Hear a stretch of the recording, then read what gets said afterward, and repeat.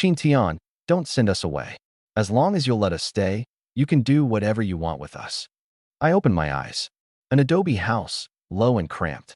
The old newspapers pasted over the ceiling had yellowed and gone brittle. A girl knelt in front of me, her face white as paper, tears dropping one by one onto the frozen dirt floor. Her clothes hung half open, one shoulder exposed, crisscrossed with scars that set your teeth on edge. I'd been gored by a wild boar. Yesterday, I was filming a wilderness survival video, going up against a 300-pound hog. Now I was sitting in northeast China in 1980, at the foot of the lesser Xing'an Mountains. My head was crammed full of another Qin Tian's whole life. 18 years old, parents killed in an accident last year, older sister already married off. The girl kneeling in front of me was Chen Xueding, from Chun family hamlet next door. Our parents had betrothed us before we were born. She was supposed to be my wife. 3 months ago, her parents went up the mountain to gather wild greens and ran into a black bear. That left her and her 14-year-old sister, Chen Yuqing. Her uncle Chen Dali and his wife, Zhao Chuiying, moved in. Said they were taking care of the girls. First they took the house, then they worked the sisters like livestock. For 100 yuan in bride price, they were going to marry Chen Xueding off to a 50-year-old cripple and Chen Yuqing to a simpleton, in exchange for a match for their own son. The sisters ran in the night. The original Qin Tian took them in, got himself a wife for free, and was thrilled about it. But Chen Dali put out word. Anyone who shelters them gets beaten to death and dumped in the mountains for the wolves. He'd been a known thug in his younger days. Supposedly, he'd even killed a man up in those mountains. The original Qin Tian got scared. This morning, he'd poured a pound of baijiu down his throat, planning to send them back, while the liquor gave him nerve. The liquor was too much. He was gone. And I arrived. Qin Tian. Chen Xueding started unbuttoning her padded coat. I caught her hand. Laughter erupted outside the door. Pretty little thing. Come home with big brother, get on the comm. Wasted on that useless Qin Tian. I'm not going with you. Let go of me. That's Yuqing. Chen Xueding went pale and bolted outside. I grabbed the hatchet by the door and followed. In the yard, 2 men in dogskin hats had a skinny girl pinned between them. 14 years old, her sister's eyes and brows, only younger. One of them reached out a filthy hand and grabbed her chin. Ma Biao, Lu Ergu. The village's 2 notorious loafers, stealing chickens, peeping in widows' windows, every low thing there was. They'd been bullying the original Qin Tian for over a decade. 2 of you. 1 little girl. I drove the hatchet into the snow. Very impressive. Ma Biao turned and grinned. You little shit, still got a mouth on you? Guess we haven't been hitting you hard enough. You're assaulting a girl in my yard. I said it slowly. The party secretary's house is 30 paces up the road. The grins froze on their faces. I knew what scared them. The village party secretary was a demobbed soldier, straight as a nail. These days, a hooliganism charge would land you eating prison rations for the rest of your life. Ma Biao stiffened his neck. Chen Dali's looking for those too. Once he hears they're here with you, we won't have to lift a finger. Chen Xueding and I were betrothed as children. I bit off each word. The party secretary witnessed it. She's my wife. Chen Dali can come. He still won't take her anywhere. I turned to Chen Xueding. Go. Get the party secretary. She wiped her eyes and went. Ma Biao let go of Chen Yuqing. Just a joke. No need to make a thing of it. He backed toward the gate, his voice thinning out. Cold as hell out here anyway. Forget it. None of our business. The 2 of them slipped out, walking fast. I heard them lower their voices outside the gate. Threatened by a piece of trash. I'm not swallowing that. Keep an eye on him. Wait till he goes out. I didn't move. Only when their footsteps faded did I crouch down and let Chen Yuqing lean her head on my shoulder. She was shaking like a leaf. Thank you, brother-in-law, she whispered. I looked at their hands. Chilblains layered over chilblains, knuckles so swollen they couldn't close. Inside, I said, you're both staying here from now on. Nobody's taking you anywhere. Chen Xueding looked up. Something lit in her eyes, faint, but it didn't go out. What was left of the food? A few potatoes, half a cabbage, a sack of cornmeal. 3 mouths. 10 days at most. I took the longbow down from the wall. In my last life, I'd spent 6 years filming wilderness survival. The bow was how I ate. The lesser Xing'an had everything. Pheasants, hares, roe deer. It just snowed. The mountains dangerous. Chun Shuading caught my sleeve. I won't go deep. She didn't argue. She pulled her sister into the outer room. One tended the fire, one worked the wok. Before long, 2 hot dishes went into a lunch tin, 2 corn cakes pressed on top. The tin was warm. I held on to it a long time. Walking out of the hamlet, eyes followed me the whole way. Chin Tion's going hunting? He doesn't know a damn thing. Probably going to sell the bow for liquor. Mountain's dangerous. If he really dies up there, who's going to take care of those 2 little wives at home? I could suffer through it. I didn't look back. 2 li out of the hamlet, the wind changed character. In the south, cold is an adjective. In the northeast, cold can kill you. I tested a dozen or so shots in the snow. My fingers went numb and the first 3 flew wide. From the 4th on, every arrow bit into the tree scar. Good enough. The snow squeaked underfoot, half a foot with every step. An hour later, a flash of color showed through the brush. 2 pheasants, pecking for food, their long tail feathers bright against the snow. I circled downwind, held my breath, drew full. Thwip. The first dropped without so much as flapping. The second startled up and landed on a branch 30 paces off. The second arrow was 3 inches off, punched through the breast. It struggled and fell. 2 birds. 4 pounds of meat between them. Enough for 1 good meal for the 3 of us. I cut their throats to bleed them out and stuffed them into a sack. As I stood up, a snuffling grunt drifted in on the wind. Boar. I dropped low and crept over. In the ravine 20 meters below, 9 wild boars were rooting through the snow. 2 adult males, shoulders as high as my waist, tusks curving out, gleaming white. Teeth like that could open a man from belly to shoulder. I lay in the snow a long time, watching, then backed away slowly. 1 bow, 9 boars. Nothing there for me to win with. I needed a gun. I fixed the ravine's position in my head, went around it, and started back. 10 minutes later, 2 men came out of the trees and boxed me in, 1 in front, 1 behind. Ma Biao, Lu Ergu, both holding knives. No party secretary this time. Ma Biao leveled the knife at me. If I don't break your legs today, I'll take your family name. I don't have an ungrateful son like you. Lu Ergu exploded. Middle of a frozen nowhere. We kill you, dump you in a snowdrift. Who's ever going to know? Ma Biao pressed forward. Don't worry. Once you're dead, U.S. brothers will take good care of those 2 little wives for you. They shouldn't have said that. In my last life, filming abroad, I'd had blood on my hands before. Empty mountains, nobody around for miles. Either these 2 died today, or they'd be waiting outside my door every day for the rest of my life. But I had 1 bow. They had 2 knives. I thought of that ravine. You 2 worthless bastards think you can take me? I turned and ran. Get him. We're killing him today. I wasn't fast. Just barely faster than them, staying out ahead, keeping my back in view the whole way. 2 li of running, and they were both wheezing like bellows. At the mouth of the ravine, I paused just long enough for them to see which way I'd jumped down. Then I ducked into the brush at the side. He's in the ravine. Get him. They plunged straight in. 9 boars raised their heads. I watched Ma Biao's face collapse in half a second. He and Lu Ergu pressed back to back, edging away inch by inch, small sounds coming out of their throats. They knew exactly what this meant. If they didn't startle the animals, maybe they could still back out. An arrow passed between them and buried itself in the forehead of the largest boar. It didn't punch through the skull, but it hurt enough.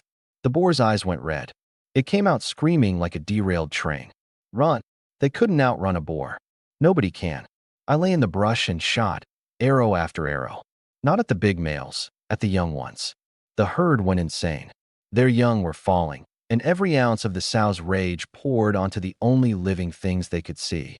Chin Tian, it's you. I lived through this. I'll kill you. My leg, help me.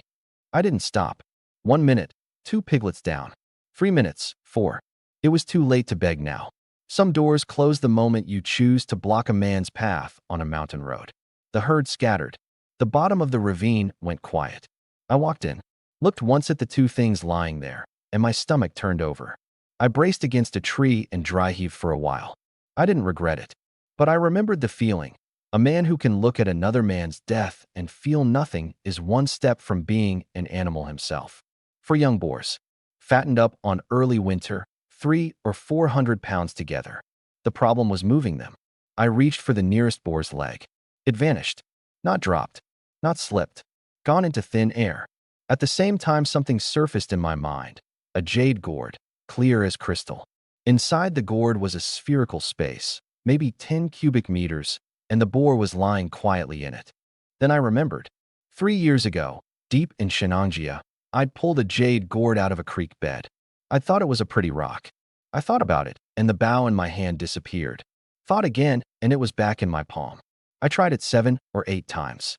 If I could touch it, I could store it or take it out. Time didn't move inside. Whatever went in came out exactly the same. For boars, 2 pheasants, all of it went in. I collected every arrow and smoothed over my tracks in the snow. As for the 2 bodies, boars killed them. Nothing to do with me.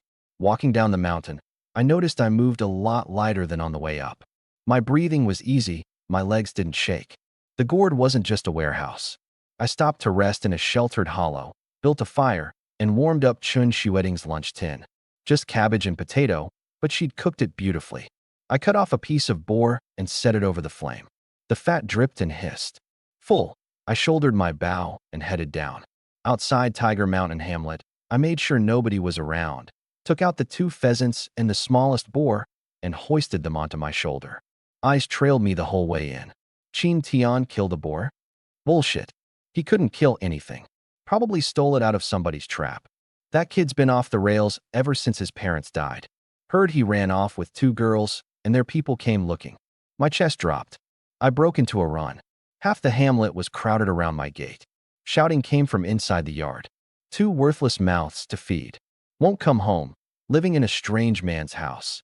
You've thrown away every shred of face we had. Let go of my sister. We're waiting for Chin Tian to come back. Grown some spine, have you? Come home with me. And if you talk back again, I'll break your legs. The men watching pointed and muttered, that familiar smirk on their mouths. I shoved through the crowd and kicked the gate open. Chen Dali had Chun Shueting by the hair. Zhao Chuiying's fat hand was clamped on Chun Yuqing's arm. Both girls were kicking, faces streaked with tears. I threw the board down. 300 pounds hit the frozen ground with a dull thud.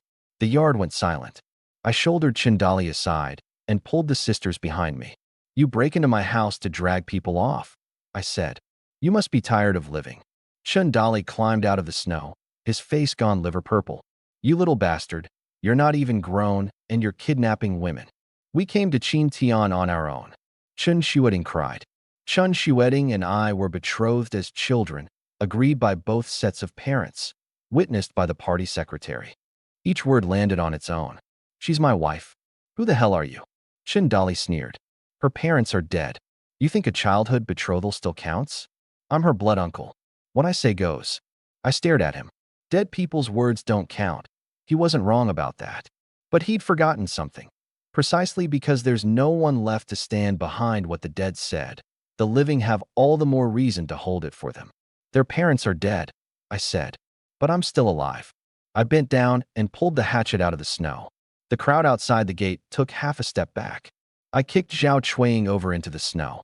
You took their house, worked them like animals, starved them, beat them, and you call that taking care of them? I swept my eyes over the people outside the gate. Selling a 17-year-old niece to a 50-year-old cripple. Selling a 14-year-old to a simpleton. All for 100 yuan and a match for your son. Neighbors, is that family? The crowd erupted. Lower than animals. The betrothal was set by the elders of both families, and Shueting acknowledges it. That makes her a wife of Tiger Mountain Hamlet. Zhao Chuiying rolled in the snow, howling. Chin Dali rushed forward. Who's he? Biaozi. Break his legs and take the girls. I'd like to see who dares. A voice came from the back of the crowd. Village Party Secretary Lin Hongjun stepped out, a demobbed soldier's shoulders straight as a nail. Chin Dali's bluster shrank by half. They're my nieces. I'm taking my nieces home. Nothing to do with you. Chin Shueting, holding her sister, stepped out from behind me.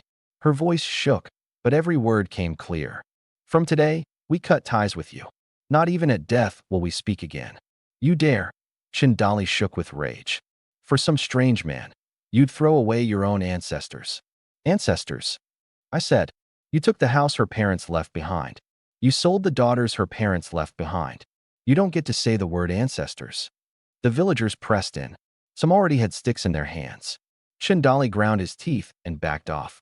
This isn't over. Stick with a good-for-nothing orphan like him, and you'll starve sooner or later. He led his people slinking out of the hamlet. Even at a distance, you could hear his son Chun, who cursing. I got the sisters back inside and lying down. Back in the yard, I dragged the boar to the middle. Uncle Lin, thank you for today. Lin Hongjun clapped my shoulder. No outsider gets to push around a wife of Tiger Mountain Hamlet. He paused. Since Xueding's staying at your place, live well with her from here on. A grown man who can't feed his wife isn't a man. Come to me if you're in trouble. I don't have much, but I can spare you some grain. I picked up the knife and opened the carcass. 70, 80 pounds of pig. I cut off a dozen or so pieces with good fat on them. People were short on oil these days, and fat was worth more than lean, and handed one to each person who'd spoken up. They refused, then took them, smiling. Little Tion's making something of himself. That's too much, too much. You've got a wife to feed now. The ones who hadn't spoken up kept their eyes glued to the meat, shuffling slowly closer. Lin Dezhong, a widower in his 50s, showed a mouthful of yellow teeth and pointed at the fattest piece.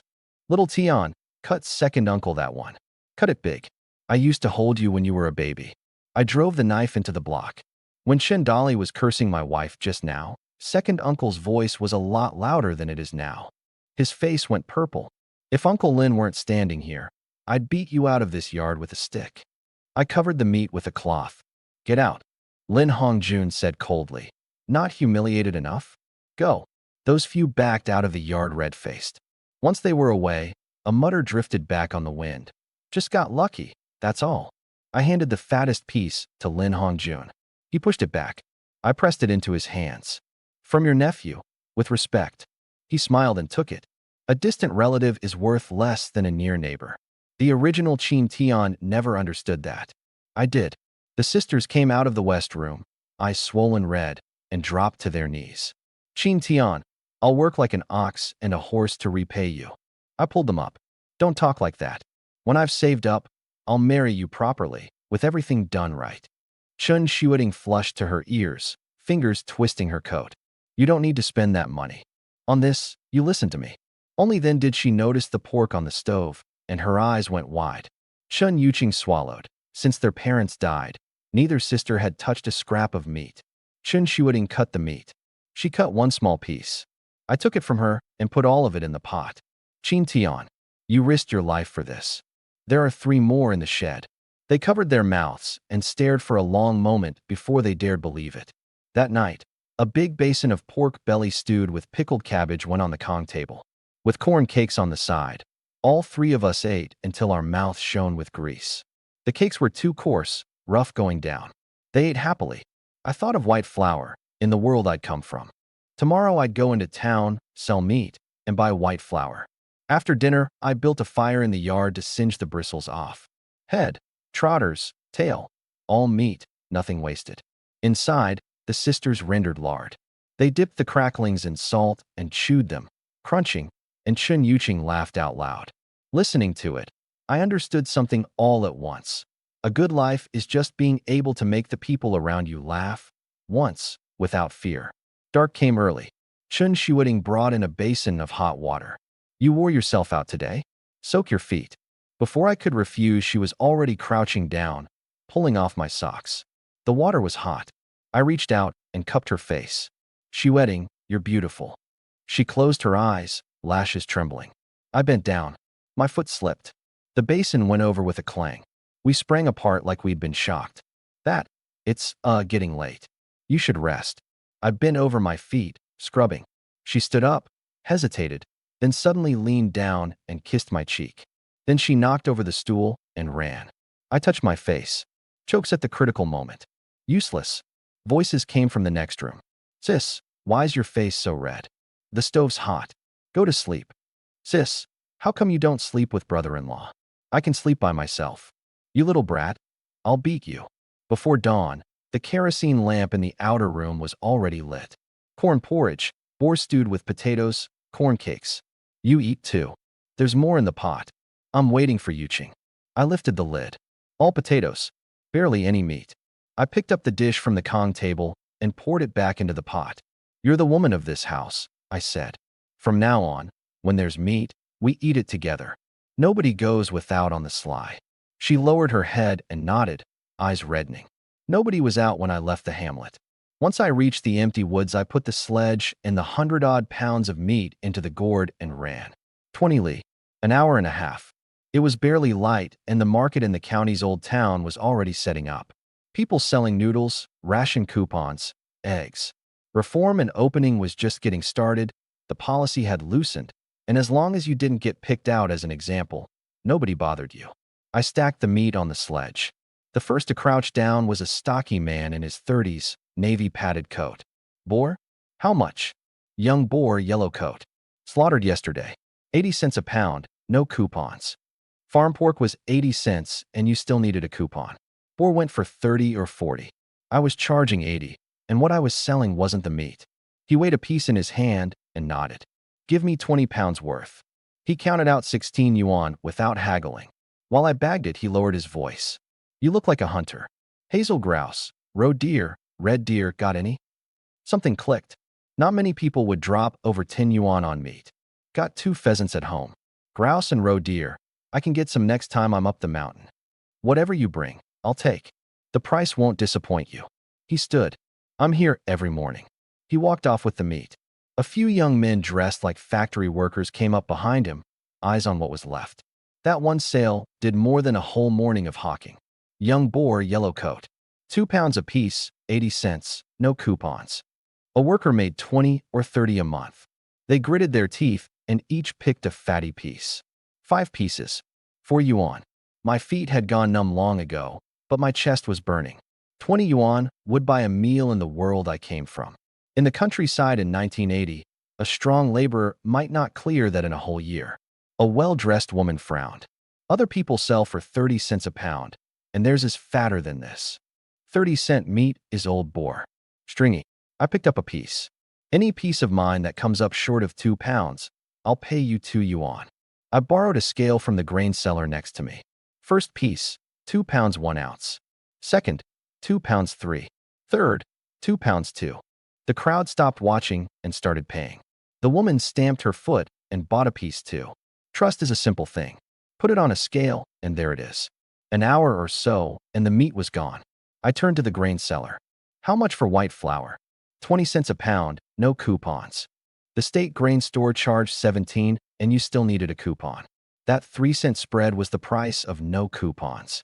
Take meat for it. Sure. 8 pounds of flour, and I'll throw in the sack. I counted out 2 more yuan. Weigh me 10 more. 18 pounds of white flour went on the sledge. With 40-odd yuan in my pocket, I went into the supply and marketing co-op. Canned yellow peaches, 150, no coupons. I bought 2 jars. Malted milk powder, 280, no coupons. I thought of the sisters' wrists. Bought 2 tins.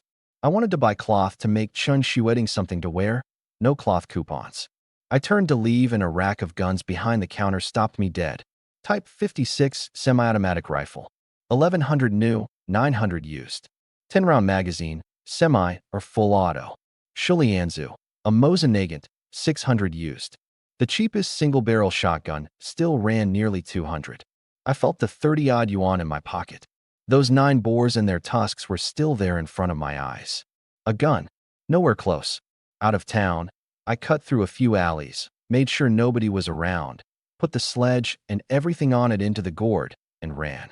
At the mouth of the alley, 2 young men, one fat and one thin, came ducking in. Lost him. Damn beanpole. Had to take a shit right then. Fat brother. Doesn't matter. Somebody in Lin family hamlet's buying us drinks. Says they want someone dealt with. 50 yuan when it's done. I came into the hamlet through the snow, frost on my eyebrows. Chun Shueting dropped the axe and came to meet me, eyes going red. Get inside, the stove's going. Yuqing, bring your brother-in-law some hot water. I pushed the cans and the malted milk into her arms. Open them, try some. There's 18 pounds of white flour too. We're eating steamed buns from now on. She held the cans and went pale.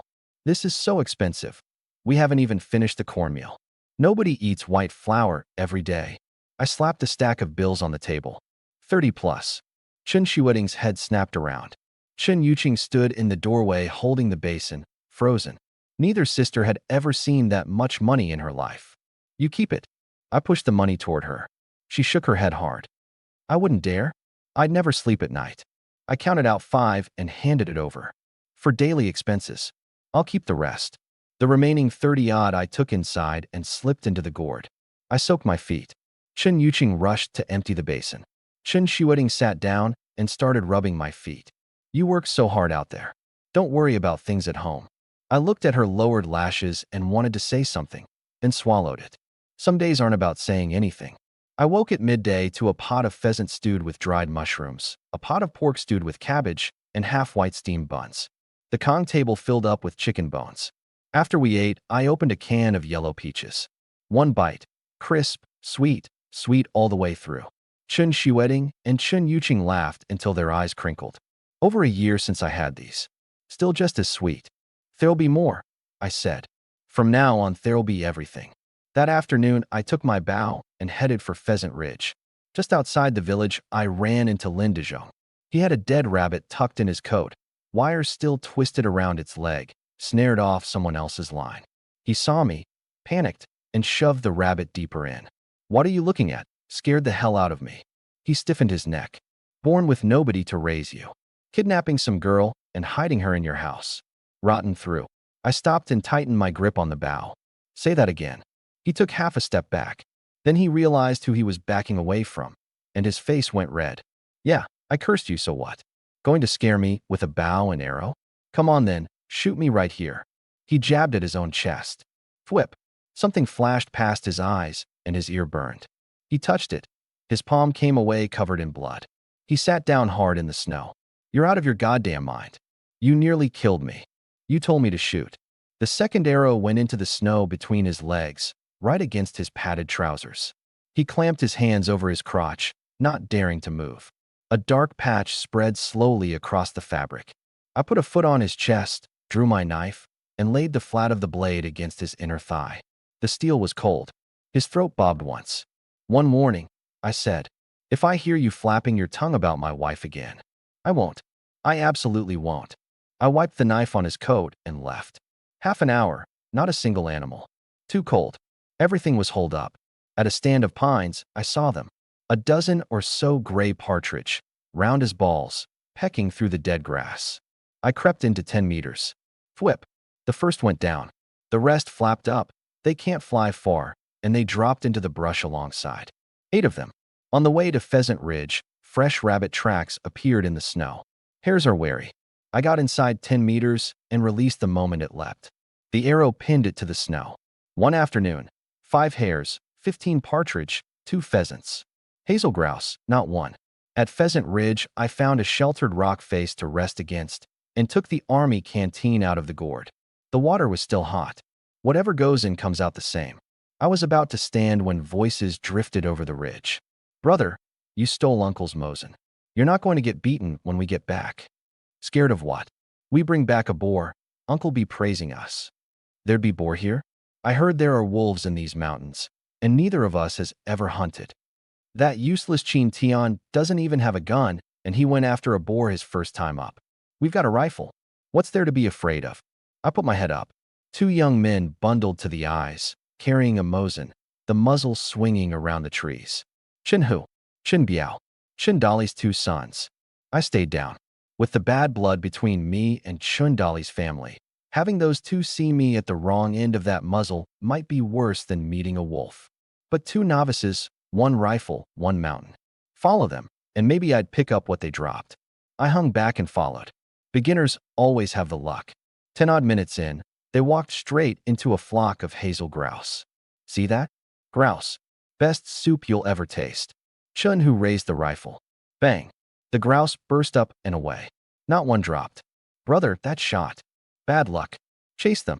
The grouse settled into another patch of brush. Second shot.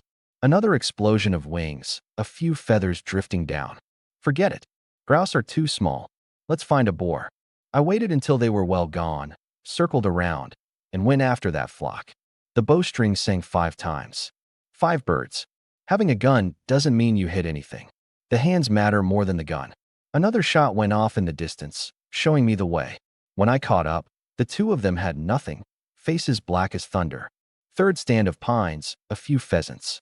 This time Chun Hu rubbed his hands warm and took a steady shot. The pheasant dropped. Chen Biao brought it back, Brown nodding. Brother, you blew its belly open. The ones that got away went into my gourd. Dusk came on, and sounds started up deep in the trees. Brother, that's a wolf. Let's go down. Chun-Hu gripped the rifle, unwilling, but he didn't push it. 10-odd minutes later, they pushed through a stand of brush. In the clearing, 2 half-grown wolves were tearing at a roe deer. In the brush on either side, 2 more pairs of green eyes. Bigger. A male and a female, with 2 cubs. Mountain wolves. Even a bear gives them a wide berth. I gripped my bow and stepped back twice. The snow squeaked. The big male turned his head. I stopped. If I ran, they'd come all at once. What saved me was Chun-Hu and Chun-Biao. Terrified out of their souls, they turned and bolted downhill. 2 gray shapes shot out, fast as arrows off the string. At the last second, Chun-Hu turned, shoved the muzzle against the wolf's paw, and pulled the trigger. Bang! The bullet punched through the wolf's foreleg. The recoil knocked him flat into the snow. The wound didn't stop it, only made it crazier. Chun-Hu worked the bolt and pulled again. Click. Empty. He fumbled a handful of rounds out, and the wolf was already at his face. He threw the rifle up crosswise to block. The wolf bit down on the body of the gun and knocked the Mosin flying. Chun-Hu kicked it off and scrambled away on all fours. Over there, Chun-Biao had only a knife. His padded coat was already shredded, blood dripping off his cuff into the snow. I haven't even got a wife yet. I don't want to die. His foot went out from under him and he rolled down the slope. Brother, Chun-Hu dropped the rifle and went after him. The 2 adult wolves right behind. I knew that once those 2 were dead, I was next. 1 bow for wolves. I couldn't win, so I didn't wait. I didn't aim at the wolves chasing them. I aimed at the cubs. The first arrow went through the bigger one's neck. The howling tore the woods open. The 2 pursuing wolves braked hard and wheeled around together. They gave up on Chun-Hu and came at me full tilt. I was already loosing the second arrow. The smaller cub tried to bolt into the brush. The arrow went into its flank. It went over. Second arrow, through the throat. The female threw herself down beside her cub and licked its face. Nothing. She raised her neck, and the sound that came out wasn't a wolf's. The male didn't spare his young a glance. Dragging his shattered leg, he came straight for me. A 3-legged wolf, unreasonably fast. I turned and ran, shot back over my shoulder, put an arrow in his chest. He didn't stop. The stink of him hit my face. I dropped the bow, took the knife in my left hand reversed, and held it across my body. He got my left arm. Teeth through the padding. The blade jammed in his lower jaw. I grabbed an arrow with my right hand and drove it into his neck. I threw him off, my coat tearing away in one sheet, and rolled sideways. The female was faster than the male. I wasn't planning to trade my life for hers. I ran for where Chun-Hu had dropped the rifle. The Mosin in the snow, cartridges scattered around it. She launched off her back legs. I rolled, grabbed the rifle, loaded, chambered. In my last life, I'd shot plenty of guns abroad. Never handled a Mosin, but I'd seen one. Her jaws opened at the top of her arc. Bang! The bullet went out through her mouth. She slammed into the snow, twitched twice, and stopped. I lay on my back and listened to my own heart. Alive. I got up and put all 4 wolves and the half-eaten roe deer into the gourd. Picked up every last cartridge and filled the magazine. The Chun brothers were long out of sight. Lucky for them. 1 Mosin nagant. 600 yuan even used. I braced against a tree and caught my breath for a long time. Halfway down, in a sheltered spot, I tore my sleeve open and looked. For tooth marks, not deep. The knife had saved me. I took out the lunch tin. Still hot. Pheasant stewed with pork, half-white steamed buns. By the 3rd bite, my hand stopped shaking. Today's haul: 15 partridge, 6 hares, 5 hazel grouse, for wolves, most of a roe deer, 1 rifle. I bled the 2 cubs and opened them up. I hung the organs in the fork of a tree, an offering to the mountain god. The rule up here: whatever you take, you give a little back. I cut some branches, lashed them with rope, made a sledge. Full dark by then. Near the mouth of the hamlet, lanterns came swinging up the mountain road. A group of men carrying something headed my way. Well, if it isn't Chin Tian the coward. A few of the village loafers. Yesterday, when Chun Dali was raising hell in my yard, they'd been the loudest ones in the crowd. Su Dazhuang led them, a double-barrel shotgun over his shoulder, a boar lying at his feet. A sow, over 200 pounds. How about it? Fatter than the one you scavenged yesterday, eh? He slapped the pig. Yesterday you wouldn't part with a single scrap. Kneel and knock your head today, and I'll give you a piece. I glanced at the pig's hind leg. A deep groove worn into the bone. A trap. It couldn't run, couldn't dodge. I said nothing and pulled my sledge toward the hamlet. Gone mute. Real tough yesterday with the party secretary behind you. Su Ermao, the one with the buck teeth, grabbed at the sack on my sledge, couldn't move it, and staggered himself. The crowd laughed. He couldn't take the loss of face and stamped down on the sack. Get your foot off. He stamped twice more, chin up. So I stamped. I love watching you grind your teeth and not dare say a word. I kicked him in the chest. He went over backward into the snow. The laughter froze. Who's messing with my brother Tian? A big man came charging out of the hamlet mouth, 6 foot something, holding a club. Sule, the original Qin Tian's brother since childhood, simple, direct, and just as direct with his fists. Su Dazhuang, itching for it again? Su Dazhuang raised the gun. Sule, I'm your cousin. Cousin my ass. Where was cousin when you were pushing my mother around? I closed a hand over his club. Lay.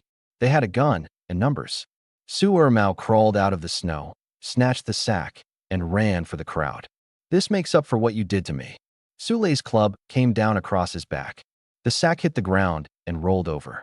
The mouth of it fell open. A wolf's head rolled out. The fangs shone white in the lantern light. Su Ermao backed up 2 steps. That's a wolf. How could Qin Tian kill a wolf? They all crowded in and lowered the lanterns. 2 of them. The cut on the neck. That's an arrow. That's an arrow wound. Nobody said anything. They knew better than anyone what one gun is worth against a wolf pack. Su Dazhuang's face changed 3 times. He'd just shot a boar that was already caught in a trap. I picked the sack up and knocked the snow off it. He finally spoke, his voice light and thin. Dumb luck, that's all. 2 small ones. Probably caught in traps too. Sure. I set the sack on the sledge. This dumb luck of mine came with 2 big ones as well. The lantern light went quiet. I picked up the rope. Lay, let's go home. I glanced at the boar. That groove on the leg, I said. Trap. It couldn't run. That's why you had the nerve to fire. Su Dazhuang's face went liver purple. Bullshit. Can't you see the bullet hole? I see it. I pulled the sledge forward. I also see you shooting a live target that couldn't move. You put a foot on my sack. Want it? Get on your knees and ask me. Su Ermao poked a finger into my chest. Picked up 2 wolf cubs and thinks he's somebody. Huh. He raised his hand to slap me. I caught the hand, threw him over my shoulder, and drove him into the snow. Knee on his chest, knife out. I patted his face with the flat of the blade. The smell of blood was still on the steel. Come at me again, and I'll gut you and leave you in the mountains for the wolves. I said it quietly. His trousers went dark. Ermao, don't be scared. He doesn't have the guts to kill anyone. Su Dazhuang held the gun up, his voice wobbling. Easy to say anything when the knife isn't at your throat. Su Lei sneered beside me. Brother Tian, give me the knife. I've been butchering pigs with my dad since I was little. That knife fits my hand. Su Ermao shut his eyes. I stood up. Su Dazhuang's muzzle dipped. Just for an instant. I ripped the gun out of his hands, kicked his legs out from under him, and drove the knife into the snow beside his ear. The handle was still shivering. Whether I've got the guts. Try me. He shook like a sieve, and something warm spread out under him. Qin Tian, take it easy. We're all from one hamlet. I pulled the knife out and turned the spine of it half a circle against his neck. If I drew it across, would it spray like a pig? A shout came from the hamlet. What's all this yelling in the middle of the night, and now knives? Lin Hongjun. I put the knife away and smiled. Just fooling around with Brother Dazhuang. Su Dazhuang scrambled up for his gun and started to speak. I turned the knife lightly between my fingers. He changed his mind and pointed at the boar, stammering. I shot a boar. Lin Hongjun nodded. Finally did something useful. But be careful up there from now on. Somebody found 2 bodies in a ravine today. Ma Biao and Lu Ergu. Everyone went stiff. Looks like a boar got them. Animals had been at them after. I put on a shocked face too. Su Ermao's face slowly went white. I knew what he was thinking. They'd all been drinking together the day before, and Ma Biao and Lu Ergu had said, drunk, that they were going to my place to find the little wives. He looked up and met my eyes. He dropped his head instantly, shaking it like a rattle drum. I don't know anything. He didn't know, and he didn't want to know, ever. They picked up the boar and left. Su Ermao trailed at the very back, missed a step, and nearly went down. Some people only remember how to be reasonable once you're harder than they are. You boy, killing wolves now. Lin Hongjun pulled the sack open, took a look, and his voice went up. Ran into them. Kill them, or they kill me. The mountain's not safe these days. Go home. Su Lei grinned the whole way back. Lei, thanks for today. If it had actually come to a fight, I might not have gotten out alone. All I did was yell. He scratched his head. You're the one who put them all down. I didn't answer. Some things between friends don't need saying. You just remember. Where have you been these last few days? Something came up at my uncle's, stayed a few days. Came back today, he gave me some fish. He pushed 2 frozen carp into my arms. Brought you 2. Your door was locked. Auntie Guing said you'd gone up the mountain. It got dark and you still weren't back. I finished dinner and figured I'd go up and look for you. I stopped walking. Su Lei's father went up that mountain years ago and was killed by wolves. His grandmother came around making a scene, said his mother Zhao Shulian had jinxed him into the grave, and used the chaos to hand the family property to the uncles. His mother and the 2 boys have had it harder than anyone since. Their family barely eats meat a few times a year, and he wanted to give me fish. It got dark and I hadn't come back, and he was going up that mountain alone to look for me. That mountain ate his father. I stretched up and put an arm around his shoulders. Good brother. At my gate, he suddenly lowered his head, voice going small. Brother Tian, next time you go up, could you take me? I can skin and butcher, I'm strong, and I'm good with a slingshot. I swear I won't slow you down. I turned to look at him. It's dangerous up there. Would your mother agree? I'm 18. He straightened his back. I can't leave my mother carrying it all alone. If your mother agrees, I'll take you. He broke into a huge grin and ran home to get his meat. I pushed open the yard gate. Chen Shuading came rushing out, saw my shredded coat, and went white. Caught on a branch. She already had my wrist, was pulling back my sleeve. Blood had soaked through the cloth strips. The tears came immediately. I had to let her unwrap it. Layer after layer came off. Nothing on my arm. The skin whole. Not even a scar. I stared at my own arm, everything turning over inside me. The gourd. Not just storage. Not just strengthening the body. It heals. Told you it was nothing. I wiped her tears away. The coat tore, so I wrapped it to keep the wind out. She let out a long breath and pushed me inside. Just 2 cubs. 2 arrows. I said it lightly. Chun Shuading looked at the wolf's head in the sack, and there was no color at all in her face. She took my hand. Qin Tian, stop hunting. Yuqing and I can work for work points. Come spring we'll dig wild greens and pick mushrooms. We won't starve. I didn't answer. I pulled the Mosin out of the sack and laid it across the Kong. She covered her mouth. Where did you get a gun? Found it up the mountain, I said. No body. Whoever it was must have gotten away. She stared at the gun, then looked up at me. In the end, she didn't argue anymore. Even with a gun, be careful. I'll be careful. I closed my hand around hers. With a wife this pretty waiting at home, I can't afford to die. Her face went scarlet, and she jumped up to boil water. At the crack of the west room's door, a pair of bright eyes pulled back out of sight. You little brat. Peeking again. Chen Yuqing ran off laughing. I put the 2 frozen carp in the big crock. Wild fish, over 2 pounds each. Wild duck lake. Up in the mountains, nobody goes in winter. Cut through the ice, pull out fish, haul them to the county town. They'd sell, no question. The next day, Su Lei came before dawn, his mother Zhao Shulian behind him. Shuading, make 2 cups of malted milk. Zhao Shulian waved her hands. Don't waste it, that stuff's expensive. Annie, how many fish has Lei brought me over the years? How much grain? You come to my house and I don't treat you right. What kind of man would I be? She held the sweet cup and sat there a long time. Then she wiped her eyes. Blood family, and worth less than a stranger. Little Tian, you're a decent man. Her voice shook. Lei wants to go up the mountain with you, and I can't stop him. But neither of you has a gun or a dog. I took the Mosin out of the cabinet and set it on the Kong. Su Lei shot to his feet. Brother Tian, where'd that come from? Found it up the mountain. His eyes were shining. The year his father died, the family's double barrel went missing too. Zhao Shulian let out a long breath. Little Tian, Lei's slow and clumsy. Bear with him. She turned to her son. The mountain isn't the village. You do what Tian says. Auntie, I'll bring Lay back safe. Having sent off a cup's worth of warmth, I laid the terms out before anything else. Auntie, Lay, before we go up, let's set the rules. The lead hunter takes a share. The gun takes a share. Lay coming along takes a share. 3 shares total. Brother Tion. Sule cut in. I don't want it. You're willing to take me up and teach me to hunt. That's enough for me. Nobody spoke for a moment. I looked at him. My father divided it this way with his partners too, I said. Say it out loud, and the partnership lasts. If you won't take it, then what I'm giving isn't a share. It's charity. You want to be treated like that? Sule's face went red, his throat working for a while. At last he nodded hard. I'll take it. 3 shares is wrong. Sule stiffened his neck. I looked up at him. My dad used to say, lead hunter, 2 shares. Gun, 1 share. Lead dog, 1 share. The dog pack, 1 share. The hands doing odd jobs, 1 share. And you're the one hauling the meat into town. That's a share too. He counted on his fingers.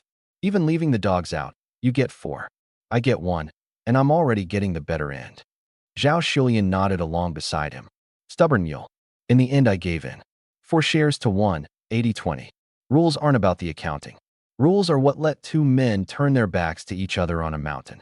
Under the old elm in the yard, Sule hung up the first wolf. The cut ran from the inside of the hind leg up to the breastbone.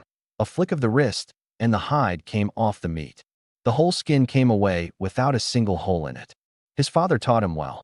2 wolf pelts, 1 rabbit hide, the roe deer's legs, ribs, and back all laid out neat on the block. Cleaner work than a butcher's. Skinning and butchering are yours from now on. He thumped his chest. I went into the shed and brought out the other 2 adult wolves and a few hares. Sule's knife stopped in midair. 4 wolves, Chun Shueding and Chun Yuching were stunned too. Zhao Shulian looked at the adult male and female on the ground for a long time and said nothing. 1 man, for wolves. Among Tiger Mountain Hamlet's old hunters, you couldn't name many who'd done that. I carried a wolf leg and a cut of roe deer through the whole hamlet to the east end. Lin Hongjun was on the Kong listening to the radio. There weren't many in the whole hamlet those days. You come by, and you bring things too. Killed yesterday. For you and Annie to try. I sat down. Uncle Lin, there are 2 more mouths at my place. I want to go into town tomorrow and buy a few things. I'd like to borrow the village donkey cart. He glanced at me. You can borrow it. By the book, though it goes on work points. Roads are bad in winter. 12 points a day, 10 cents a point. 120. I counted 1 yuan 20 out of my coat and put it on the Kong table. He blinked, then smiled and wrote out a slip. Go hitch it at the livestock shed. If the cart gets confiscated, you pay for it. On my way out, I heard his wife, Zhou Yuing, speaking low. 120, just like that. Where does he get that kind of money? You think he's only going to buy things? Old Lee at the livestock shed was in his 50s, lame, always grinning around a pipe. Nobody else was inside. I set a cut of roe deer on his table. Uncle Lee, borrowing the cart first thing tomorrow. Uncle Lin's slip. You come by, and you bring meat. Wasted on an old wreck like me. I want you to pick me a good animal. He laughed until his eyes disappeared. You boy, you're my kind of people. Noon the next day. Chun Shueding packed stir-fried rabbit and roe deer into the lunch tin, then counted 6 half-white buns into the bag. She fastened my padded hat and pressed the brim down. It's all right if you don't get anything, she said. Come back safe. Zhao Shulian still had hold of her son's hand. Do what Brother Tian tells you. Ma, I know. Leaving the hamlet, eyes followed us the whole way. Later I heard Su Dazhuang's house was full that afternoon. Doesn't even own a gun, and he's dragging that dimwit Su Lei along. Best if he dies up there. If he dies, those 2 little wives at his place. A whole room laughing. Only Su Ermao stood up, said he felt dizzy, and left early. We followed a frozen creek uphill. The water runs out of Wild Duck Lake, and following it is the fastest way. Su Lei pulled the sledge, eyes everywhere at once. Before this, going up the mountain meant picking mushrooms on the fringes and taking a couple of partridge with a slingshot. This was different. Today there was a gun. 10 odd minutes in, I put a hand on his shoulder. Under a pine, a scatter of shredded cones on the snow. Look up. A gray squirrel crouched in a fork, gnawing a cone, black eyes darting. Should we? He whispered. You brought the slingshot. He shook his head honestly. Too far. I'm not sure of it. I rubbed my fingers warm and knocked an arrow. 10 odd meters. Thwip. Sule ran over and brought it back, saw the arrow through its neck, and his eyes went round. Holy, brother T on you. Shoot the neck, the pelt stays whole, I said. Intact hide, 2 yuan more. He kept running his fingers over the entry hole, thinking. I climbed the tree and pulled 3 or 4 pounds of pine nuts, hazelnuts, and wild walnuts out of the hollow. Found 2 more hollows in that stand of pines. Another 4 or 5 pounds. The nuts were cleaned out, and I still didn't leave. I crouched to the side and waited. They came back, one at a time. They lay at the empty hollows and didn't move. I drew the bow. The rule up here about living is simple. Whatever you take away, you carry what comes after it. Mercy left half-finished only lets them freeze and starve. Farther on, a flock of partridge behind a stand of brush. This time I didn't shoot first. I'll use the bow, you use the slingshot. Together. He took a deep breath and drew the bands. Now, the arrow and the clay pellet went out at once. 2 birds down. I got one. He grinned, teeth and all. Then he saw mine, the arrow through the middle of the head. He held his own bird, hit in the body, and closed his fist around it. That afternoon's tally. 5 squirrels, 6 hares, 5 pheasants, 13 partridge. Not 1 roe deer, not 1 boar. The Mosin never fired. We rested under a sheltered rock face. Sule sat grinning at the sack, unable to stop. That's when the dogs started barking. A middle-aged man with a single-barrel shotgun over his shoulder, 3 dogs on leads, casting back and forth across the snow. Where the hell did that little bastard lose my gun? Hundreds of yuan, just lost it. Even if he didn't break his legs, I'll break them when he gets back. I smiled. Zhao Laosi. Chun, whose maternal uncle. A hunter from Zhao family hamlet, famous in these mountains for eating alone. Whatever turns up in another man's snare, he takes, not so much as a leg left behind. The mountain's bounty isn't to be hoarded. He'd heard that saying his whole life and never once lived by it. Once he and the dogs were well gone, Sule dragged the sledge over. Brother Tian, that gun's his? Most likely. He snorted. When my dad was alive, he got in fights with him more than once. He was always bringing dogs to take my dad's kills. He spat. A Mosin. 3, for 100 yuan. It'll gut him. Wild Duck Lake. The biggest water for miles, several hamlets drawing from it. Wild ducks in flocks. That's where the name came from. Plenty of people come to fish in summer. Nobody in winter. 3 or 4 hours round trip. Half a meter of ice, and every inch of it broken by hand. With that kind of time, you may as well lie on the Kong, drink, and gamble. I picked a spot near where the creek runs out. Depth just right, reeds thick. Fish winter under the ice, and they gather here. We swept the snow off. The ice was blue-black and clear, and you couldn't see a thing below it. I swung the pick and scored a circle in the ice. Sule took the pick out of my hands. Heavy work is mine. The head came up over his head and down. Ice chips flew, each stroke opening a hole the size of a wash basin. I gathered dead branches and got a fire going. You sweat, even working in deep winter, and if you don't dry off by a fire, you go home sick. We took turns for 40 minutes. Half a meter of ice. The moment the lake water welled up through the hole, the 2 of us sat by the fire, too winded to speak. I broke up half a corn cake and dropped it in the water. Let the fish gather a while. Eat first. The lunch tin warmed over the fire. Sule chewed his bun and craned his neck at the hole. Every time a fish came up for air, he grinned like an idiot. When we'd eaten, I put the dip net in and swept it in one direction. The bottom of the net went heavy. Splash. A dozen odd fish came out onto the ice with the broken slush. Grass carp, common carp, crucian, small catfish, minnows. The big ones 2 or 3 pounds. They flopped a few times and froze stiff on the ice. Sule pulled up reeds, threaded them through the gills, and strung the fish, practiced at it. The second net was lighter. 7 or 8 big fish, and 2 things with red bellies. Sule dove and pinned them. Forest frogs. I laughed. Soft gold of the forest. Early winter frogs are full of fat, stew a pot, and nobody puts down their chopsticks. In town, people fight over them at 3 or 4 yuan a pound. The oil taken from the females is exported for foreign currency, sold by the gram. Forest frogs bring their whole family. Find one, and there's a nest of them. I dipped the net down to the lake bottom and brought up several more. Sule stared at the net. I handed it to him. Stand firm. It's deep. He stamped his feet, dropped the net, lifted. Out of his netful, I pulled a pound-heavy fine-scaled trout. Tong luo, rarest of the 8 named fish. Anyone who knows will pay 2 or 3 yuan. His eyes lit. 2 or 3 yuan. Enough for over 10 pounds of white flour. Then I'll get a few more. He paused, and his voice dropped. It's just, my uncle netted a lot of fish once and didn't dare take them into town. We split them and ate them. I borrowed the village cart, I said. We go in together tomorrow. He looked up. It'll be cold. I'm not afraid of cold. He gripped the net. If it makes money, I'll do anything. A dozen odd nets. 40 or 50 pounds of fish, a dozen odd forest frogs, dozens of tong luo. It was getting late.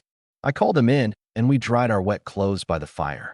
Before we left, I covered the ice hole with snow. Saves work when we come back. He blinked, and something dawned on him.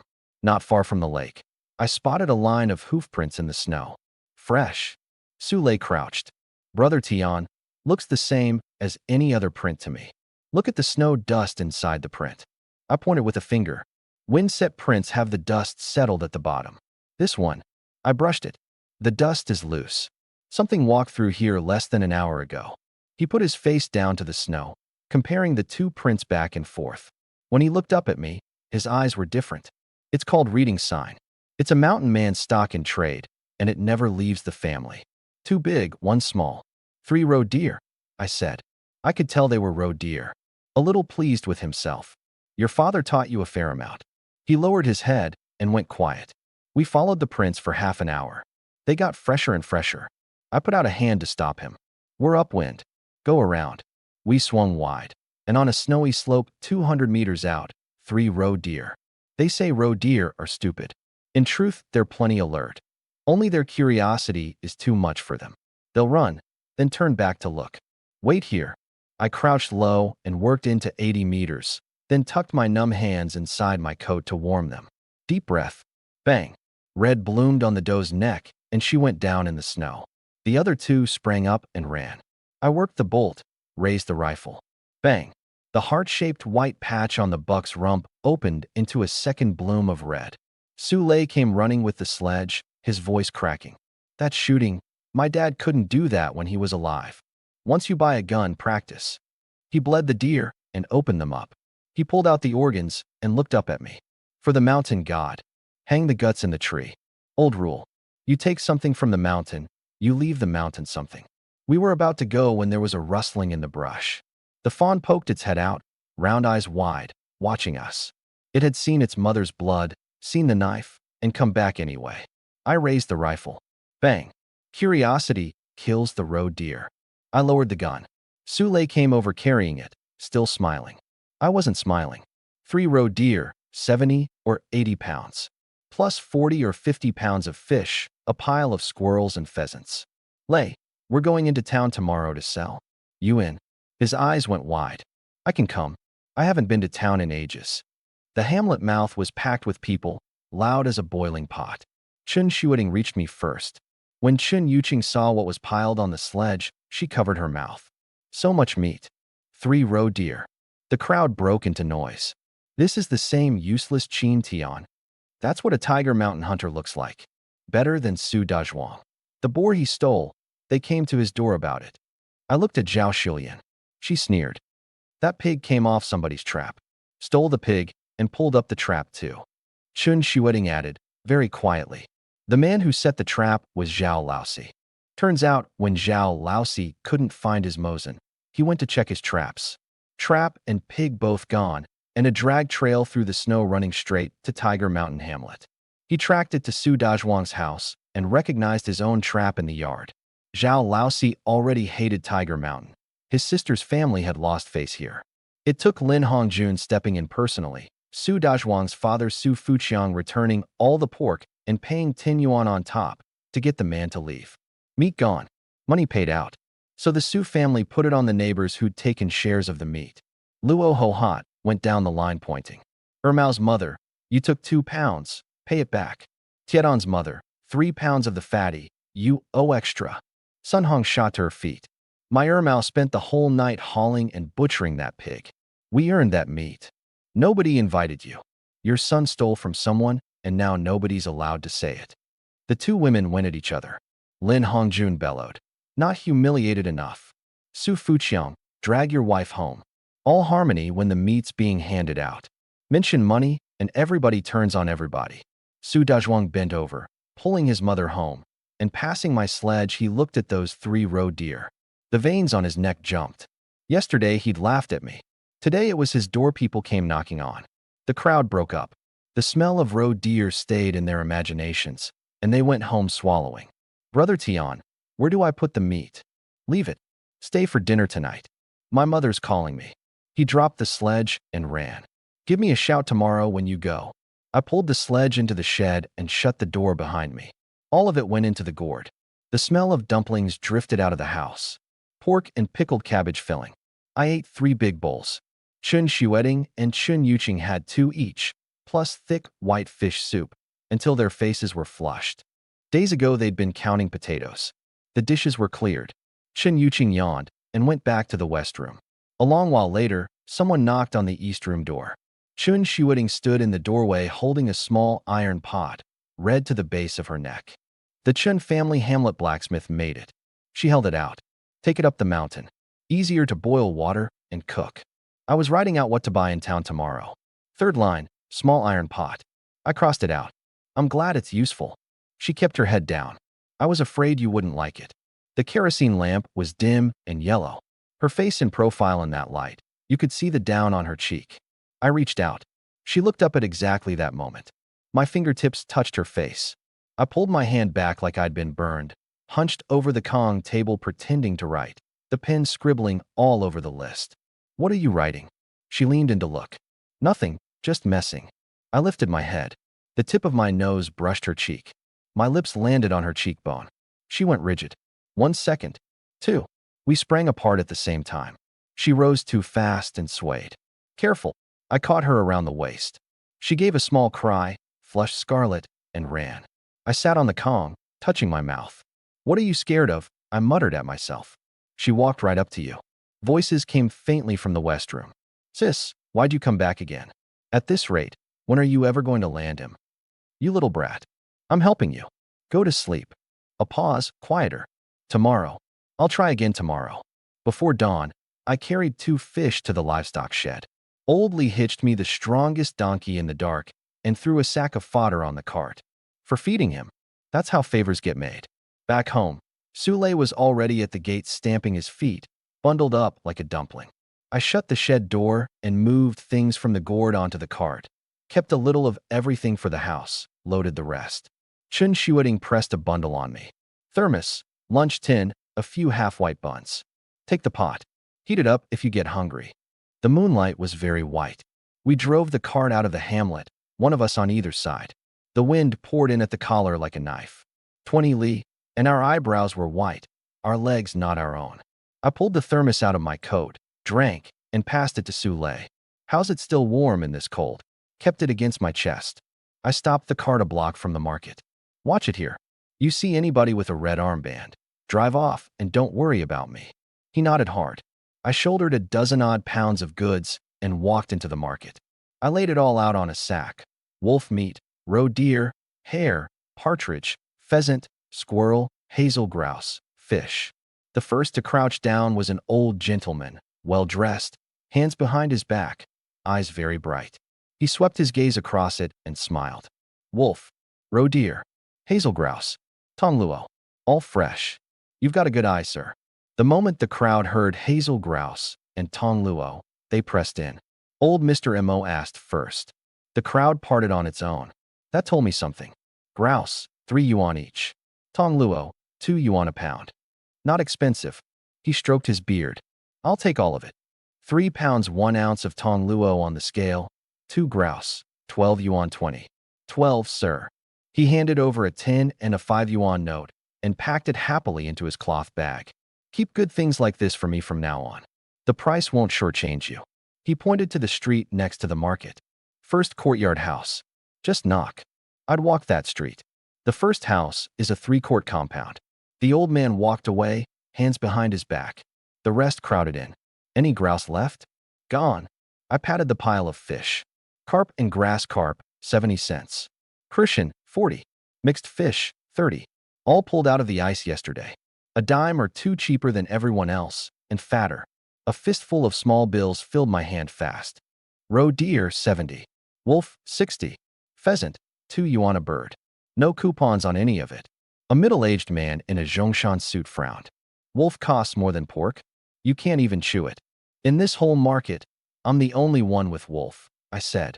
If you're giving it as a gift, you won't find another in the county. He was quiet a moment. 4 pounds of wolf. Wrap it in 2 packages. 2 rabbits and 2 squirrels as well. 8.40. I watched him go. 2 packages, 2 people to give to. The sack was bare. Rubbing my hands and stamping, I realized I was frozen through. Little brother, sold out already? I turned. The stocky man in the navy padded coat from last time. His name was Qian Fugawei, head cook in the small kitchen at the County Forestry Bureau. He cooked for the leadership. He'd been stopped on his way out that morning. A big official was coming through on short notice, lunch to be laid on. A few local specialties, and it had better satisfy. They'd hosted the Bureau's own leaders yesterday, and the storeroom was scraped clean. He'd jogged the whole way to the market, and everything good was already gone. I've got to try somewhere else, he turned to leave. I caught his arm.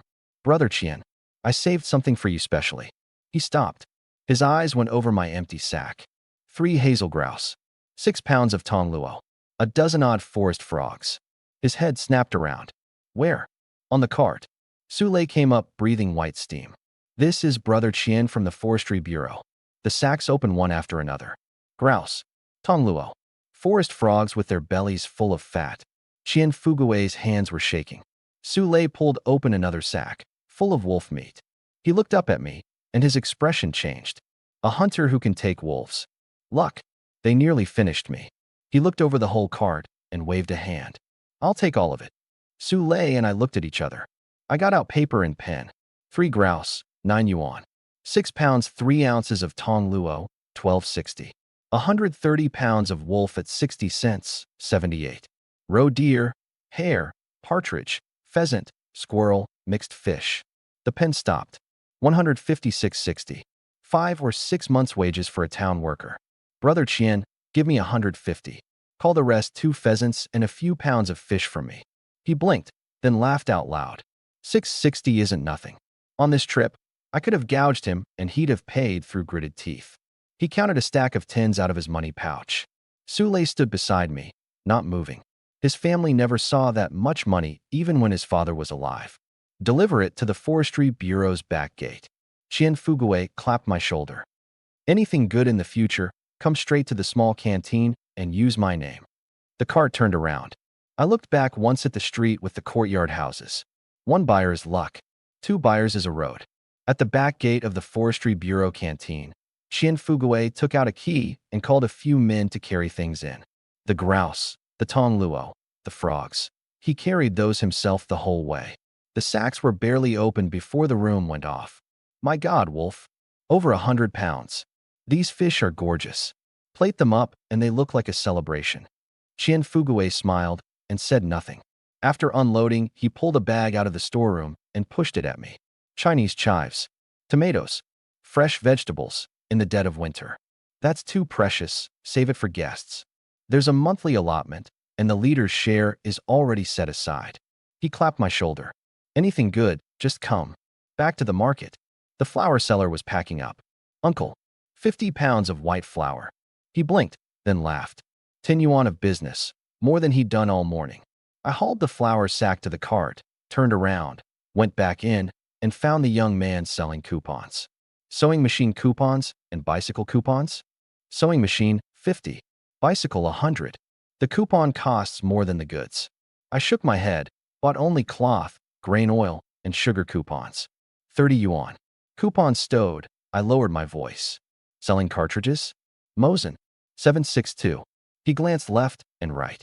10 cents apiece. How many? 100. Good quality, and I'll come back. His name was Wu Hao. He came back with a cloth bag and pushed it into my hands. 110. The extras are for friendship. I put the bag inside my coat. Not 10 minutes out of the market, a few men with red armbands came up the street. The market was already empty, like it had been arranged. Passing the state canteen, I bought 20 pork and cabbage buns. 5 cents apiece, real meat in them.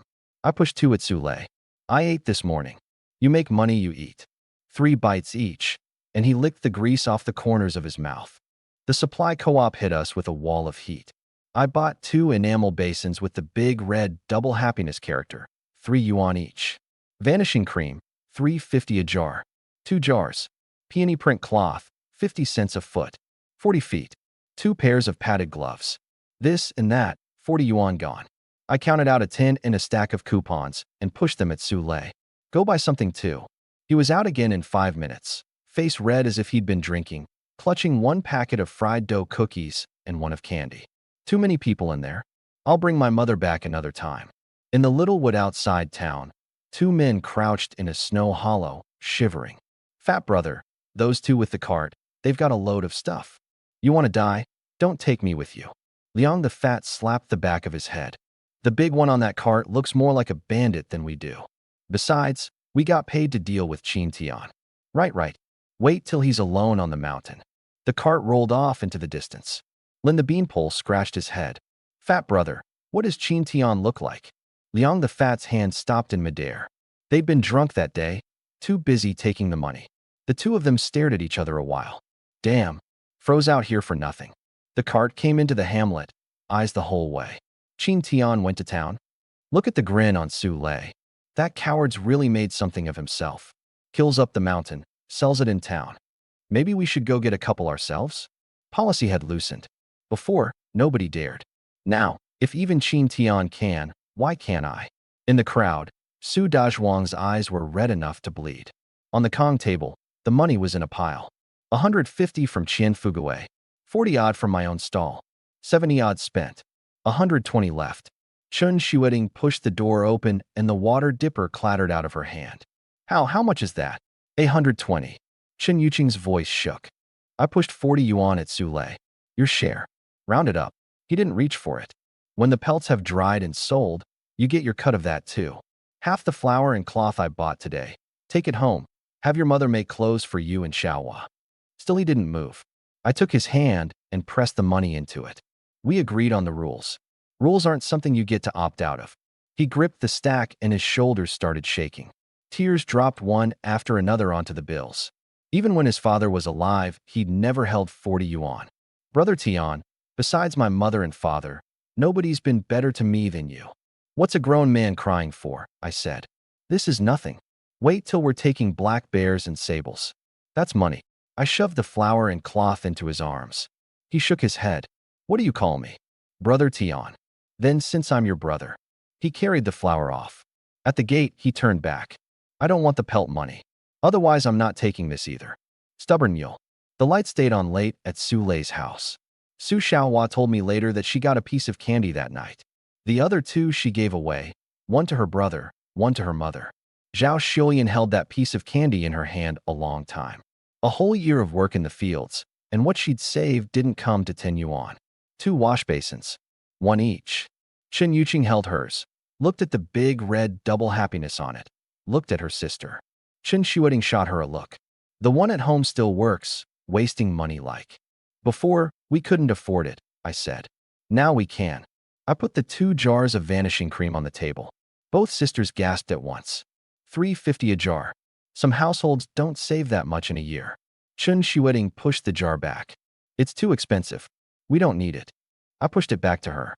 A face this pretty needs looking after. When it's gone, I'll buy more. Her hand stopped on the jar and stayed there a long time. I spread the 40 feet of peony cloth on the Kong. Can you sew? I learned a little. I'm not very good. Auntie Shulian next door is good. Go learn from her. I counted out another 10-odd yuan for her. She took it, flushed, and turned toward the kitchen. That lunch, braised trotters, Crucian carp soup, partridge stewed with mushrooms, pork and pickled cabbage, and the big meat buns from the state canteen. I set the chives and tomatoes on the Kong table. Where did these come from? In the middle of winter. Brother Qian gave them to me. Eat the tomatoes like fruit. Chives go in the cellar. We'll fry them with eggs tonight. Chun Shueting held that bunch of chives carefully, like something precious beyond words. 3 months ago, she couldn't be sure there'd be a hot meal tomorrow. A life gets built one mouthful at a time. I returned the cart to the livestock shed and left 2 partridge. I haven't finished the last meat. Oldly waved me off. Won't spoil in winter. Take your time. Sule told me later where Old Lee came from. Veteran of the war against Japan, the leg went thin. When the fighting ended, he came back to Tiger Mountain Hamlet alone. The village wanted to send him to the county home. He refused, still strong, no need to trouble anyone. So Lin Honjun gave him the livestock shed. Some men's service never gets written down anywhere. On the way home, Sule came out to meet me. Brother Tian, when do we go up today? We rest a day. I have the gourd keeping my body up. He doesn't. One careless moment in those mountains costs a life, and going up tired is gambling with it. Hazelnuts from the squirrel hollows roasted on the stove. Cracking shells, he asked. Brother Tian, should we get a hunting dog? I looked up. You know who's got one? He lowered his voice. Lin Dafu. Lin Pao. He got sick a while back and his son took him to the county for treatment. Sounds serious. He probably won't go up the mountain again. Lin Pao. In the northeast, Pao, gunner, is an honorific. Only the very best hunters earn the word. Lin Pao. Li Pao. Zhang Pao. He had 3 wolfhounds, 1 lead dog, 2 flankers. The lead dog runs the chase. The flankers close the circle. A dog's nose is called its scent. The farther it smells, the better the scent. Head down scent tracks by prints and the smell rubbed on the grass and brush. Head up scent only has to lift its nose and pull the quarry out of the air. Out of 100 hunting dogs, you won't get 1 head-up nose. Lin Pao's lead dog was a head-up nose. That he became a gunner at all, those 3 dogs get the first credit. I shook my head. We can't buy them now. Why not? Think about it. A gunner is flat on his back. The thing he's most afraid of hearing is, you'll never go up the mountain again. I cracked a pine nut. We show up now to buy his dogs. That's pressing those words into his face. Sule opened his mouth and closed it. Lin Pao's temper.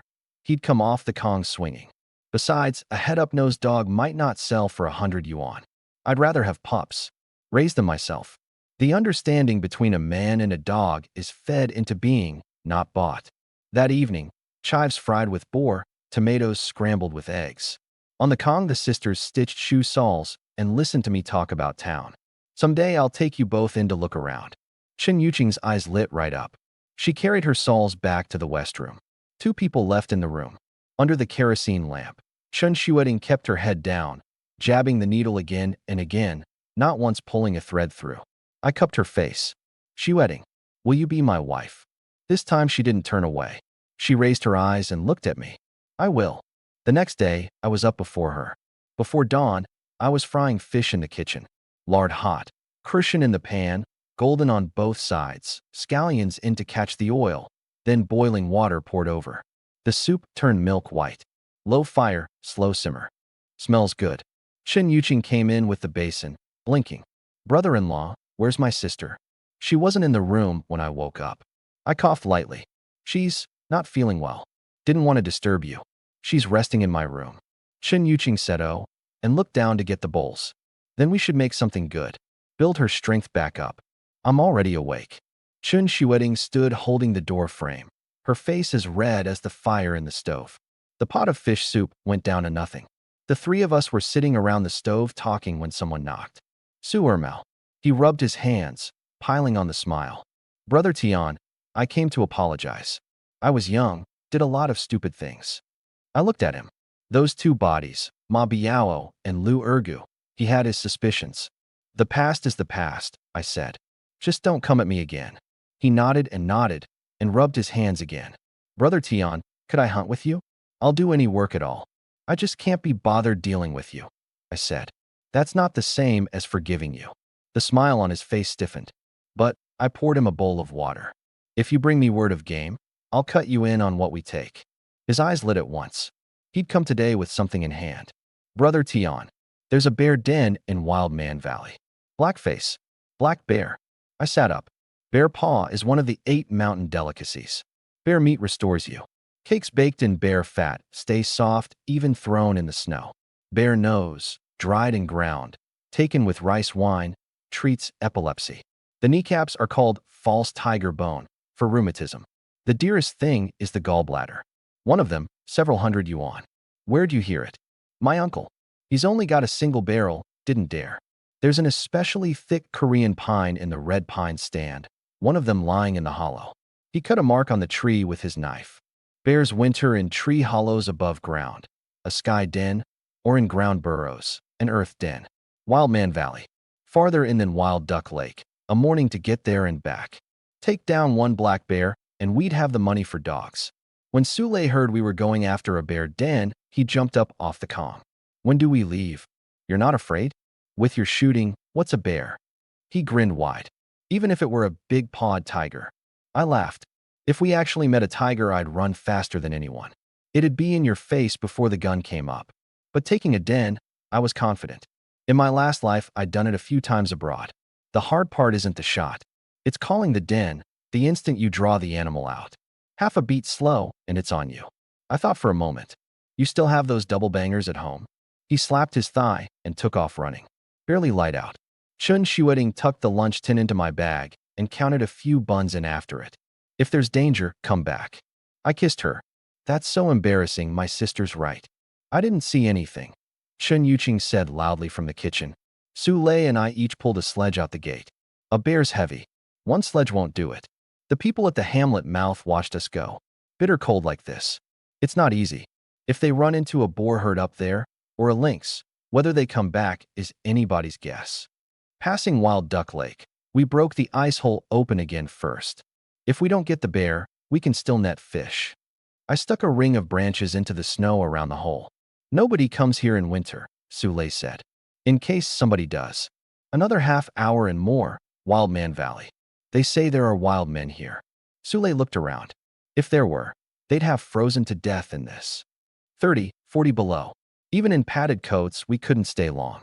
We put the sledges down at the edge of the red pine stand. 10 minutes. 2 hours of walking, legs sore. Meet a bear in that state, and it's an open question who's hunting whom. The Korean pines took 2 or 3 men to reach around. 15 minutes of searching, no mark. Sule frowned. Did Mouse set us up? His uncle cut the mark near the root. I scraped the snow away from the base of a trunk. Snow covered it. The 15th or so tree. The knife scar showed. I looked up. This pine had no crown, just a thick trunk driving straight up into the sky. I put my ear against it. Deep inside the trunk, a slow, heavy breathing, like a bellows being worked. I pulled Sule back a dozen steps. Sky den, opening at the top. The mouth's up at the crown, Sule realized. No wonder we couldn't find it. He grabbed the axe. Call the den. Not yet. I looked around. First cut, dead branches. 2 fires, here and here. Bears fear fire. If it doesn't die, the fire buys us a moment. That's when we run. I pointed at the snow on either side. And stamped these 2 paths out. The snow's deep, you can't run in it. Sule stared at me. Brother Tian, you think of everything. I laid the Mosin across my knees and pressed cartridges in one at a time. Hunting isn't about who's braver, I said. It's about who's blocked off every way to die. I looked up and picked my firing position. The wind stopped. Inside the trunk, that breathing went on. The 2 fires were burning. Sule gripped the double banger, his palm slick. Remember, I said low. Light it and run. Follow the path we stamped. Don't look back. Don't worry about me. He had no gun. Standing there, he was just meat. He gritted his teeth, nodded, and felt his way to the base of the tree. Match to fuse. He wound up his arm and threw the banger into the opening at the top of the trunk. Crack, boom. 2 muffled reports came up from deep inside the trunk. Sule was reaching for the second one. Inside the tree, a roar broke open.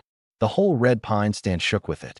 Sule froze where he stood, the banger still in his hand, his eyes gone empty. Run!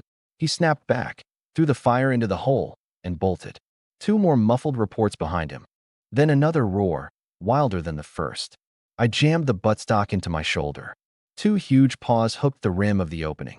A black head pushed up through. I didn't fire. Kill it in the hollow, and it drops back into the heart of the tree. A Korean pine that thick, you could chop until the axe smoked and never get through. It hauled itself out and started down the trunk, clinging to the bark. 300 or 400 pounds, and not slow at all. Halfway down, I drew breath. Held it. Bang. It hit the snow and threw up a white cloud. 1 shot, and it's down. Sule waved his arms from a distance. I worked the bolt. The bear stood up. A bloody furrow across its neck. The first shot had gone wide. It came at me. 20 meters. Brother Tian, run. Sule charged in with the knife. The fire held it half a step. Half a step was enough. Stay back. I put the front sight on its forehead. 300 or 400 pounds coming head on. The pressure of it turns most men's legs to water. In my last life, I'd shot bears. Bang. I spun and ran, working the bolt as I went. It wasn't moving. The back of its skull was gone. Sule came sprinting over, laughing so hard his face was distorted. I raised the rifle and put another round into its head. Bears that play dead and come up swinging aren't unheard of. The knife opened the belly. I pulled out the organs and handed them over. Hang them in a tree for the mountain god. Then get the pot on the fire, boil water. When the water was steaming, I took the gallbladder out from under the liver. Over a pound. Deep green. Grass gall. Air dry it, and it'll sell for 200 or 300. Copper galls are golden. Worth more? Sule's eyes went blank. 200 or 300? I dipped the gallbladder in the hot water, tied the neck off with fine cord, and put it in the small cloth bag Chun Shueting had sewn. Then straight into the gourd. Winter's too cold. Frozen, it isn't worth a cent. Quarter it and load up. The blood smells strong. It'll draw things. Sule took the bear apart cleanly. Nose and kneecaps first, worth far more than the meat. Then the forepaws. 300 or 400 pounds, split in two. We passed Wild Duck Lake on the way back. Brother Tian, we already opened the hole. Be a waste not to net some fish. You can still pull that? Another 50 pounds, and I'd still pull it. He stuck his chest out. He'd been eating a lot of meat lately. The paws were already in the gourd. Only the meat was on the sledge. The iron pot went on the fire, food warmed through. Full, we'd have the strength to haul 200 pounds down. Sule dropped the net once. Along with the fish, something half a meter long came up. It hit the ice, flipped over, and shot for the hole. Otter. Stop it. Sule was half a beat slow. It leapt for that black opening. An arrow pinned its neck. Sule lifted it and looked at me. This pelt's worth something, right? To the co-op? Around 100. 100. His hand shook. Worth more than the bear hide. We netted another half hour. Only fish. One otter was already burning good incense. Hauling the sledges down, a long cry came from overhead. Sule looked up. They're fighting. Two raptors, locked together in midair. I knew them. Golden eagle. Peregrine. The falcon crossed into its territory. The golden eagle rules the sky, fiercely territorial. The peregrine is the fastest bird alive, but fast doesn't mean it wins. The eagle folded its wings and dropped, talons first. The peregrine rolled hard, slipped past the talons by inches, shot straight up, then flipped over and dove at the eagle's head. The eagle beat once and turned. The turbulence scrambled the falcon's line. One talon closed on the peregrine's left wing. The falcon shrieked and clawed frantically at the eagle's leg. The eagle didn't move. The other talon closed on the right wing. Then let go. The eagle spread its wings, climbed, and gave one long call. The peregrine dropped straight into the trees like a rag. Sule stared. If I could raise a golden eagle. I didn't answer. I was watching where the peregrine had gone down. If it could be tamed, those eyes, that speed, finding game would never be hard again. Come on. See if it's dead. The peregrine lay in the snow. Both wings broken. Feathers clotted with blood. It made a small sound, and the light in its eyes was going out. It won't live. Sule crouched. I lifted it into my hands. And right then, the jade gourd in my mind trembled softly. A faint light slid into the peregrine's body. Its eyes moved. I looked it over. Apart from the two broken wings, every other wound had closed. The light in the gourd was a shade dimmer. So it wasn't only my own wounds it could heal. So it had a price. Brother Tian, what did you do? It's alive. Tough bird. I rubbed my nose. Wings are broken. It can't fly. We'll take it home and keep it. I tucked it inside my coat with just its head showing. It didn't struggle. Two black eyes stayed fixed on me. At Pheasant Ridge, a shot went off in the distance. A single barrel. Go take a look? No. I held him back. Somebody's hunting. You blunder in there. You get shot for game, and there's nobody to complain to. After the shot came a dog screaming. Once. Twice. Not good. An animal's roar rolled through the trees. Two figures came stumbling out. Behind them a hunting dog, soaked in blood, ran 2 steps and collapsed in the snow. They didn't even look back. Help, brothers up ahead. We've run into something. My foot was already half a step forward. Then I saw the two faces. I pulled the foot back. Zhao Laosi had a hand clamped on his right shoulder, blood coming through his fingers. Shindali was worse. Half the padded trouser leg torn away, white bones showing in the meat. Save us. There's a bear behind us. Su Lei and I both looked up sharply. Nothing in the trees. Only then did Shindali raise his face. His pupils shrank. Qin Tian, what the hell are you doing here? Thanks to you. I walked toward him slowly, knife in hand. To get a full meal, I have to come up here and risk my neck. I'm Chen Shueting's own uncle. By seniority, you'd better call me uncle. I kicked him in the chest. She cut ties with you. You don't rate it. Su Lei drew his knife, eyes red. Brother Tian, why waste words? Sold his own niece. Cut him and leave him. Everyone back the hell up. Zhao Laosi had the single barrel up in his left hand, muzzle on us. He'd had a run of miserable luck. Lost the Mosin, went after a bear to raise money for a new gun, missed the bear, lost 2 dogs, and nearly died himself. Brother Tian, he's got a gun. Su Lei stepped in front of me. Chen Dali got up against a tree, face covered in blood, and bared his teeth.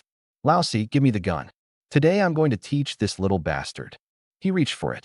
Zhao Laosi moved it out of reach without seeming to. Calm down. The bear could come out any second.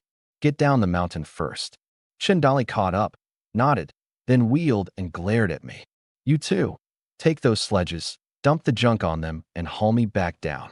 His eyes fell on the sledge. That half a bear. His voice changed pitch. BL Black Bear? Impossible. 2 kids like you. Zhao Laosi said nothing. He was looking at the bear's skull, blown apart by a bullet. His legs began to shake. Chen Dali stared at the half carcass, and inch by inch the fear in his eyes gave way to greed. Dumb luck, whatever it was. He bared his teeth. Cold like this, you can't keep the gall from spoiling. Hand it to us. We'll look after it. Laosi, sell the gall, and you've got the money for your Mosin, haven't you? Zhao Laosi wiped cold sweat and laughed weakly. Cut the nonsense. It's late. Let's go down. He saw it more clearly than anyone.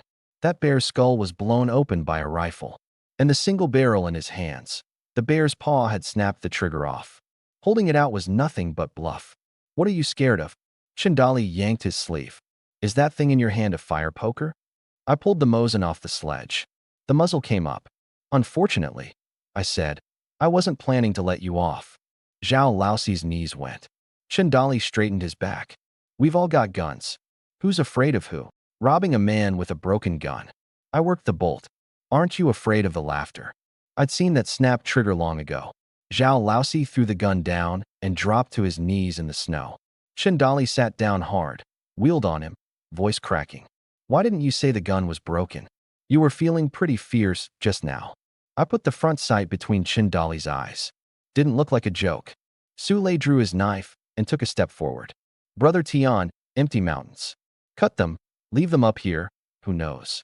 Both men wet themselves at the same time. They knocked their heads on the ground like pestles. Little brother, we know where there's a bear den. That bear's badly wounded. You've got a gun, 1 shot, and it's done. A gallbladder's several hundred yuan. It's all yours. I narrowed my eyes. You're this generous? Zhao Laosi's heart was bleeding, but the muzzle was on his head. 500 meters out, the linden stand. Shindali got in first. A thick linden with blood on it. An old den. The trunk all cut up with axe marks. The bear took a round in the shoulder, and it's got dog bites too. You'll see it when you get there, 2 dog carcasses lying around it. He wiped his eyes as he spoke, and down low, his hand tugged Zhao Laosi's coat. Zhao Laosi blinked and started crying too. He was really crying. 3 dogs, a rifle, a bear. All gone. If there's anything wrong with this information, I dropped the muzzle half an inch. We wouldn't dare. I lowered the rifle. I'll go look first. If I find it, you 2 can go. Their faces changed at once. They exchanged a glance. Little brother, we're hurt bad. Any more delay, and we're dead. Su Lei buried his knife in a tree beside them. The blade hummed. They shut up. I picked up the broken gun. Lei, watch them. I'll go look. Let's go together. If the bear didn't go back to the den. I've got the rifle. I lowered my voice. Those 2 are sitting on something rotten. Don't get close to them. If they run, don't chase. The linden stand. The snow was a mess. 2 hunting dogs stiff in the blood. The thick linden stood in the middle, a black hollow 3 meters up. I put my ear to it and knocked. Thunk, thunk. Empty. I backed off 2 steps and crouched. A line of bloody tracks led off into the deep timber. Badly hurt, it had abandoned the old den and gone looking for a new place to winter. I followed, and in the meantime, let those 2 freeze in the snow a while longer. Best if they froze to death, then I wouldn't even dirty my hands. 10-odd minutes. The bloody tracks went into a stand of brush against a rock wall. Behind the brush, a black cave mouth. I crouched in the snow, motionless, and counted the tracks from beginning to end. 1 large set. 1 small set. I smiled. 2 of them. For that half hour, Chundali and Zhao Laosi huddled shivering in the snow. Sule told me afterward that they'd whispered the whole time. Think he can tell it's 2? Why do you have to set him up? If he figures it out and puts a round in us, then what? Young man hears there's a bear. He'll go charging right in, won't he? Gets clawed to death, and we're avenged too. By the time I came down, both their lips were blue. There is a den in the linden stand, I said. I'll grant you were honest. It's cold. Go on down. We're going to shoot the bear, wouldn't want it splashing on you. The 2 of them, delirious with relief, propped each other up and limped away. They didn't even collect their dogs. A dozen steps out, Chundali looked back and laughed under his breath. Told you he couldn't tell. Brother Tian, the linden's over that way. Sule pointed at the hollow. I didn't stop walking. The hollow's empty. They ran into a cave up ahead. I paused. There are 2 inside. Sule stopped dead. The blood drained out of his face inch by inch, then surged back inch by inch. 2. They didn't say. He grabbed his knife and started downhill. They were trying to get us killed. I caught his arm. Not worth carrying a killing for 2 pieces of filth, I said. With those wounds, it's an open question whether they even reached the bottom alive. He breathed hard for a while. Brother Tian, how do you know it was 2? I pointed at the snow. The den was empty, only tracks left. I followed them and found the cave. I crouched and touched the knife point to the 2 lines of prints. Look, this set is big. See how wide the pad is. This set's a size smaller. Sule crouched and looked for a long time. When he looked up, his eyes were different. If I hadn't asked, I'd have died right here. The mountain will tell you everything. I sheathed the knife. As long as you're willing to lower your head and look. Sledges hidden in the brush. Cut wood. Build fires. Stamp the paths. This time I also cut branches thick as an arm and laid them across the cave mouth. Sule felt his way to the edge, lit the first double banger and threw it in, and without waiting for it to go off, lit the second. Bang! Bang! A furious roar exploded out of the hillside. Bang! Bang! The second one went too. The brush burst apart. Something like a black mountain came out at a run, straight for the path Sule had fled down. I squeezed the trigger. Bang! It went face first into the snow. I worked the bolt. It got back up. The fire checked it for a moment. It slipped sideways through the gap and came at me. Another roar from the cave mouth. The second one, smaller, faster. I cursed inwardly. The first shot had gone through the fire and missed the vitals. Big one first. I brought the rifle up, steadied. Bang! Between the eyes. I worked the bolt, turned, ran. Too late. The second was inside 10 meters. You son of a bitch. Over here. Somehow Sule had come back. He wound up and hurled a sparking double banger. It landed right at the bear's feet. Bang! Bang! Its stride broke. An instant. I turned, raised the rifle. Bang! The report was still rolling through the trees when it slammed into the snow. I put 2 more rounds into each carcass before I walked over. Sule prodded one with a stick. His hands were still shaking. A moment ago, he'd been running back. You open this one. He didn't refuse. The hot water steamed in the little pot. He came over cradling the first gallbladder. His voice changed. Brother Tian, is this golden? Copper gall. I laughed. Lucky day. Copper galls go for far more than grass galls. The other was a grass gall. 2 galls, plus the one from that morning, over 1,000 yuan. 2 sows, 500-odd pounds. Couldn't haul them. We took only the noses, the kneecaps, the 4 paws each, and cut off several dozen pounds of belly fat to render. What about the rest? Sule looked at the 2 mountains of meat. I pointed at a hollow in the slope. Dig out the snow, bury them. Come back for them later. He picked up the pick and went. I carried the sack of paws toward the sledge. The sack went into the gourd. I came back and helped him finish the last few shovelfuls. Snow filled in. While he went for the sledge, I pushed my hands into the drift. Both bears went into the gourd too. I patted the snow flat again. 3 black bears in one day. Sule was grinning. Word gets out, and every hunter in the county will be sick with envy. When we're back, we killed one. He stopped. 3 gulls, over 1,000 yuan, I said. Wealth doesn't get shown. Men are harder to guard against than bears. He nodded hard. Nobody but my mother. We didn't run into those 2 on the way down. Slightly disappointing. At the hamlet mouth, Auntie Guiying saw the sledge first. Oh my God, a bear! The whole hamlet poured over. It really is a bear. Half the hamlet crowded into my yard. Chen Shueting came running out, looked at me first, then at the sledge. She covered her mouth. There's food warming inside. Her voice shook. Chen Yuqing backed up 2 steps, then came closer, eyes bright. Zhao Shulian took Su Lei's hand and looked him over head to foot before she let out her breath. It's nothing, Su Lei grinned. Brother Tian dropped it in 2 shots. The villagers stood around the bear's head, talking. Boar, wolves, black bear. He's nearly a gunner. A few more years, and this hamlet's going to have a young gunner of its own. Zhou Weidong put an arm over my shoulder. The hamlet's butcher, steadier hands at breaking down meat than even Su Lei. This isn't luck. No hunter without the skill dares take a bear den. He lowered his voice. If you didn't already have a wife, I'd marry you to my sister-in-law. Uncle Weidong, if you dare say that in front of Auntie Guiying, I'll salute you as a real man. He laughed sheepishly and picked up his knife. Let's get this bear dressed. I carried the sack into the shed. Only fish inside. The paws and the other 2 bears had gone into the gourd long before. I lifted the peregrine out of my coat. Heavens, you caught a hawk too? It sat quietly in my palm, black eyes fixed on Chen Shueting. Its wings are broken. Make it a nest. I'll go see Uncle Lin when the meat's divided. She put out a finger and touched its head very lightly. Poor thing. In the yard, the bear was already broken down, the pieces stacked neat. Su Ermao came in behind Su Lei, saw the meat covering the ground, and his eyes went round. Brother Tian, you really killed it? Ermao, good timing, I said. The den was your information.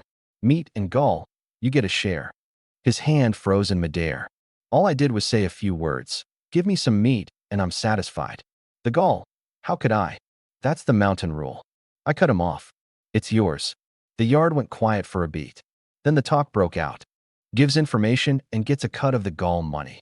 How many hunters would fob you off with a few pounds of scrap? Next time I hear anything, I'm coming to Little Tian too. That was exactly the line I wanted. One man's eyes can't see a whole mountain. I got the grass gull out of the shed and handed it to Lin Hongjun. Uncle Lin, have a look. Set a price, and I'll pay your Mao out of it. Sun Hong and Su Jianxi crowded in at once, eyes shining. I laid the terms out first. 7 shares this time. Lead hunter, 2. Gun, 1. Taking the gull to town, 1. Lei went up the mountain, hauled the bear, skinned and butchered, 2. Ermao provided the information, 1. Su Lei's head came up. I glared at him. My Ermao getting a whole share, that's plenty. Su Jianxi said, smiling. Lin Hongjun cradled the gull and held it up to the light for a long time. Air-dried. It'll come to about 50 grams, he said. The county co-op buys bear gull at 6 yuan a gram. 300. Sun Hong sucked in a breath. 300, 7 shares. Ermao's share is 42.85. I counted out 4 tens, then added 3 yuan. Rounded up. 43. Su Ermao's hand shook taking the money. I cut him 30-odd pounds of fat as well. Render the fat. Braise the lean. They were carrying the meat out the gate when they ran into Su Dazhuang and Luo Hohat. You Ermao. Su Dazhuang ground his teeth.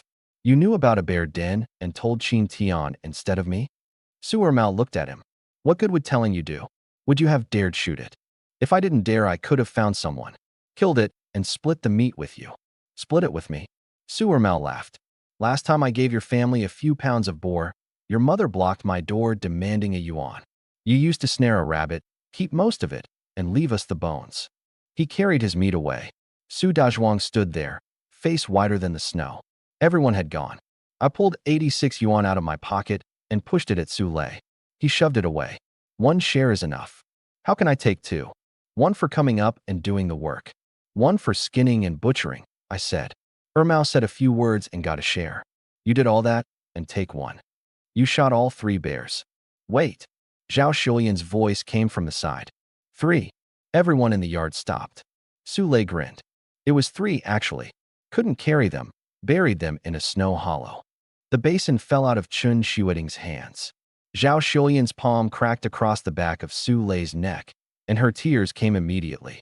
2 black bears at once. How can you be so reckless? If something happened to you, how am I supposed to live? Chun Shuiting had my arm, knuckles white. I turned my hand and held hers. I don't fight a fight I'm not sure of. Zhao Shulian and the sisters rendered fat in the kitchen. 50-odd pounds of it. The smell went half the street. I hung the 3 galls from the roof beam to air dry, picked up the peregrine, grabbed a cut of bear meat, and went out. Lin Day was the hamlet's barefoot doctor. Gray-haired, back straight as a rule, sweeping his yard. You come by, and you bring meat. He took the peregrine in his palms. The falcon stiffened by instinct, then saw me beside it and settled. Lin Day looked up. You're sure you found this in the mountains? I've seen men break a hawk over 3 months and never get it this docile. I rubbed my nose. Maybe it remembers I saved it. The old man smiled. Kindness comes back to you. He opened his medicine box. Wings are fractured. Nothing else serious. A few months of care. Medicine, bandages, layer by layer. I took out money. His face hardened. I took the meat. Take that out again, and don't blame an old man for turning nasty. The peregrine rode out on my shoulder. Eyes the whole way. Little Tian's even got a hawk now. This hamlet's never produced a falconer. Lin Dezhong stood in the crowd with his hands in his sleeves, eyes red.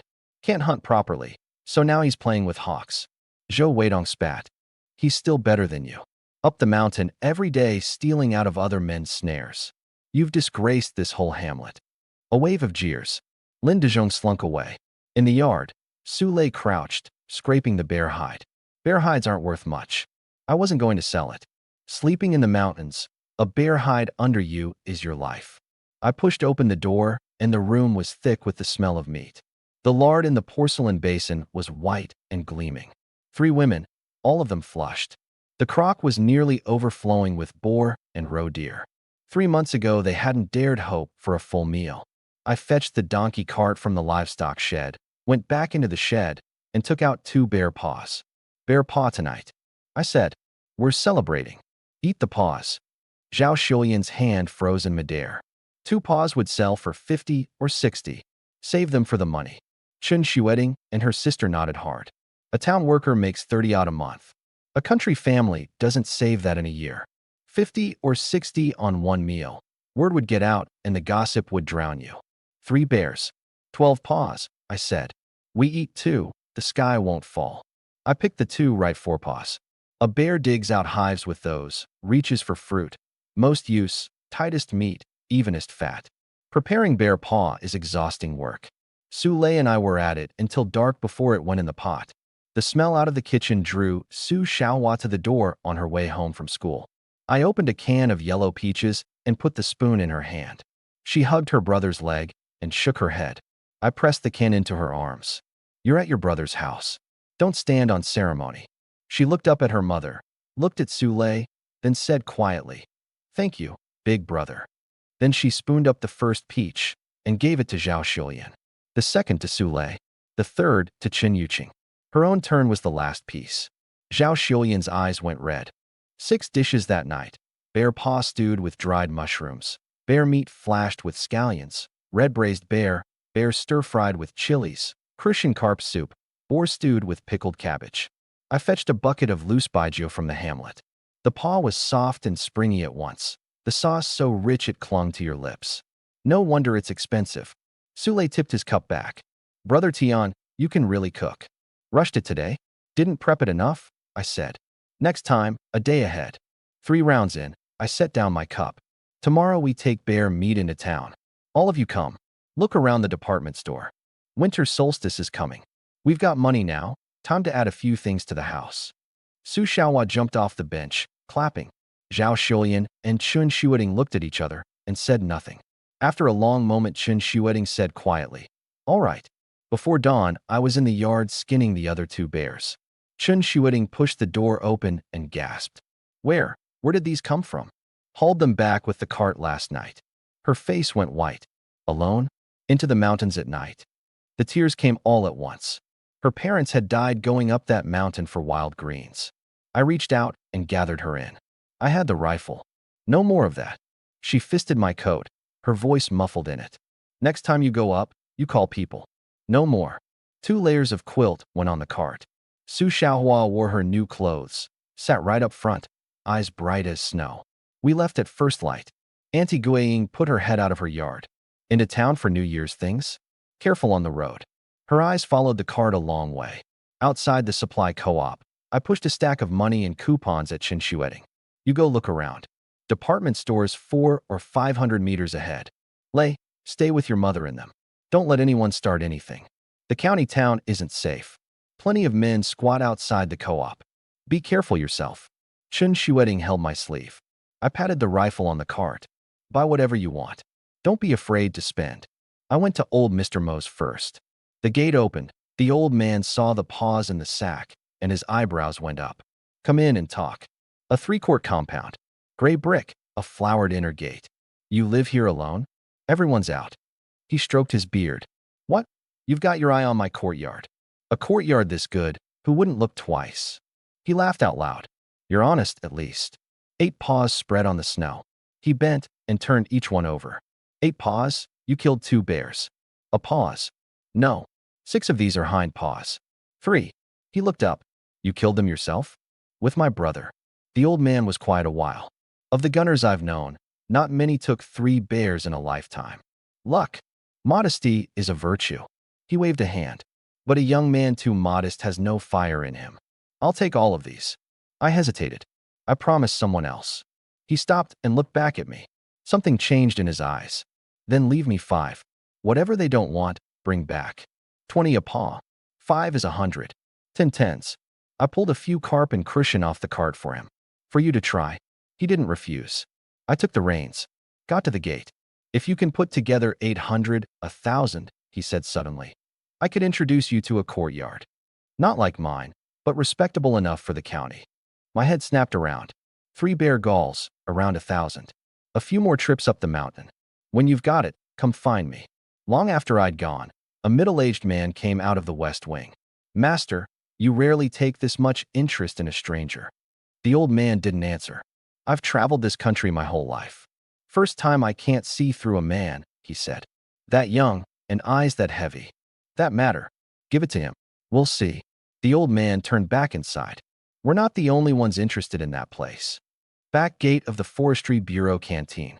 Qian Fugue came rushing out and grabbed my hand. I've been waiting for you. That last lot made my name. I opened the sack. Bare paws. His hand trembled. Damn, all hind paws. An old gentleman took the front ones. The street beside the market. Qian Fugue went still. Named Mo. You know him too? He pulled me inside and shut the door. Among the men with real power at this bureau, one of them is named Mo. I looked up. He's the old man's nephew. Raised by him from a boy. Not father and son, but closer. Before he retired, the old man was a man with real power in a certain department in Beijing. How many people want through that door? They can't even find the threshold. I said nothing. I'd guessed he wasn't ordinary. I hadn't guessed this. You got 5 out of his hands for me. Qian Fugue clapped my shoulder. From now on, you're my brother. Everything you brought today, I'll take it. Name your price. Brother Qian, the bear meat alone is 300 pounds. He leaned in half a step, dropped his voice. Special funds came down from above. That last lot of yours had the big man very comfortable. The bureau leadership was pleased and told me to buy rare ingredients. You're not putting me in the wrong. You're helping me.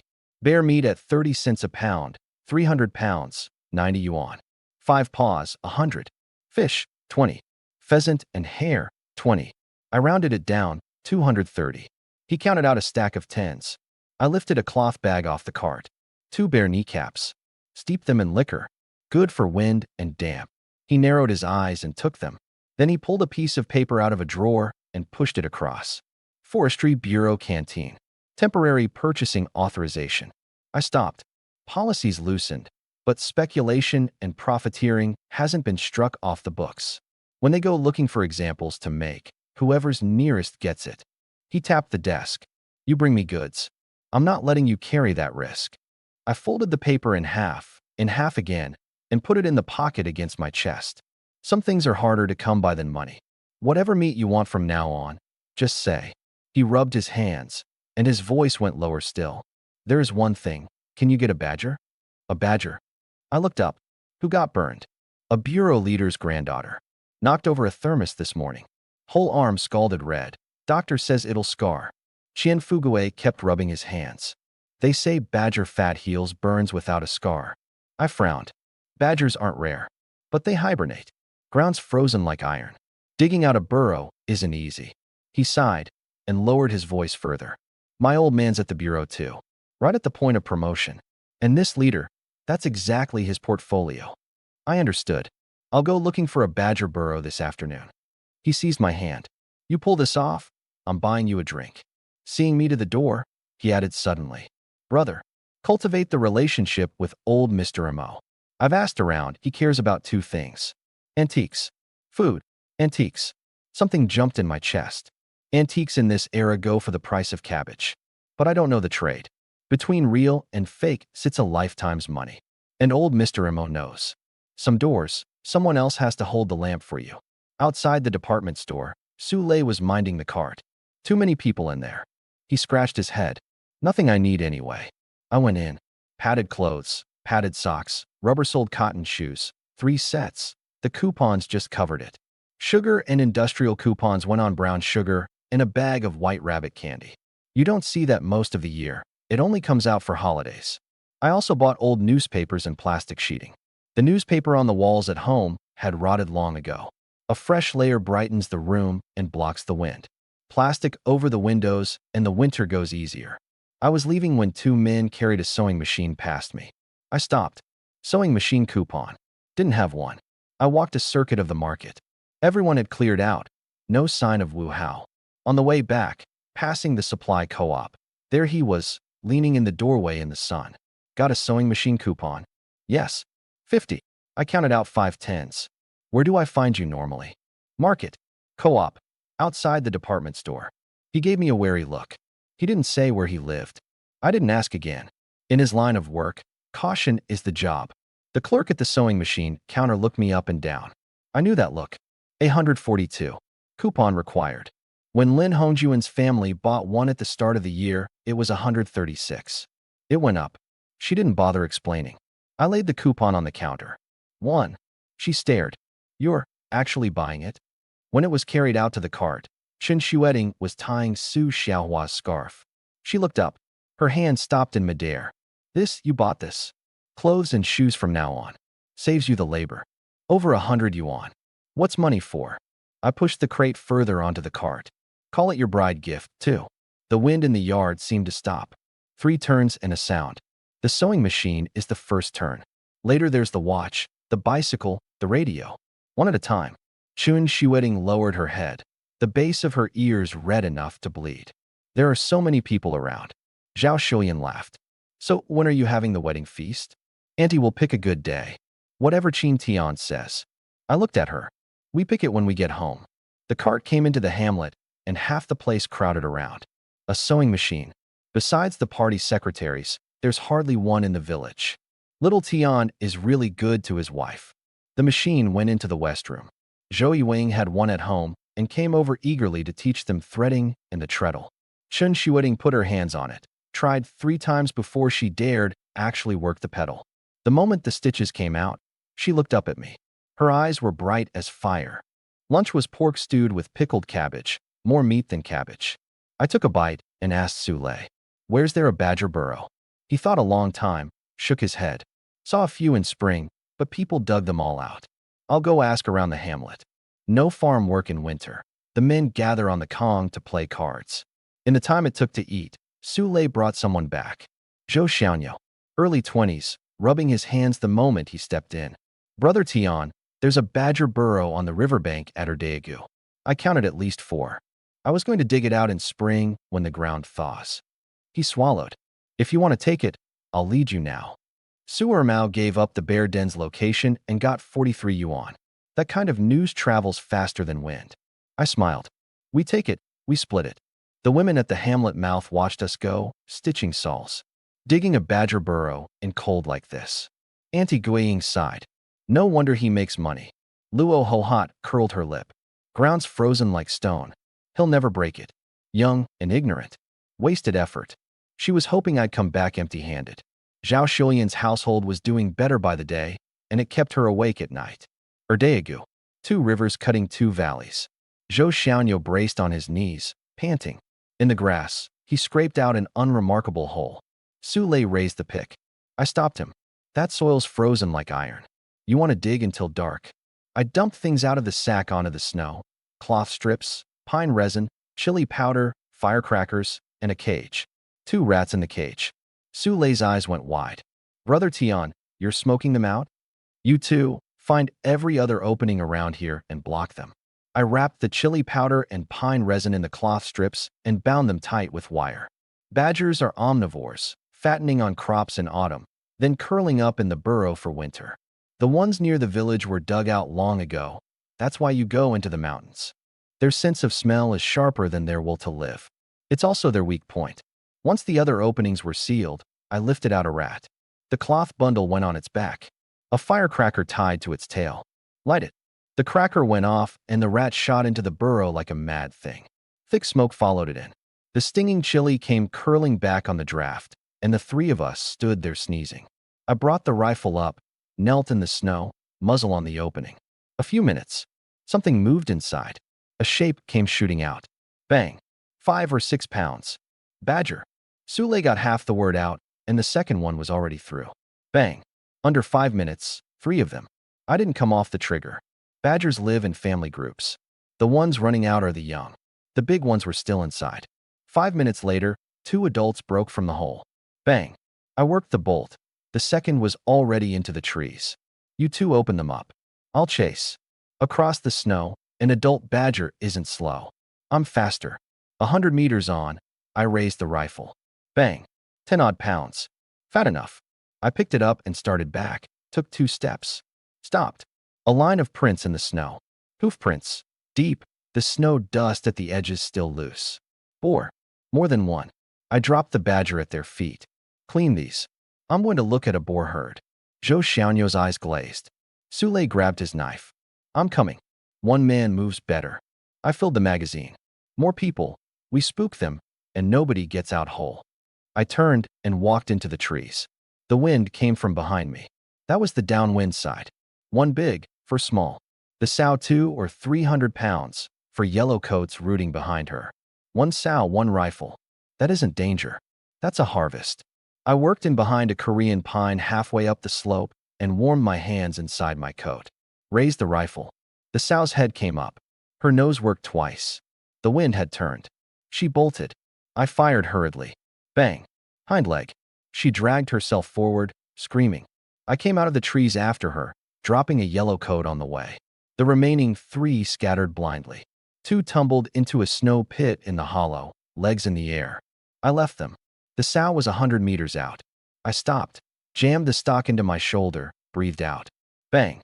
3 more strides, and she went down. I walked back to the pit and pulled rope out of my coat. The 2 yellow coats were still thrashing. Only scrapes on their legs. Alive. Brother Tian. Su Lei came running with his knife, saw the boars on the ground, and his face creased with laughing. Then he saw the 2 I had on lines. The knife dropped in the snow. Alive. Fell in a pit while they were running.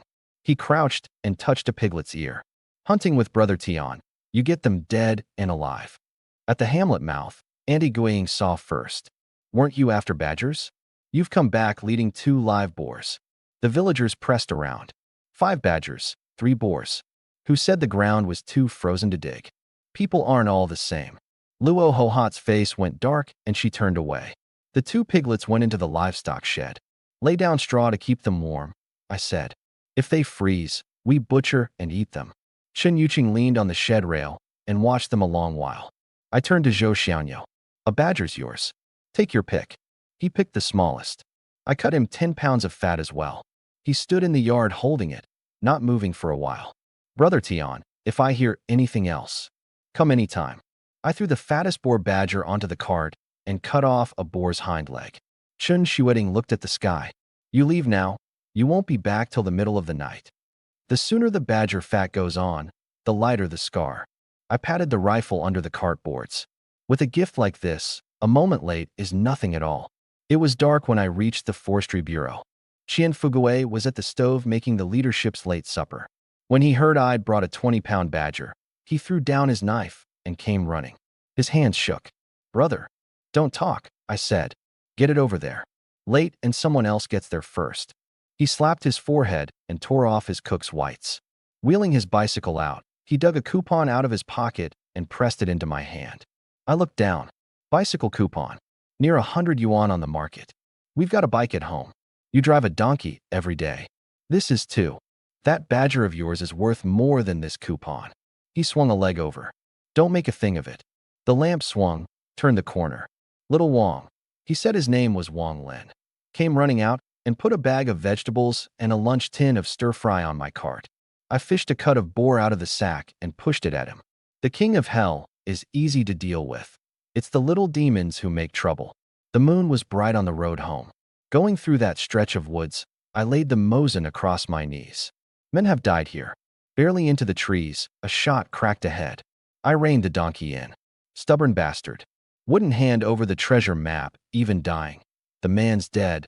The thing's ours anyway. Shut up. Someone's on the road. Scared of what? 2 guns. And a fat sheep on a donkey cart. Lucky day? Just did one, and another's delivered. I rolled off the cart and got behind a boulder. Round-chambered. I'm not a fat sheep. I felt for a stone and pitched it off into the distance. Both guns fired at that spot at once. I turned, dropped to a knee, and aimed at where the muzzle flashes had been. Bang!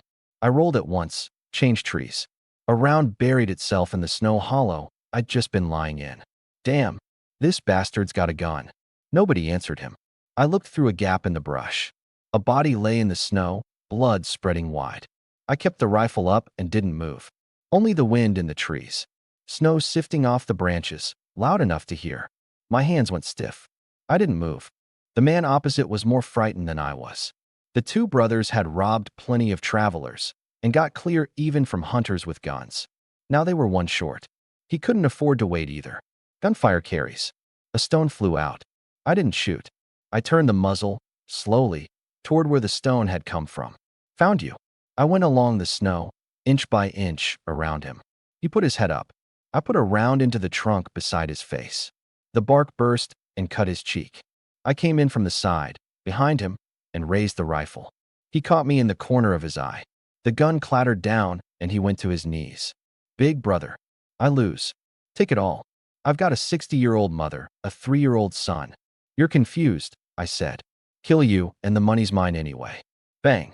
I sat down in the snow and breathed for a long time. In my last life, I'd seen blood too. But I understood one thing. Don't kill him today, and tomorrow he remembers my cart, my road, my gate. On this road, mercy is a luxury that costs a life. I filled the magazine before I walked over. 2 rifles, both Mosins. A bag of cartridges. 50-odd yuan, a stack of coupons. 1 cloth bag. I pulled it open. Fox pelts, weasel pelts, squirrel, rabbit. Pressed at the very bottom, 1 more. Black and gleaming, guard hairs even. Sable. All properly air-dried. They hadn't taken these themselves. Following the direction they'd come from, I found the 3rd body in the snow. A double-barrel shotgun. A cloth bag. Pelts inside as well. And still rank, skinned only days ago. 2 knives. The blood on the blades had frozen dark brown. I scraped it with my thumb. Not animal blood. So he'd been lying in wait to rob someone too. At the very bottom of the bag, pressed flat, was a piece of hide. I didn't stop to look closely, just took it with the rest. 3 bodies, all into the gourd. They were too close to the road. Someone finds them, the police come. I drove the cart into a gully and dumped them down it. Before dawn, the things in these mountains would take care of it for me. The east room's light was still on when the cart came into the hamlet. Chen Shuading took the reins from me. So late. Nothing happened on the road. Held up in town. I handed her the yellow chives and the tomatoes. Her face lit up. Brother Chien gave me this too. I dug out the bicycle coupon. Her eyes went wide. This. Connections beat money sometimes. She brought the foot basin, crouched, pulled off my socks. I looked at the top of her head. 2 men died on that road. I didn't tell her. Some things I can carry alone. I spread out last night's haul on the com. 1 sable. 5 fox. 7 weasel, 10 rabbit, 9 squirrel. These alone, several hundred yuan. That sable, 4 or 500 on its own. Plus the money I'd taken off them and what I had put by, over 200. Bear galls and bear hides still drying. 1,000 yuan household. I wasn't going to sell right away. 3 men just died. Moving goods while the wind's up is asking for it. Sorted and stored in the gourd. 1 piece of hide left. I spread it open. A map of a mountain forest. Crude ink, the ridgeline skewed. A red dot in the middle. The edge was ragged. This was half of something torn. Along the torn edge, a few characters. I couldn't read them. Crooked, ill-formed. Japanese. Wooden hand over the treasure map, even dying.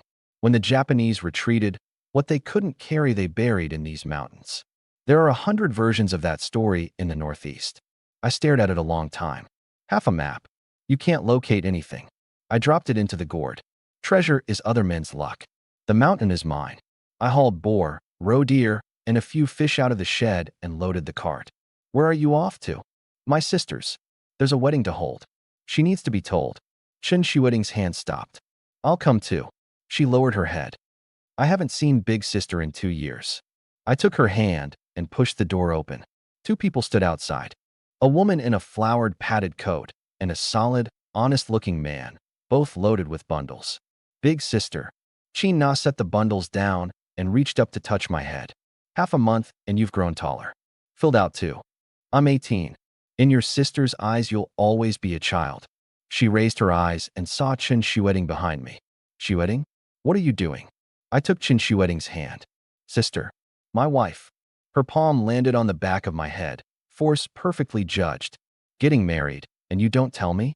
She turned and took Chen Shuiting's hands. Shuiting, has he been bullying you? Tell your big sister. I'll settle it for you. I rubbed the back of my head. She knew the old Qin Tian too well. Idle all day? If not for her and the neighbors, he'd have starved. What right did a man like that have to marry the girl she'd protected since childhood? No. Chen Shuiting's voice was very soft. After my parents died, he's been the best to us of anyone. Hunting. Qin Na laughed out loud. He couldn't hunt his way out of a sack. Hu Taizhu tugged her sleeve. There are people here. Leave the boy some face. Chen Shuiting lifted 2 cuts of meat down off the cart. 20, 30 pounds. She strained to carry it one-handed. Qin Na's laugh froze. Is that boar? There's roe deer too. Hu Taizhu crouched to look, his voice thin. Inside. Malted milk served. I told them about the past 2 weeks. Boar, wolves, black bears. They saw the Mosin along the edge of the Kong, saw the 3 bear galls hanging from the roof beam, saw the wolf pelts drying. Qin Na listened to the end and sat a long time without moving. Then the tears came. She knows what those mountains are. Her husband's neighbor died on one. She gripped my hand and couldn't speak. Sister, what's the crying for? I said. We've got more meat than we can eat. Later it came out why the Chun sisters were living with me. The 100 yuan bride price. The 50-year-old cripple. The simpleton. Qin Na's palm cracked down on the Kong table. Husband, get something. Hu Taizhu didn't say a word, swung off the Kong, grabbed the shovel behind the door, and headed out. Chen Shuiting, and I couldn't hold him back. Sister, brother-in-law, I put myself in the doorway. Chen family hamlet is his ground. You charge in there. They surround you. And you're the ones who lose. Qin Na was breathing hard. Besides, I shut the door. Chen Dali is finished. That day the bear opened his leg, and he lay half a day in the snow. He got his life back by chance and lost the leg for good. They say he lies on the Kong all day cursing. His 2 sons were run down a slope by wolves and broke their legs. Some accounts you don't have to settle yourself. The mountain does the arithmetic. Qin Na sat back down, her chest rising and falling for a long while. She turned and took both sisters' hands. From now on, this is your home. We're your family. Chen Yuqing's tears came first. It had been a long time since anyone said that to them. Qin Na wiped their faces, turned to look at me, her eyes still red. Little Tian, if you ever mistreat her, I'll break your legs. I got out the calendar and put my finger on the 19th day of the 11th lunar month. This day, the wedding feast. Lunch was 5 dishes and a soup. Roe deer stewed with potatoes, boar with pickled cabbage, yellow chives fried with chilies, tomatoes scrambled with eggs, red braised hare, crucian soup. Qin Na looked at the meat on the table and ached over it. Save it for the wedding. There's plenty at home. A round of drinks in, I found out my brother-in-law had pulled strings to get into the forestry farm as a temporary worker. Do well, and he could be made permanent. Chin Na hadn't been home in half a month because she'd been working on it. I filed that away. One word to Chien Fugaway. After lunch, the women played with the sewing machine in the west room. Hu Taiju lowered his voice.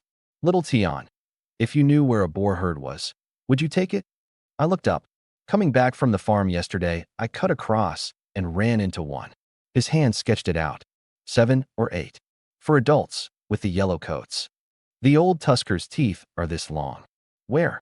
Dogtooth Mountain. Between our hamlet and the farm. I put my bowl down. I'll drive you home. We'll take it on the way. I borrowed the cart from Lin Hongjun for another day. Hu family hamlet is dozens of li from Tiger Mountain. They'd set out before dawn that morning and walked over 3 hours. The cart came into the hamlet. A cluster of women along the base of a wall. Tieju's back? Riding a donkey cart, no less. Isn't Chin Na's brother a layabout? She's been hauling their grain back to her family.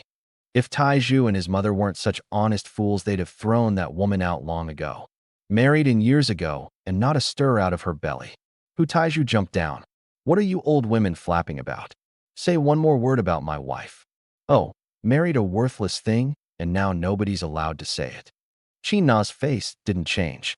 She bent, scooped up a handful of snow from the roadside, and threw it. Anyone says one more word, next time it's a rock. She brushed the snow off her hands. Your own house is in a shambles, and you can't stand to see anyone else do well. You bullied us before because we let you. Not anymore. I stepped down from the cart and drew the knife. The blade flashed once in the light off the snow. I'm Chin Na's brother, Chin Tian. From now on, anyone who bullies my sister. I drove the knife into the cartboard. The women along the wall drifted off, one by one. My brother-in-law's mother Xie Jinhua came out and gripped Chin Na's hands. I carried the meat and fish into the outer room. She pushed back, again and again. It's too much. We're not short of food, and you're still growing. Auntie, we've got meat coming out of our ears. I turned and picked up the reins. It wasn't dark yet. Brother-in-law, how do we get to Dogtooth Mountain? Brother-in-law, can you shoot? Hu Tieju's eyes brightened. Drilled with the militia. My aim's not much. Good enough. I pulled a Mosin out of the sack on the cart and handed it to him. All 3 rifles were in the gourd. The sack was for people to see. He held it, ran his fingers along the barrel, and grinned until his face folded. No man doesn't love a gun, especially in these years. Half an hour to Dogtooth Mountain. He pointed at a gully. There. Don't know if they're still around. There's snow in winter. Walk through it, and you leave a mark. We ran the hoof prints. The wind drove ice grit into our faces, stinging. Half an hour and more, I stopped outside a sunny hollow. Sheltered, facing the sun. Boars look stupid. They're shrewd. They know where it's warm. We circled downwind. 20 steps on, I heard it. Snoring, that snuffling rumble. I parted the grass. For adults, several yellow coats, all sprawled in a snow bed in the sun. I dropped my voice. At this range, you sure? Hu Taiju looked twice. I can hit one. Not sure of a clean kill. That's enough. I pointed with the barrel. You and me each take a sow. The old tusker's meat is rank. The yellow coats are too small. Take the sows. He swallowed and settled the rifle. The wind blew from us and past us. 3, 2, 1. Bang. Bang. Mine went through the forehead. She never lifted her head. Hu Taiju hit his in the back. The sow screamed and drove for the trees. The whole hollow erupted. Keep firing. I worked the bolt and put the sight on the biggest one. Second shot went wide, broke the left foreleg. It crashed over sideways, pinning a yellow coat under it. That half-second was enough for one more bolt throw. Bang. The piglet stopped moving. Hu Tieju's second shot caught his sow in the back. She went down on her knees, blood spreading wide across the snow. Only the 3-legged tusker left in the hollow. Still running. I raised the rifle. Bang. Back of the neck. 300 or 400 pounds hit the snow. Hu Taiju stood there, smoke still coming off his muzzle. 3. You killed 3. I pressed cartridges in. 2 shots for one brother-in-law. Not bad. I ran into that one by accident, he said honestly. Hu Taiju went back for the cart. I bled them and opened them up. He came back with 3 young men and a sledge. For boars laid out on the snow. Their words stuck in their throats. That old tusker. 3 for 100 pounds. Those teeth. An hour and more, and 4 boars were in the yard, half of who family Hamlet poured in. Taiju can't hunt. His brother-in-law, the one with the rifle. 4 at once. Our own gunner couldn't do that. Come on, lend a hand. We'll get a piece of meat at least. Keep 2, I said. 2 I'm taking back for the wedding. Chi-na waved both hands. The meat you brought will last us to New Year. Keep the so your husband shot. I nailed it down. The rest I take. I lifted my chin at the crowd behind me. Besides, people who come to help have to get a cut of meat. Chi-na followed my eyes. Her face darkened. She kept only a few. The one she was actually close to. The rest she blocked at the gate. Someone in the crowd shouted at once.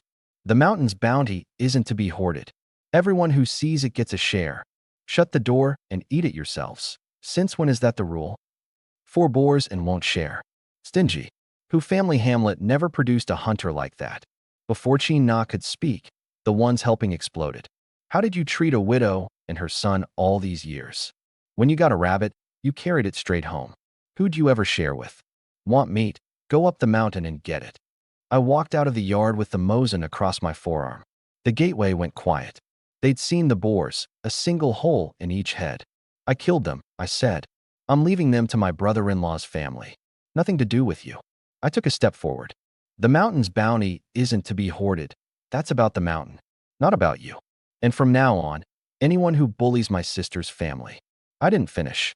They scattered. Nearly dark. Xie Jinhua held my hand and wouldn't let go, insisting I stay for dinner. I left the double barrel with Chi-na for protection. My brother-in-law tried to give the mosin back.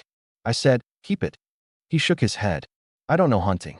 With a gun in the house, I won't be able to stop myself going up. I took the rifle back. Some restraint is rarer than marksmanship. Once the cart was out of who family Hamlet and nobody was around, I took the other sow out of the gourd as well. For boars. The donkey was blowing hard. It was fully dark when we came into the hamlet.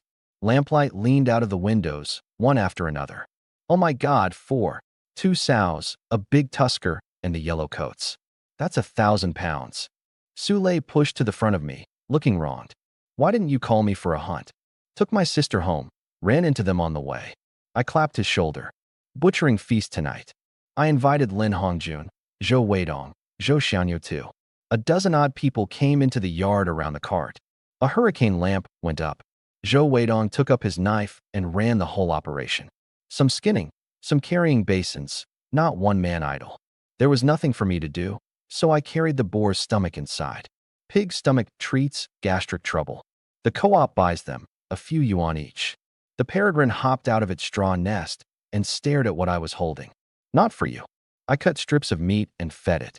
It rubbed its head against my palm. 2 pots going at once. One rendering fat, one stewing meat. Zhao Shulian's pot was carried over to steam buns. The smell of meat flowed out of the yard and halfway down the street. Late that night, a huge pot of boar stewed with pickled cabbage came to the table. Slices of fat trembled on the surface of the broth. We ate more meat tonight than in a year at my house. The pot was scraped clean. The broth soaked up with buns. As they left, I cut everyone another 2 pounds of meat. The ones who'd rendered fat took home lard and cracklings too. Half a month ago, these people called me a good-for-nothing. I never cared. Hearts aren't won over with one meal of meat. It's one meal after another. I stacked the meat in piles to freeze. Old tusker in one. Sows in one. Yellow coats in one. The yellow coats are tenderest. The tusker's meat is rank. Early the next morning, I took a cut of fat over to the party secretaries. What? Sell meat in the village? And you want me on the loudspeaker? Lin Hongjun stubbed out his cigarette. This isn't a good idea. Those 4 characters still haven't been struck off the books. I lit him a new one. Uncle Lin. New Year's coming. Whose family doesn't want meat? Tusker's rank, but it's cheap, 20 cents a pound. I could haul it to town and get 30. He drew on it twice, brown never a nodding. Finally, he ground the butt into the floor. This once. I was running home when the loudspeaker went off. Attention villagers, this is Lin Hongjun. Qin Tian's family has tusker meat, 20 cents a pound. I'd barely reached my gate, and Auntie Lou was already waiting. Really 20? I'll cut you 3 pounds, extra fat on it. The scale beam tipped up. 3.5 pounds. Little Tian's a decent man. They came in a steady stream. Sule cut, The sisters took money. Some wanted sow meat. I smiled and shook my head. That's for the wedding. Open that door once, and the tusker rots on your hands. Along the wall, Luo Ho Hot and Lin Dezhong stood watching. What's good about tusker meat? Wouldn't take it free. And the party secretary, hawking it for him. Not afraid of being reported? Just wait. Showing off like this, he'll end up inside. I didn't look up. Over 100 pounds sold until the sun tipped west. An old man carried off even the trotters and the head. A layer of small bills piled on the table. I counted 5 yuan for Su Lei and handed the remaining 20 or 30 to Qin Xueting. Winter solstice tomorrow, I said. Ask Auntie over for dumplings. I watched her smooth each bill flat and press them into the bottom of the chest. There's something I need to talk over with you. Don't eat your dumplings at the solstice and your ears freeze off, and nobody will pity you. First thing that morning, 2 families were crammed into one kitchen. Su Xiaohua was small, but her dumpling wrappers came out round. Pork and pickled cabbage filling, made with yellow coat meat. Su Lei worked the fire. Water boiled, dumplings in. 3 risings, 3 boils, and they're done. Qin Xueting crushed garlic and poured in half a bowl of vinegar. Dumplings without garlic lose half the flavor. Su Lei ran out and set off a string of firecrackers. Crack, crack, crack. Su Xiaohua bit into one, and her eyes curved into crescents. A whole pot of dumplings. Not one left. Dishes cleared. I took a mozen out of the cabinet and set it in front of Su Lei. His hand stopped in midair. For me, you can't go up the mountain without a gun. He waved both hands. That's too valuable, and I've never used it, so practice. I pushed it across. 2 guns in the mountains means more kills and more chance of coming back. But let's be clear. I put my hand on the barrel. The gun stays with me. You get it the day we go up. A gun isn't a fire poker. If it discharges and hurts someone, I've got no answer for anybody. He nodded hard and took it with both hands. I taught him to strip it first. Bolt, firing mechanism, cleaning rod. Where the oil goes, what can't get wet? This rifle isn't young. Neglect it, and one day the chamber blows. He learned fast. Watched twice and had it. Load, safety, work the bolt, sling it. On the way out, Zhao Xulian froze in the yard. Lei, where did you get a gun? Brother Tian gave it to me. Qin Xueting paled a shade. When did you get another one? When I took Brother Qian the Badger. 3 lives. I couldn't say. Some things it's enough that I know. Nobody at the rock face. I cut circles into a dead tree with my knife. But stock hard into the shoulder. The recoil doesn't care who you are. Eye, front sight, target. 3 points, 1 line. Bang. A hole in the heartwood. Su Lei drew a deep breath. Bang. The rock beside it burst into chips. He scratched his head. I aimed right at it. In my last life, I stopped. I practiced for months before I stopped pulling shots. He looked up. Shoot more, think more. The hands remember. I dug out all 100-odd cartridges. It was bitter cold. His hands went red and shook when he held the gun. Snow drifted down at dusk. Stopped by midnight. The next day we shot again. After 50-odd rounds, he had a fixed target at close range. The rest he'd have to learn in the mountains. I'd wanted to do it big. Qin Xueting wouldn't have it. Both sets of parents haven't been gone long. She kept her head down. Invite a few people, 1 table. That's enough. Meat we had. Boar, bear, roe deer, fish, hare, pheasant. 8 dishes, more than enough. I drove the cart into town and bought half a sheep. Beidawing liquor. A few packs of Ingchun cigarettes. Canned fruit, malted milk, biscuits, soda, wedding candy. 2 sets of new clothes.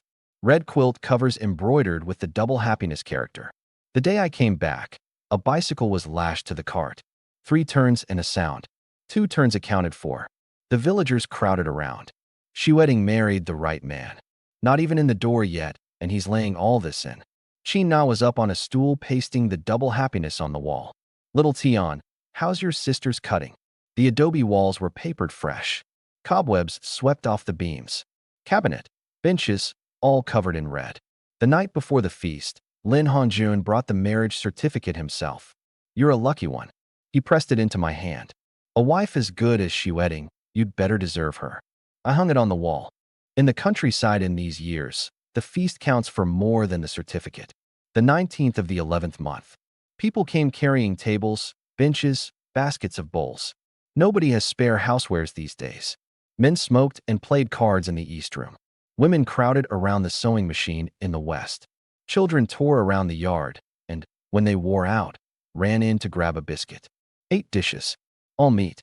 Boar with pickled cabbage, red braised bear, red braised roe deer, crucian, clear stewed carp, spicy fried hare, pheasant with mushrooms, mutton soup. 8 dishes, all meat. Better eating than New Year's. Nobody had wine cups.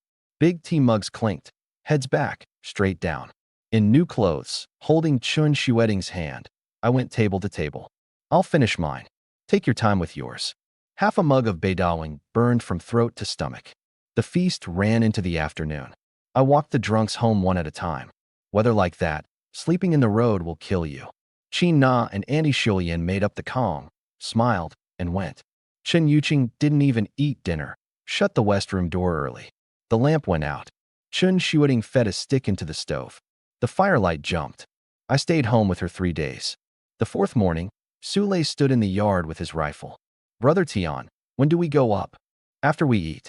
The wedding had used up most of what we had. That courtyard in town was still waiting for me. This adobe house needed rebuilding too. I shouldered the rifle. Barely out the gate, I ran into someone. Lin Hongya, Lin Dafu's son, works at the county coal bureau. I brought him inside. I want to ask you to take a deer. Straight to it. I smiled. Brother Hongya, with Uncle Lin around. How does it fall to me? For real hunting, I can't touch Lin Pao. At finding game, I'm nowhere near him. He let out a long sigh. My father can't get out of bed. This time it's for medicine. What medicine? Sule leaned in. The deer's 3 pieces. Pizzle, testicles, kidneys. He held up 3 fingers. Fresh. I frowned. We've never hunted deer. Going up to search blind. Who knows how long. And Uncle Lin can't wait. There are gunners in every hamlet around. Lin Hongya smiled bitterly. My father's stubborn. He won't ask any of them. He paused. Uncle Lee went to see him yesterday, and my father brought up the deer. Uncle Lee recommended you specifically. The lame old soldier at the livestock shed. I was quiet a moment. My father heard what you've taken these past weeks. He insisted I come to you. You won't have to find the herd. He located one his last time up. Bring back the 3 pieces, 200 yuan. He pulled a deer hide from his coat and spread it on the Kong. A hand-drawn map of a valley. 1 circle. Tiger Roar Valley. He thinks that's where the herd winters. They won't move soon. There's a dugout at the mouth of the valley. My father and an old partner spent years building it. When they couldn't make it back, they stayed there. Sule and I looked at each other. Tiger Roar Valley. Deep mountains. You can't get there and back in a day. Years ago, tigers roared in that valley. That's where the name came from. Nobody's seen a tiger there in years. Nobody's seen one. I looked at that hide a long time. Every part of a deer is worth something. Blood, velvet, sinew, hide. Any one of them is money. And Lin Pao has 3 hunting dogs. One with a head-up nose. Some doors, you have to bring something first before anyone will open them. We'll go. Chun Shuiting stewed meat, steamed buns, filled 2 lunch tins. This one's 2 days. She held my sleeve and said nothing. I took the 3rd Mosin out of the cabinet. Her head came up sharply. There's another. Came with Lay's. I put it in her hands. I won't be home. This stays in the house. I opened her fingers and taught her to hold the stock. Into the shoulder. 3 points, 1 line. I took her to the slope behind the house and had her fire twice. First shot. The recoil pushed her back half a step. Second shot. She stood firm. If there's danger, shoot, I said. Don't hesitate. She raised her eyes to mine. The wind blew her hair across her face. The bear hide rolled and lashed to the sledge. 2 sets of bedding hidden in the gourd. We wrapped our legs, buckled our hats down. 4 women stood at the gate. The snow was deep. We went into the trees 1 step at a time. A long way out, I looked back once. They were still standing there. Tiger Mountain to Tiger Roar Valley. 4 or 5 hours. We didn't stop. Pheasants, hares along the way, we shot nothing. Only at Wild Duck Lake did I stop. A flock of hazel grouse in the brush. I took down the bow and shot 4. They're rare. A pot of soup at night drives 5 hours of cold out of your bones. Resting, Sule breathed like a bellows. I handed him the thermos. Damn, it's far. He wiped his mouth. If we get a deer, carrying it back will take a layer of skin off. 1 deer, and we've made money. Deer are too alert. Before you're close, they're already gone. As I said it, movement on the slope caught the corner of my eye. I put a hand on his shoulder. Too big, 3 small, 5 roe deer, butting each other on the snow slope for fun. 60 meters. I'll take the big buck. You pick from the rest. His hands shook on the rifle. Treat it like a target. He drew a breath. 3, 2, 1. Bang. Bang. The buck's neck opened, and he went down. Sulei's shot dropped a small one. The rest bolted into the trees. I put another round into the wounded fawn. Hit it your first time out. He scratched his head, voice small. I was aiming at the doe. Practice. Bleed them, open them. Organs into the fork of a tree. Bury the buck in the snow. We'll get him on the way back. He went for the small one. I laid a hand on the buck's back. It went into the gourd. I took the fawn off his sledge and threw it on mine. You've got the bear hide. That's heavy enough. Save your strength up here. 2 more hours, and it was full dark. Tiger Roar Valley sits in the middle of the range. Gentle ground, and strangely large. Silence. Now, and then a beast's cry came up from the valley floor and went straight down the back of your neck. I lit a torch. 20, 30 below. Frost hung on our lashes. Half an hour of searching before we saw it, behind a gentle rise. Rocks screening the door. Roof laid with moss, bark, dead grass. Don't look carefully, and you'd walk right past. He chose well. Sule clicked his tongue. Deep mountains, I said. Don't hide it, and you're serving dinner to the animals. I pushed the door open and let the wind go in first. Empty. Stone steps. Inside, the size of an adobe room. A Kong coiled against the rock wall, and at its head a small stove. The cooking fire heats the bed on its way through. A wooden rack in the corner. Iron pot, small bowls. In a crock, a few cornmeal buns, some potatoes and turnips. Lin Pao's store. What one man going up the mountain leaves for the next. I laid our dry rations on the rack. Bear hide on the Kong. The stove caught, and the dugout's warmth crept up degree by degree. Snow melted to water, grouse into the pot. Once the smell rose, neither of us said a word. Hot soup down, and the frozen fingers came back one at a time. I fed the stove another stick. We take turns keeping watch. We didn't get up until full daylight. Beasts cried all night, and we slept like the dead. 5 hours of mountain, and we were snoring the moment we lay down. Breakfast was roe deer soup. Lin Pao's really something. Sule held his bowl. Building a Kong in the mountains. That's why he's a gunner. We found the stand of trees from the map. Sure enough, hoof prints in the snow. Fresh. Yesterday's. We ran them for over 2 hours. Deep in the mountains, hares and pheasants are free for the taking. I shot 20-odd on the way and filled 2 sacks. Deer, not a hare. Sule's face fell. Did they move on? Settle down, I said. Men have run 1 deer for 3 days. You've run it for 2 hours. He lowered his head. What hunting tests isn't your shooting? I clapped his shoulder. It's your patience. And not just for the game, for your own life. The hunter who rushes and ends up somebody else's game. He nodded hard. Midday. A fresh line of prints. Snow dust still loose. Check your rifle. A frozen bolt gets men killed. Just then, to the northeast, a deer's call. Not a call. A scream. We crept over. Behind the brush, a ravine. 5 deer. 2 big, 3 small. 4 wolves, holding them in the center. The stag had his head down. The branching rack turned out at the ring, the doe and fawns behind him. Sule's voice shook. Wolves. I put my hand on his barrel. Wait. We'd run a day and a night and never caught the deer. The wolves caught them for us. The wolves moved. They went around the stag. They knew what those antlers meant. 3 went for the doe and fawns. The stag turned, swept the rack across. But he was only one. A fawn's throat was seized and dragged backward. The doe hit the wolf, and a second one drove her off. The fawn kicked a few times and stopped. The sound the stag made I'll never forget. He charged like a mad thing. The wolf let go, sidestepped, came back in on his lower belly. The rest swarmed. The biggest took his throat. 2 took his hind legs. He held for several minutes. Then he went down on his knees. The doe charged one last time. She knocked a wolf flying. It hit the snow with blood at its nose and mouth. 100, 200 pounds of impact. That was everything she had. Then she went down. Blood spread out on the snow, steaming. The wolves threw back their heads and howled. We lay behind the brush. Sule's hands wouldn't stop shaking. I counted my magazine in my head. I looked at the place where the stag fell. He was still driving forward when he died. Some things have nothing to do with winning. Ready? I said. Wolves first. Heads down, feeding, no guard at all. Bang. Bang. One head. One gut. The last two turned and ran. Keep firing. Not one gets away. Wolves remember. The ones that run come back. Bang. I opened up the rump of the faster one.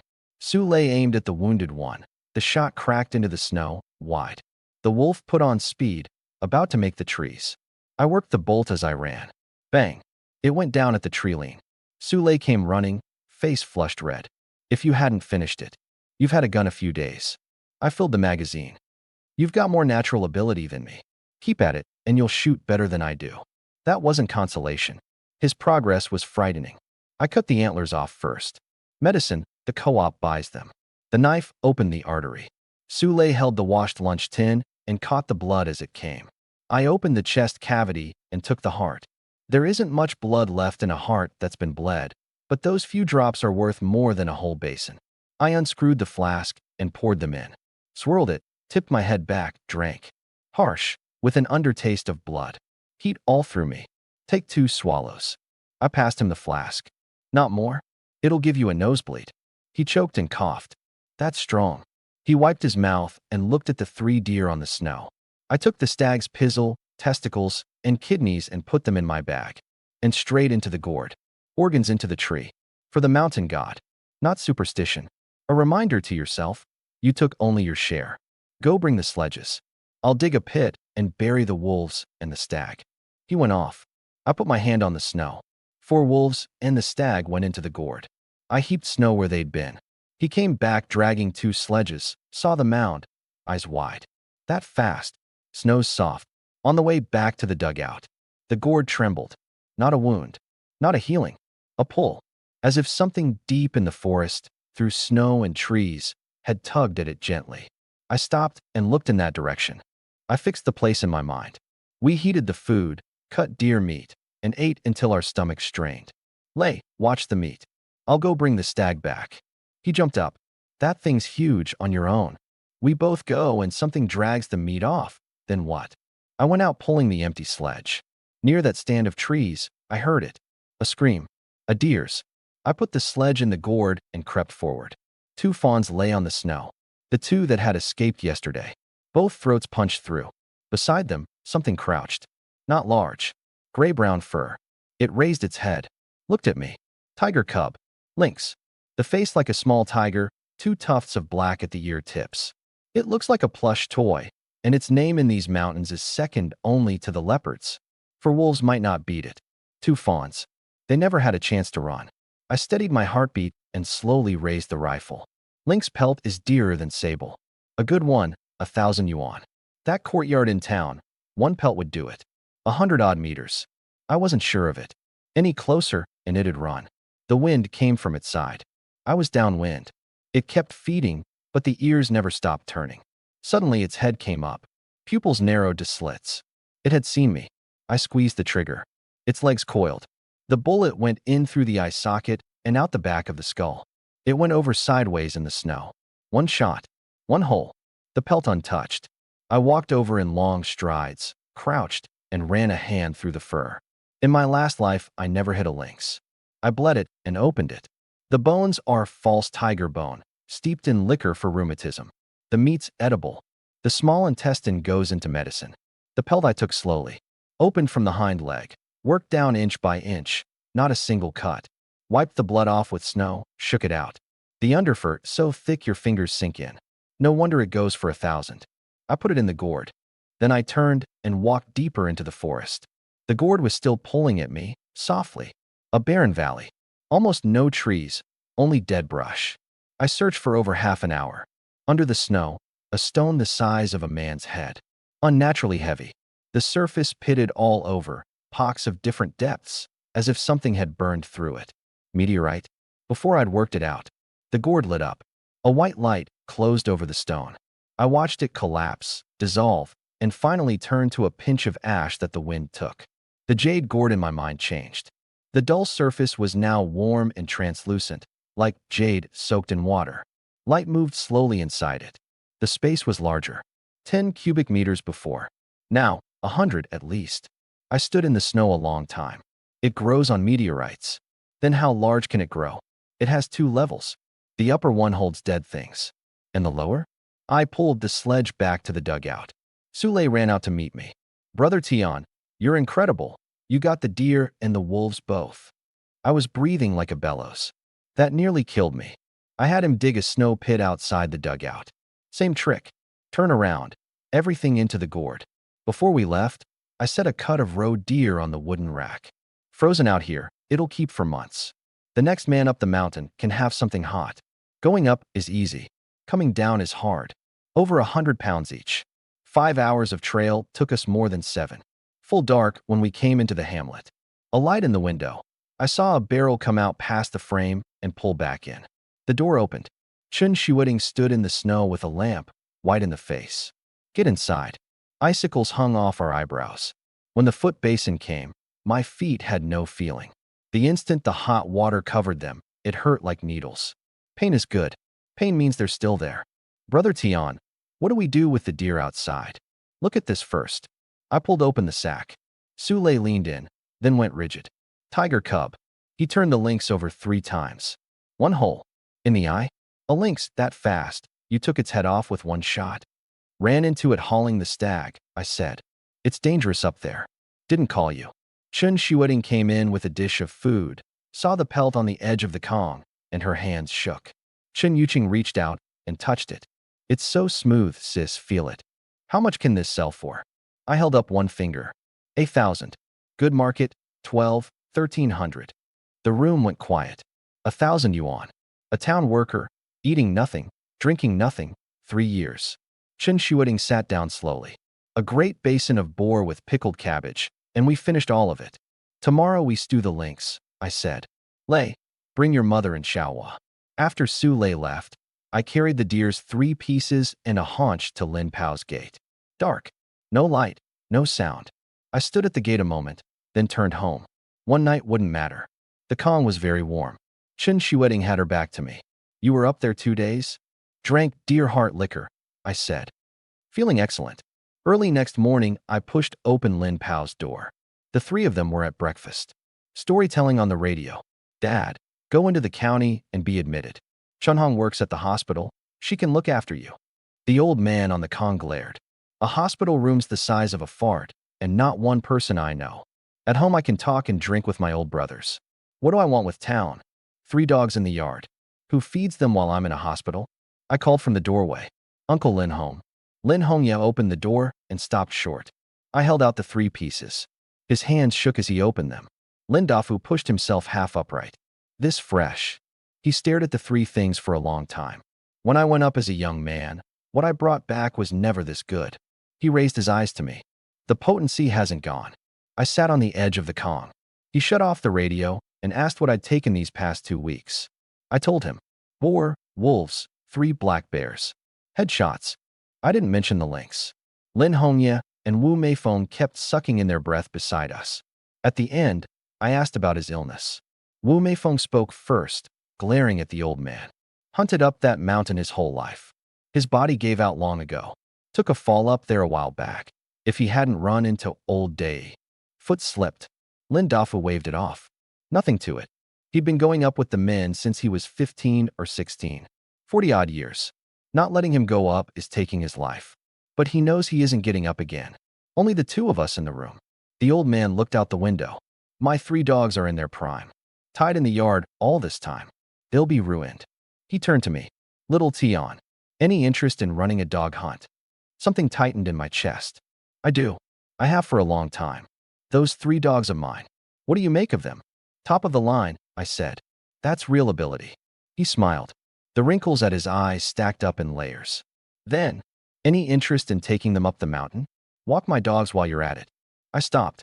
I hadn't opened my mouth about buying dogs, and he'd handed them to me. Uncle Lin, can you part with them? The old man was silent a long while. And if I can't? He looked out the window. I can't go up anymore. Keep them tied, and they're finished. But you feed them full. Underfeed them, and I'll deal with you. 300-pound hunting dogs. What they eat in a day, most families can't afford. If I let them get thin, take them back. There's no dog hunt where dogs don't get hurt. He waved a hand. As long as you're not sending them to die on purpose. Hurt up there, killed up there. That's their fate. I shook my head. I'll be cherishing them, not spending them. Game that isn't right for a dog hunt. I'd rather let go. He looked at me. One more thing, he said. I made an arrangement with an old partner a while back to go up in a couple of days. In this state, I can't. Go on. Lin Hongye led the dogs in. Black wolf, red wolf, white wolf. All three over 100 pounds. Feeding a hunting dog to that weight in these years costs more than raising a child. Black wolf, black all over the lead. Red wolf, gray-coated with a red tuft on his brow. White wolf, gray-bodied with a white collar around the neck. They threw themselves at the old man on the Kong, tails stirring the air in the room. The old man said one word. They dropped flat, eyes still on him. He'd been sick these last days and hadn't been out with them. They're hot-tempered, he said. Don't let them meet other dogs.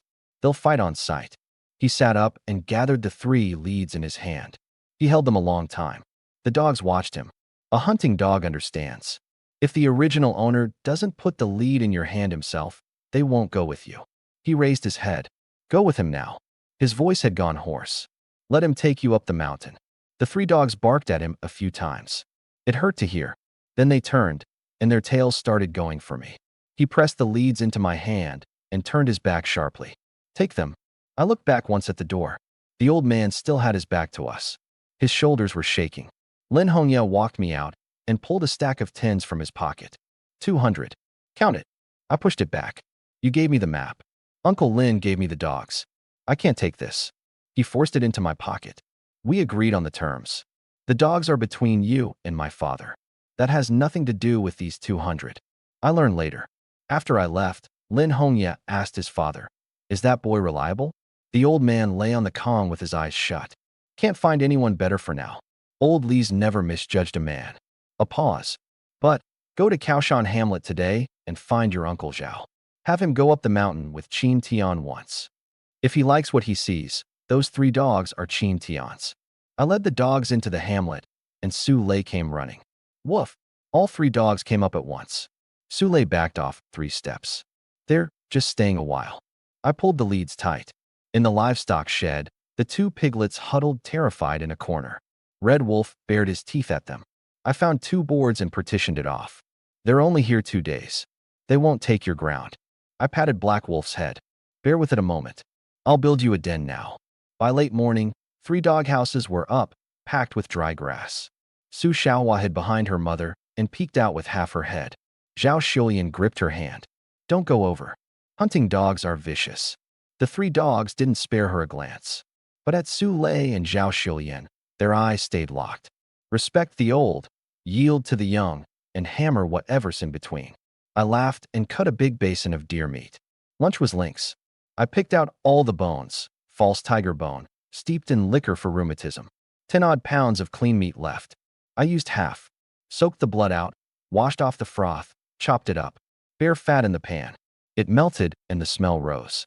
Star anise and dried chili fried to fragrance. Lynx meat is strong, and if you don't cover it, it goes rank. In with the meat. Flash fried. Flames leapt at the bottom of the pan. Chen Shueting sat at the stove feeding sticks, looking up at me the whole time. She didn't speak. Neither did I. I hunt, she cooks. And when we have children, the pan flipped over in my hand. This, I thought, is probably what they call a good life. No need to say much. 7 or 8 pounds of lynx, a few pounds of deer, gone in one meal. Not a trace of gaminess. Chen Yuqing narrowed her eyes. It's all garlic clove meat, Chen Shueting said. Tight, with some chew to it. Su Lei's mouth was packed with meat. He just kept nodding. After lunch, I took the 3 dogs and Su Lei into the mountains, only along the fringes. Into the trees, I unclipped the leads. The 3 dogs went taut at once, but none of them moved. They were waiting. Su Lei clicked his tongue. Well trained. I waved a hand. Go. Black Wolf shot out. Red Wolf and White Wolf right behind. Dogs aren't all the same. Some tear around the whole mountain barking, stupid dogs. Some only trail at the master's heels, dull dogs. And there's a kind, grand, and imposing, that barks loudest chasing the quarry and never closes. First to the meat when it's time to eat. That's a slick dog. Good at nothing, leaves nothing. Black Wolf ran under 100 meters and stopped dead. He raised his head. His nose worked a few times. Head up nose. Not the prints, not the scent rubbed on the trees. He pulled the quarry straight out of the wind. His eyes lit, and he wheeled for the gentle slope off to the front. Red Wolf and White Wolf gave up ground scenting at once and followed. After them, 100 meters, and we'd lost even their shadows. Sule panted. This scent, how far? 5, 6 kilometers. I sped up. He sped up. A while more, and we saw them. Black Wolf ahead, the two flankers behind. They were slowing, barking low. They were leading us in. We caught up. They picked the pace up again. Outside a sunny little valley, Black Wolf suddenly went quiet. Red Wolf and White Wolf shut up at once. Black Wolf turned his head, and the three dogs fanned out silently, closing from 3 directions.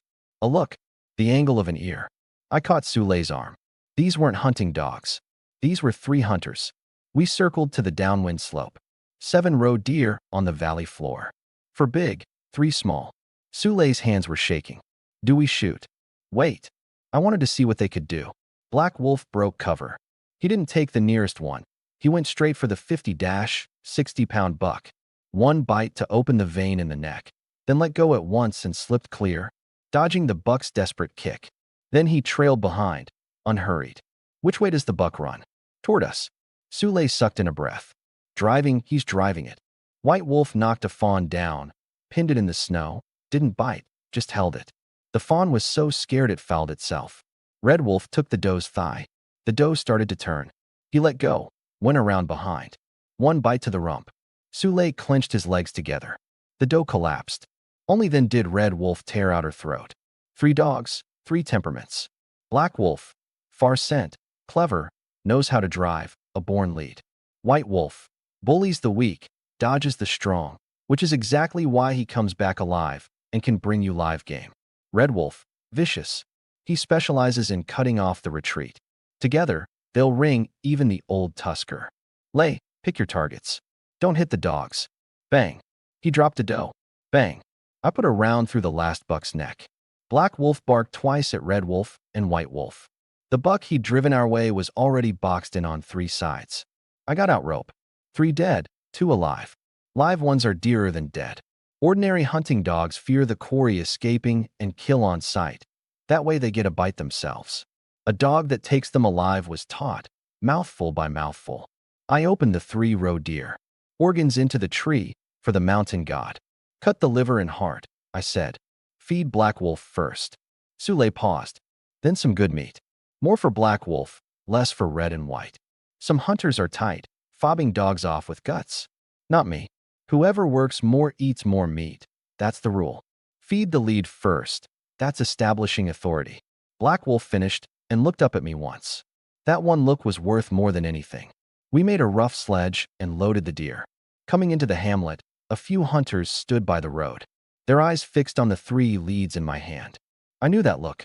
After Lin Pao fell ill, men came begging for the dogs until they wore the threshold down.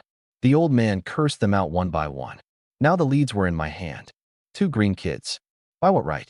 Chin Tian, is that Lin Pao's Black Wolf you're leading? The one who spoke, face dark, was the veteran hunter Zhou Qianjin.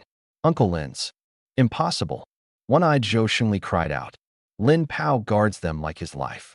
Zhou Qianjin and Zhou Shengli, brothers, loved a dog hunt above all. Last year they took a bear den, and a whole dog pack was wiped out by the bear at once. Zhou Shengli lost that eye that day. If his brother hadn't been lucky enough to kill the bear, the man wouldn't have come back either. After that they'd had their eye on Black Wolf. When Lin Pao fell ill, they wore his threshold down begging. Got cursed out one after another. Now the leads were in my hand. Zhou Qianjin put on a smile. Little Tian, you shoot. You're not used to handling dogs. Handle them wrong, and you'll spook the game. Better to pass them to us. High price. You've just married. You're short of money. Can't manage Lin Pao, but a green kid's easy enough. I'm only walking Uncle Lin's dogs, I said. Want to buy them? Go to Uncle Lin. Only then did they see what was on the sledge. 5 roe deer, 2 of them alive. Men who'd hunted a dozen years never took a haul like that. The villagers erupted. No wonder Lin Pao gave him the dogs. That's the dog's doing. Give me 3 like that, and I could too. He took plenty even before he had dogs.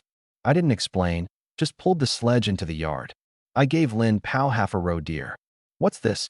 The old man's face darkened. Think I made you walk my dogs for free? Rubbing it in my face. Uncle Lin, 5 today and 2 of them alive. That's all Black Wolf and the others. He stopped. That many. Black Wolf and the pack listened to no one but him. Someone handled them once, couldn't keep up, and Red Wolf nearly died on the mountain. After that, he never let anyone touch them again. He stared at me a long time. You and them? You work together? I nodded. He wouldn't take the half deer. As a gunner, what meat hasn't he eaten? It took some talking before he kept it. On the way home, I turned in at the livestock shed to thank Old Lee.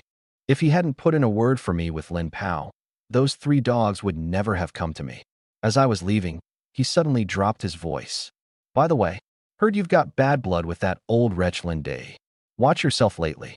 What about him? Went up yesterday to steal somebody's trap, got chased into the hamlet and beaten. Face all swollen. The ones who beat him were Chun Hu and Chun Biao from Chun family hamlet. Old Lee's one eye narrowed. After it was over, I saw the 3 of them pointing at your gate, muttering, "Up to no good." My finger twitched. That old bastard. Last time was too light. That evening I sat on the edge of the Kong washing my feet. The peregrine hopped out of its nest. I took it into my arms. Thought of the evolved gourd. It flashed. A light slid into the peregrine's body. The falcon stiffened, then beat its wings hard, disbelief in its eyes. I unwrapped the bandage. The fracture in the wing was healed. The gourd dimmed a shade. By my reckoning, that power was good 4 more times. The peregrine shot upward and circled the little adobe room once, steady. It worked. It can fly.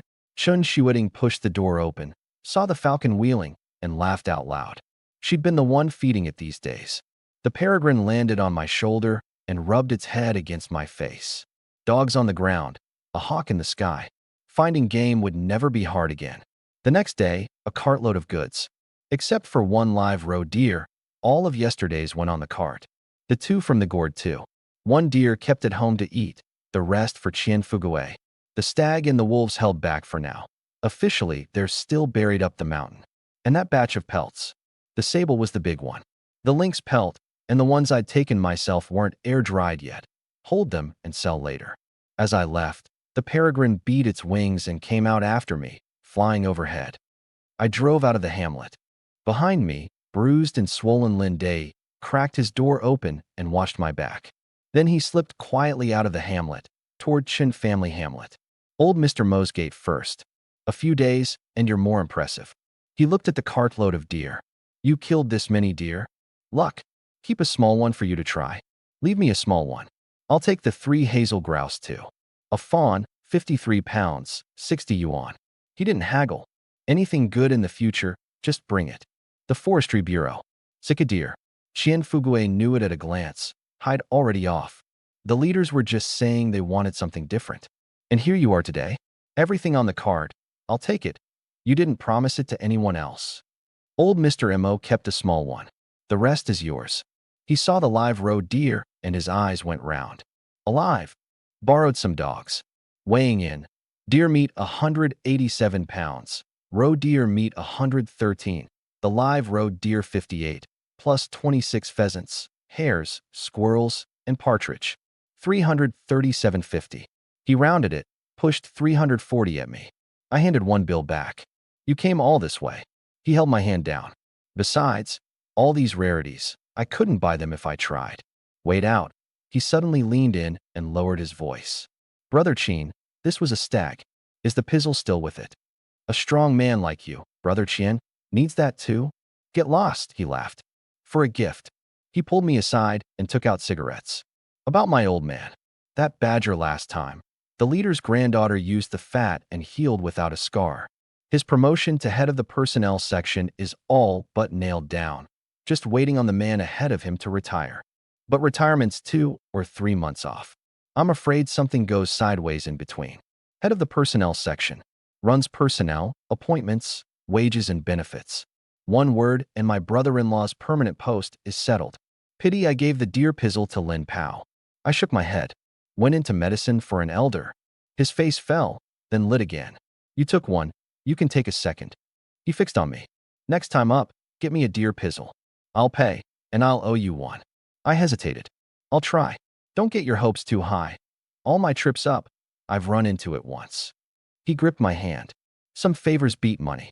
And favors have to be repaid. He insisted I stay for a drink. Red braised roe deer, chili fried deer, pheasant with mushrooms, red braised hare, pork with pickled cabbage, chives with eggs.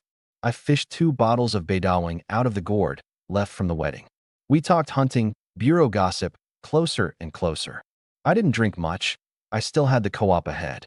The co-op was crowded, a row of people holding up pelts to sell. Up front, a young man worked the clerk over a fox pelt. Quality this good, and only 10 yuan. Not big enough, and there's damage. 10 is a high price. The clerk couldn't be bothered. He gave in and took the money and went. 10 yuan isn't nothing either. A slogan on the wall. Cursing or striking customers strictly forbidden. I got in line at the back with a sack packed full of pelts.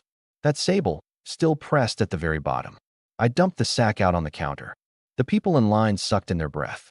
This young man, 20, 30 of them, could sell for over 100. The young man who'd just sold the fox pelt fingered his few bills, his smile fading. The clerk Zhang Fuqiang looked up. He'd seen this many pelts before, but always brought in by aging old hunters. Selling all of it. His tone warmed a few degrees. Saved up most of a year. Selling it for New Year's. He untied and sorted, measured with a ruler. 8 fox pelts, 16 each. 6 whole squirrel at 5, 3 damaged at 3. 7 whole weasel at 20, 2 damaged at 13. 35 rabbit at 2 each. The abacus clacked. 403. I fished 2 more out of the bottom of the sack. Sable. Otter. Zhang Fuqiang's eyes lit. He turned them over and over a long while. Years and near, and the quota for rare pelts far from met. Otter's base 90. Yours is big. I'll give you 100. Big pelt base is 500, and yours is fine quality, 560. The onlookers erupted. 560 for 1 pelt. Altogether, it's over 1,000. 1,000 yuan household just off pelts. I frowned. For a moment, I'd forgotten what 1,000 yuan weighs in these years. Outside the co-op, robberies aren't rare. Zhang Fuqiang caught on too, put an apologetic look on, and pointed out the window. The police station's right next door. They cleaned out a nest a while back. Several went in. The crowd's eyes cleared. Money's good, life's better. 1,073 total. Collected at the finance window. Zhang Fuqiang wrote the slip. My name's Zhang, Monday to Friday. Save the good stuff for me. A man who doesn't change color at 1,000 is no ordinary man. Most of these pelts were whole, not even a bullet hole. He wanted to make a good connection. I'll come to you, brother Zhang. I collected the money and drove past the front of the police station. I'd meant to buy a few things, but with those eyes on me, I moved on. I waved to the peregrine overhead. It circled twice, dropped back to the cart, called twice. Nobody following behind. Pelts 1,073, meat 340, the deer 200. Plus what I had by 1,600. In all of Tiger Mountain Hamlet, you couldn't name many households. I drove to find old Mr. Mo. To buy the house. An old man crouched by the road selling dogs. A few hunters were asking prices. 5 yuan each, 23 for all 5. This is a litter from my big black. Big black's a head-up nose, chased wolves, run-down black bears. The hunters glanced twice and turned away. Head-up nose my ass. All mutts. The old man blew his whiskers out in anger. This is genuine Mongol fine cross stock, wolf blood 2 generations back. I went over. Crossed to that degree. What's genuine got to do with it? Uncle, mind if I look? A man who knows. Anyone else, and I wouldn't let them. I leaned in and nearly laughed. 5 pups, 5 colors, and 2 months apart in size. Uncle, your big black's private life is pretty messy. The black one had a touch of the fine cross look, but the frame was too small, no spark.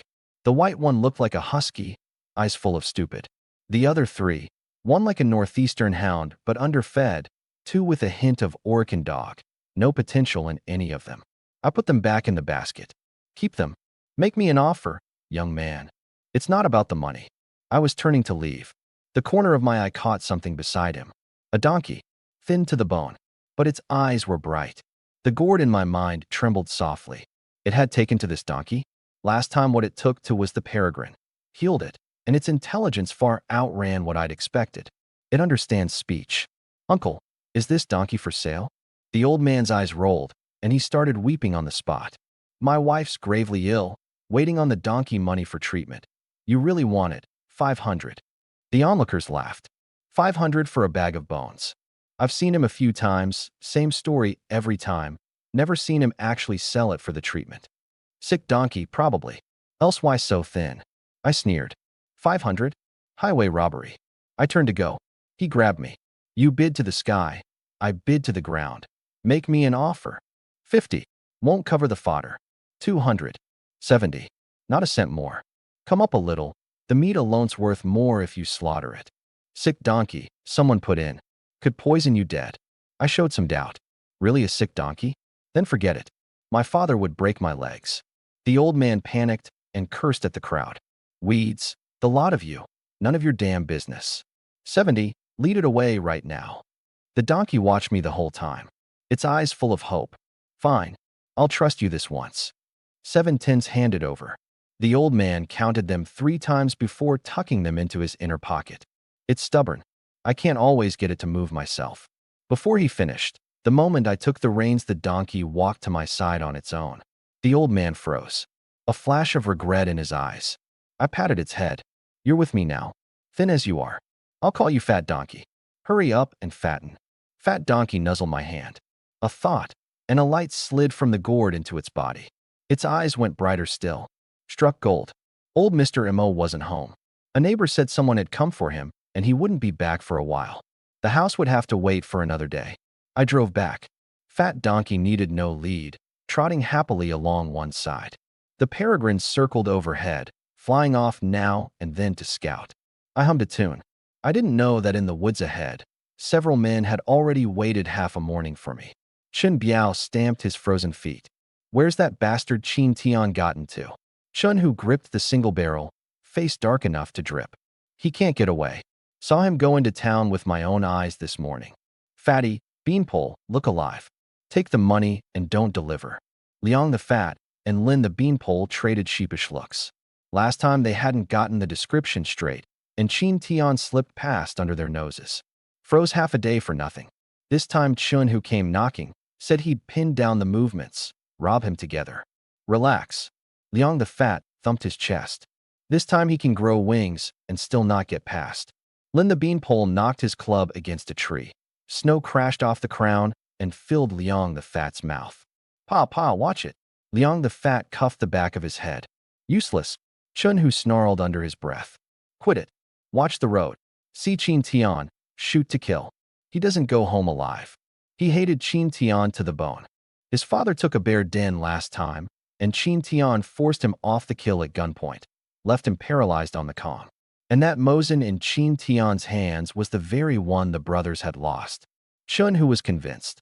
The wolves that day were Chin Tian's doing too, that he'd cost them their gun and their legs. Chin Tian found the rifle. Chin Tian killed the wolves. Every time he thought of it, he could have died of the grievance.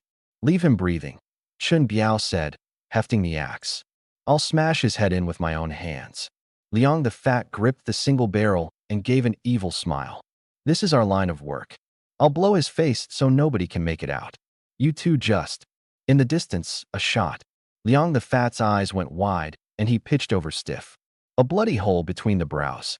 Lin the Beanpole scrambled behind a rock. Liang the Fat's eyes were still staring, a hole in his brow. He's dead, Fatty's dead. Someone's sniping. Chun, who dove behind a tree. Another shot. His arm bloomed open, the gun gone from his hand. Brother. Chun Biao's head came out from behind another tree. I'll live. Chun, who ground his teeth. Don't show yourself. In the trees, I held the rifle. The lesson of the last robbery was still with me. This stretch I'd had the peregrine scout. It dropped back and called twice, and I knew someone was lying in wait.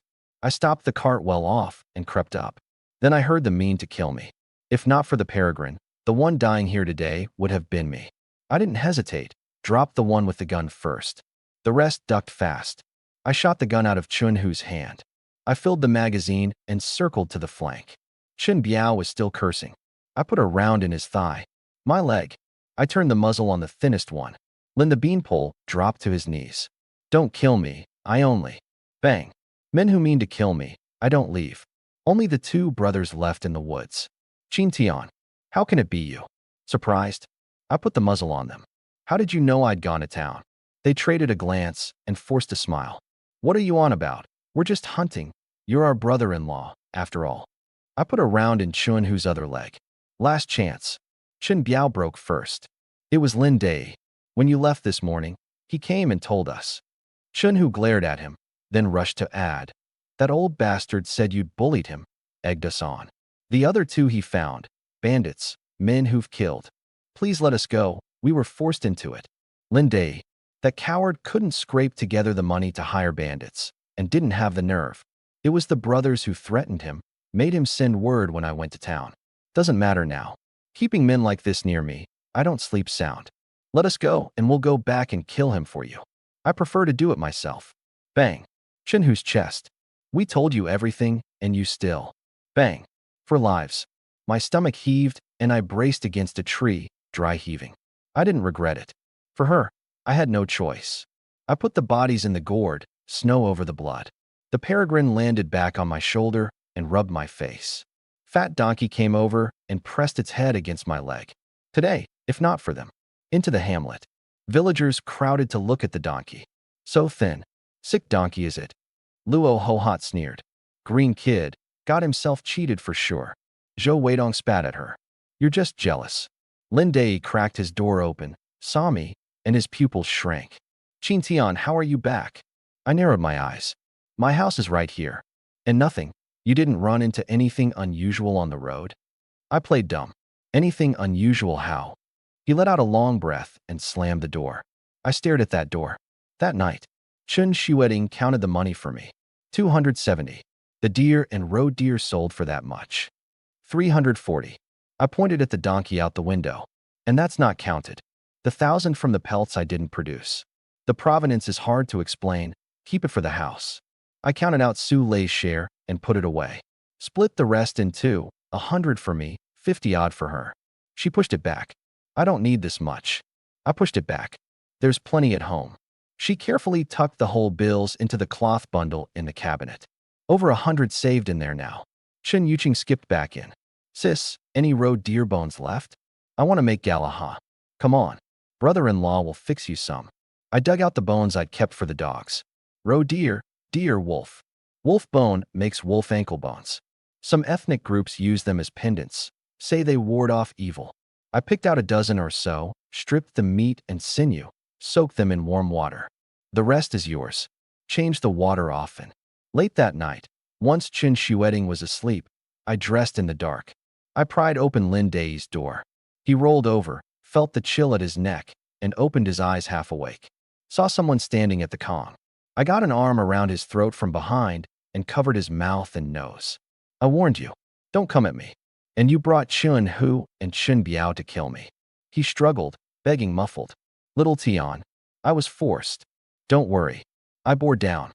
They're waiting for you below. Awareness drained out of his eyes bit by bit. I put on Lin Dai's padded coat and hat, masked my face, and carried him up the mountain. Nearly an hour of walking. On the way, I picked up a trap with a rabbit in it. I took him out of the gourd, put the trap in his hand, changed the clothes back onto him, and pushed him off a cliff. A trap thief missed his footing off a cliff. Seamless. Then I went to Wolfhead Mountain. Wolves are thick there.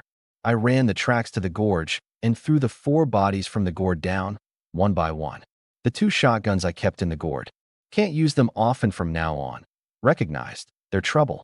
That's why I don't let Su Lei carry a gun on him either. It's stolen goods. I took a roundabout way back to the hamlet. The sky, faintly light. Chen Shueding was still asleep. I went to the kitchen and wrapped a pot of roe deer dumplings. She got up and saw them, moved and pained at once. First thing in the morning. What time did you get up?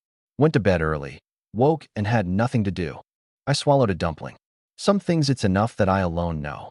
The next midday, Su Lei's family came back. I brought the money over. 134? It sold for that much. I showed him the receipt. Made another trip up, brought the wolf meat and the stag back to sell together. You went up alone again? He shook his head hard, insisting we resplit the shares. Lead hunter 2, gun 2, lead dog 1, dog pack 1, meat selling channel 1, and he'd take only the odd jobs share. I stopped him. No dog pack that day, doesn't count. We both had guns. And you skinned and butchered. 1 share each. For me, 2 for you.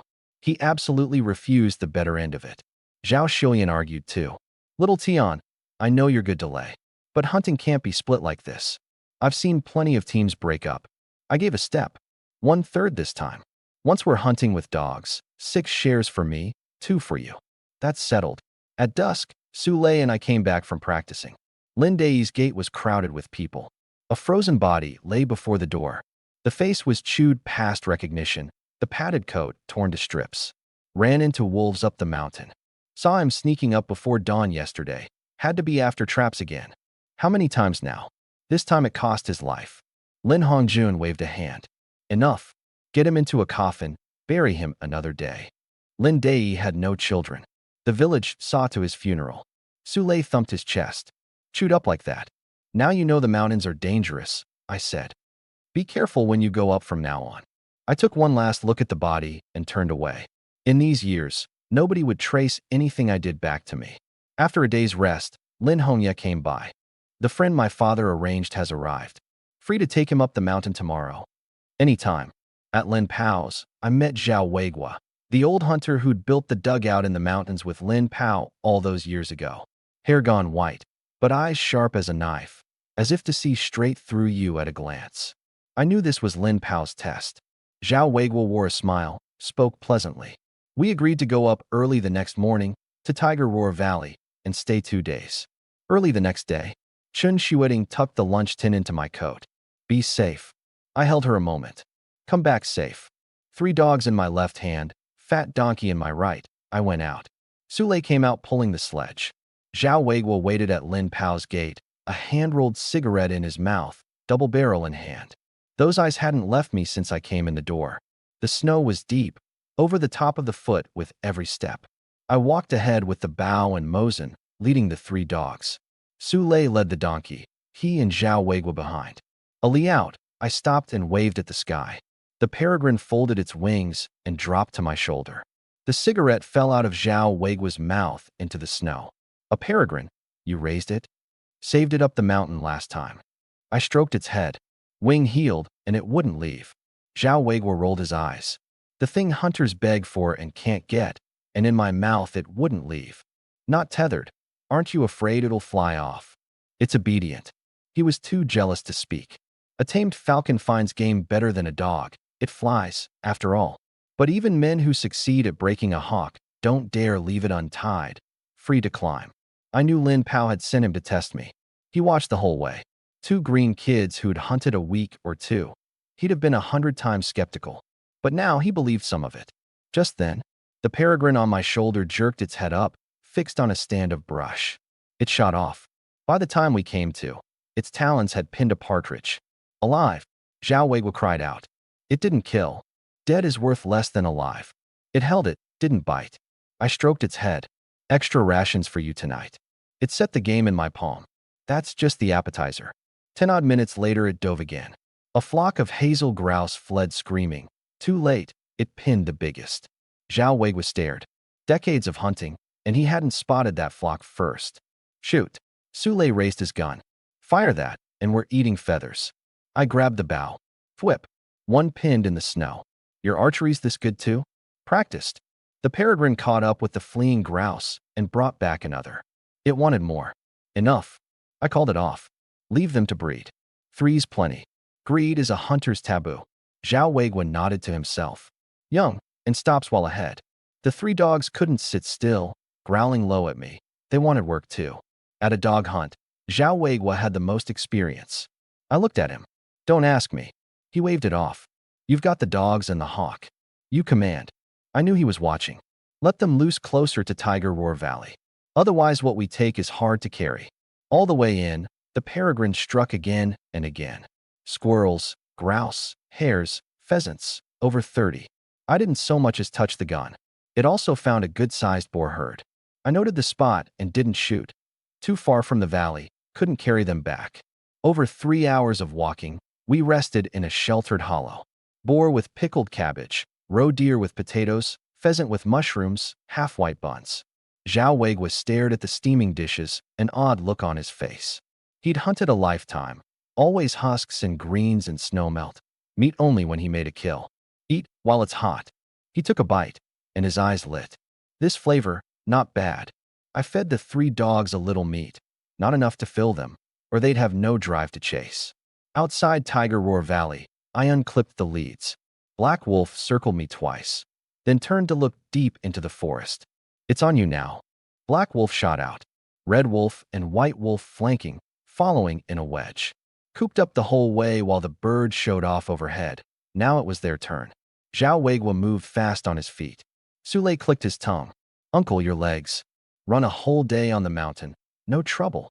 Every time this came up, Lin Pao got worked up, a year younger, and no match for him physically. A li out, Black Wolf suddenly threw his head back, sniffed hard, eyes flashing, barked twice at me, and turned west. He's opened up. Found game. Head up nose. Pulling the quarry out of the air. In the hollow, a family of boars. A boar and a sow, 2 yellow coats. Both adults over 300 pounds. The dogs barked and the boars bolted.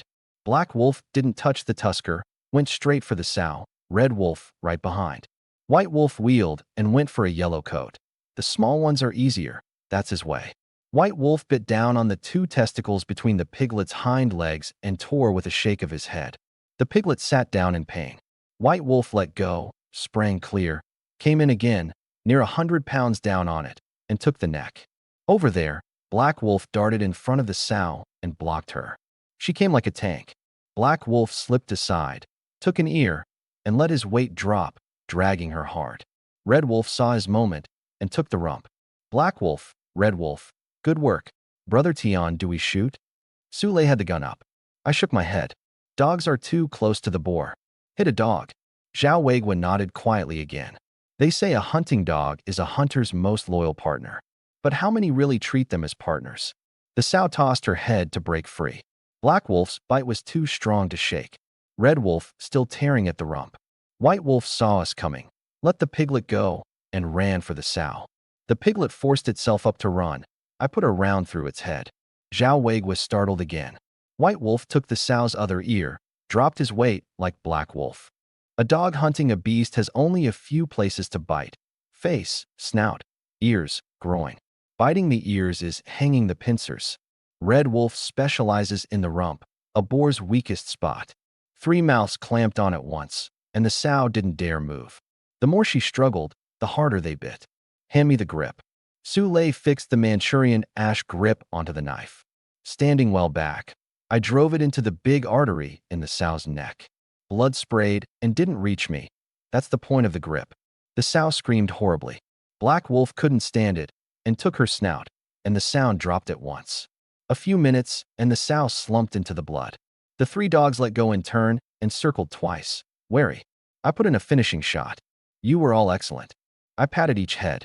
Open it, feed the dogs. Sule opened the belly, hung the organs in a tree. I took the liver, split it 3 ways. Most to Black Wolf, next Red Wolf, least White Wolf, by their work. The 3 dogs had run most of the day and bolted it down. Not even half full, they crouched back at my side. White Wolf eyed the piglet, that was his. Cut White Wolf some liver. I cut 3 pieces of belly flab and threw them over, the fat off the underside. Poor texture, but good for rendering. Most hunters at a dog hunt won't spare that for the dogs. Fat's short these years. I don't care. A full dog takes more good game. Zhao Weigua watched and smiled again. Loves dogs, understands dogs, and no slouch at the dog hunt either. This boy's good stock. It was getting on. Uncle, the dugout first. Rest a night. Hunt again tomorrow. Zhao Weigua lit a cigarette. All right. That dugout, he and Lin Pao had built with their own hands. I waved at Fat Donkey, and it ran up pulling the sledge. We lifted the sow on. Half an hour and more to the dugout. Dug a pit and buried the boar, so it wouldn't draw animals. Roe deer left from last time stewed on the Kong. I cut some belly off the piglet and set it over the fire. Fat dripped and sizzled out. Near done, I dusted it with chili and salt. The smell went straight up the nose. The 3 of us grabbed our skewers. Zhao Weigua took a bite and narrowed his eyes. Those eyes that hadn't left me since the door, now they loosened. Yellow coat sizzling with fat, with the stewed roe deer, the 3 of us ate until our mouths ran with grease. I dug the flask out of my bag, and each had 2 swallows. Didn't expect you to bring seasoning up the mountain. Sule wiped his mouth. Zhao Weigua clicked his tongue too. This was no hunt. Liquor and meat, This was coming up to enjoy yourself. You have to eat while hunting too. I passed the skewers over. Warmed up, Zhao Weigua got to telling his old tales. He'd ringed a tiger once. Su Lei and I clicked our tongues and flattered him a bit. Pleased at the praise, the old man let slip plenty of the craft. Later, he learned I'd come this trip for a deer. He thumped his chest. A stag? Tiger roar valleys full of deer. Tomorrow the old man shows you something. Sika and red deer aren't rare. Lucky, I could even get you a moose. Moose? Su Lei and I traded a look. The biggest deer in the Northeast. An adult 3 meters long, shoulders at 2 meters, up to 1,500 pounds. Years back old Lin and I took one. Over 800 pounds. Took the two of us hell's own effort to get it back. He paused. Hard to find in winter though. They hole up in the deep mountains. He'd watched the whole way and given me his approval. Old hunters have their pride. He hadn't come along to sit around. Barely light. I cooked porridge and stewed the leftover roe deer with dried vegetables. Fed the dogs to a third, gave fat donkey plenty of fodder. Zhao Weigua knew the way and walked ahead. Deep mountains, no path. Over an hour along the ridge of a gentle slope, over the crest. A plain stretching past the horizon. Woods, brush, a frozen stream running out from the depths. Across the stream, the woods on the far side usually have deer. Distances lie in the mountains. It looked close, and it was another hour and more. On the ice, Su Lei asked, "Uncle, many fish in this river?" The 8 named fish, find a few kinds is no trouble. Lucky, there's forest frog too. Su Lei's eyes lit. We'll come break the ice sometime. Some free day, I said. Wanted to bring old Mr. Emosum too. In the far woods, browsing marks on the brush, a line of deer prints in the snow. Sika, a dozen or so. 2, 3 days old. Zhao Weigua nodded. At least 3 stags. Loose the dogs. I unclipped the 3 and put the peregrine up. Go take a scent. Black Wolf sniffed around the brush, then turned off to the front and side. Red Wolf and White Wolf followed. The peregrine beat once and was gone. Flying off like that, will it come back? Zhao Weigua was a little worried. The best performer since we came up, he wanted to cast his vote for the peregrine. A one-way trip would be a shame. It'll come back. I'd never tethered it. If it wanted to go, it would have. 10 odd minutes, the peregrine flew back, circled, and called at me once. Found game, I said. Black Wolf hasn't found the deer yet. Follow the peregrine first. We followed it over 2 gullies. It folded its wings and dropped. A line of prints in the snow. My pupils tightened. Uncle, is that Sable? Zhao Weigua crouched, looked for 2 seconds, and his eyes lit. Sable. Left overnight. The peregrines brought us to its ground. He could hardly believe it himself. Sable are wary, quick, and climb trees. A hint of noise and they're gone. Even hunting dogs struggle to run them. Taking a sable is luck's work. And the peregrine had pulled its trail out of the sky. Follow. Sable pelt is worth several hundred. I'm poor now, I need money. Black Wolf nosing, the peregrine watching from above. 2 kilometers of chase, back around to a stand of pines. The prince circled here. It had gone out to feed and returned to the den. The den's in these pines. In a tree hollow. You won't find it on the ground, Zhao Weigua said. I waved to the peregrine. There's snow up in the trees too. The peregrine wove through the pines, and in 5 minutes settled on a dead one. Black Wolf brought the 2 dogs over, clawing at the trunk and growling low. Su Lei circled the tree. Brother Tian, 4 meters up, there's a hole. I put my ear to the trunk and knocked. A rustling. Got you. Lei, chop the tree. Force it out. The axe came down and the pine shook hard. The sable woke and put out its dark brown head. I drew. It was too fast. My fingers had barely loosed and it pulled back in. The arrow bit the trunk at the hole. Su Lei chopped at it. The sable shot from another opening, sprang onto a neighboring pine, sure-footed as on level ground. After it, the 3 dogs were faster. The sable darted through the branches, not daring to come down. The peregrine stooped from above. The sable reacted in a flash, backed against a branch, claws out to fight. The peregrine didn't meet it head-on, grazed past its neck, steadied, came again. The sable couldn't dodge and had to drop from the tree. Black Wolf and the 3 came for the kill. The sable slipped, ducked out under Red Wolf's belly. Black Wolf leapt over Red Wolf and cut off its line. White Wolf and Red Wolf closed from either side. The peregrine swept down, one talon on the neck, one into the eye socket, and pinned it in the snow. The sable clawed madly. The peregrine spread its wings, gave it no opening. Black Wolf rushed up, a paw on the neck. The sable stopped moving. Holy! Sule cheered. The peregrine and Black Wolf are incredible. Zhao Weigu's eyes went wide. A hawk and a dog, teaming up to take a sable. A lifetime of hunting, and a first. I picked up the sable and checked the peregrine first. It had guarded itself well, unhurt. I cut it a few slices. Black Wolf and the three crouched in front of me, eyes hungry. Your work was no small thing either. I split the meat 3 ways. I didn't dare skin the sable. Last time the lynx was luck. Zhao Weigua took it. 2 years since I touched a sable. Hands itch. He cut at the hind leg, wringed the limbs, pressed his fingertips in, gripped skin and flesh and stripped. The whole pelt came off in a tube, smooth as flowing water. Perfect. Getting old. Eyes can't keep up. He handed me the pelt. Faster when I was young. With your build, you're no worse than us. Not flattery. I opened the sable, took the heart, liver, lungs, cut meat for the peregrine and the dogs. Let them remember the sable's taste. They'll take more later. We went on deeper, talking over what had just happened. I stopped. Uncle, I've got a half-formed idea. You've got the experience, advise me. Zhao Weigua warmed to it. Let's hear it. I had it drafted in my head. I began. The peregrine and Black Wolf worked well together today. I'm thinking, from now on, at a dog hunt, let the peregrine find the game first. That way Black Wolf and the others don't have to fight boars and bears to the death. They play White Wolf's game, bully the weak, dodge the strong. Yellow coats and fawns, they handle themselves.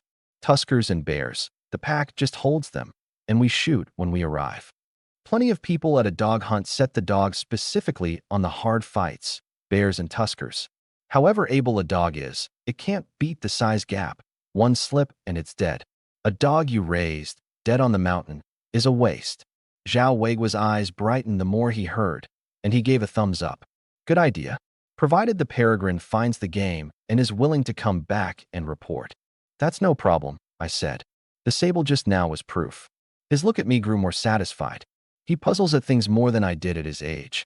And more to the point, this boy's whole mind is on looking out for the dogs. I called the peregrine over. Fly farther out. Find the deer herd. It beat its wings and was gone. Then to Black Wolf and the others. You go too. Find them, don't spook them. Wait for my order. I said it several times.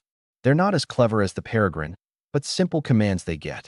The 3 dogs tore off into the mountains. They didn't want the bird taking all the credit. 2 kilometers out, Black Wolf stopped, threw his head up, sniffed hard, and barked in excitement. He remembered what I'd said. The closer to the herd, the more careful. The peregrine overhead found them too. It didn't stop, flew straight back to report. Found them. After them. You really did strike gold, Zhao Weigua sighed. Black Wolf's prints ran that way too. 10 odd minutes, and we met Black Wolf waiting. He growled low toward the herd. Good work. Didn't spook them. Below the slope, a herd of sika. 6 adults, 3 antlered stags especially striking. 5 fawns. A dozen or so. Near 200 meters. Too far. I wasn't sure of the Mosin, Sule less so, and Zhao Weigua's double barrel couldn't reach. I pointed to the downwind side of the herd. We circled around and crept forward. To keep from spooking them, 20 meters took over 10 minutes.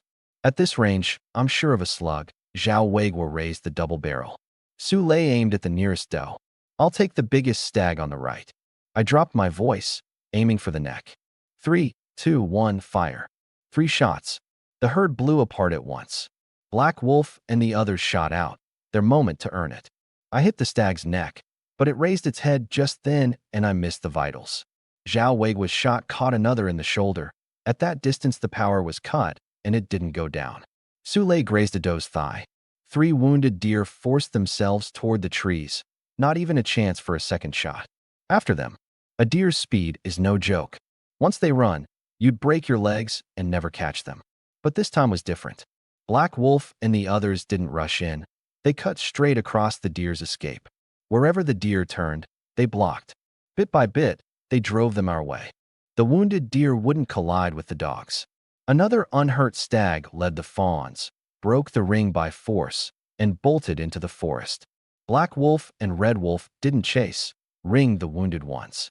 White Wolf wheeled and knocked down a fawn. The peregrine overhead wasn't idle either. It stooped. The doe shielded her fawn. It banked hard, talons for the doe. One eye blinded. It came back around, for the other. The second eye blinded too. The blinded doe cried and blundered about, drove headfirst into the brush, tighter the more she fought. Something warmed in my chest. It had taken the deer alive. I swung the muzzle onto the stag Black Wolf had driven back. 20 meters. Each pick a target. Don't hit the dogs. Bang. The stag's forehead opened. Zhao Weigua dropped another. Su Lei, holding in a breath, didn't miss this time. A shot to the doe's chest. Lei, bring in the live one with me. That blind doe in the brush. Take it back. Maybe it lives. Su Lei pinned the fawn under White Wolf and tied it. White Wolf took a fawn alive this time. White Wolf ran over for credit. I patted his head. Extra tonight. Zhao Weigua stared at the blind doe, too stunned to speak. White Wolf taking a fawn didn't surprise him, but a hawk clawing out both a doe's eyes and taking her alive, he'd never heard of.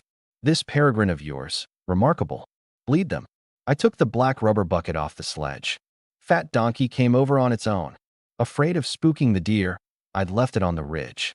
Now the shooting was done, it came trailing the sledge over. That donkey's gone this clever too. Zhao Weigua didn't know what to say. I took the hearts. Zhao Weigua pulled out a flask too, a size smaller than mine. He poured baijiu into a bowl and squeezed in the deer heart blood. Everyone try some. Good stuff? Greatly restores your vigor. 2 mouthfuls of deer heart blood liquor down, warm all through. I took the 2 stags' pizzles, testicles, kidneys, this trip's objective. I handed a set to Zhao Weigua. Yours, from your kill. He waved it off. You keep it. I'm getting on, my body's fine. Besides, I've plenty of deer pizzles saved at home, no rarity. Isn't this what you came up for? I started to say more. He raised a hand to stop me. It's late. Get squared away, back to the dugout. The pizzles went into the gourd. 2 stags, 500-odd pounds, fat donkey pulled. The blind doe on another sledge, the rest of the game. I lashed the sledge to her with rope. Deer are strong. 100, 200 pounds is easy. Zhao Weigua laughed. You know how to work them. Shoot it, then have it haul. Payment for sparing its life. To settle it, I quietly fed half a bar of the gourd's energy into its body. That light that had saved the peregrine. These past days I'd worked it out. The energy comes back slowly, faster in the mountains. Saving the peregrine cost 1 bar. Full is 5 bars.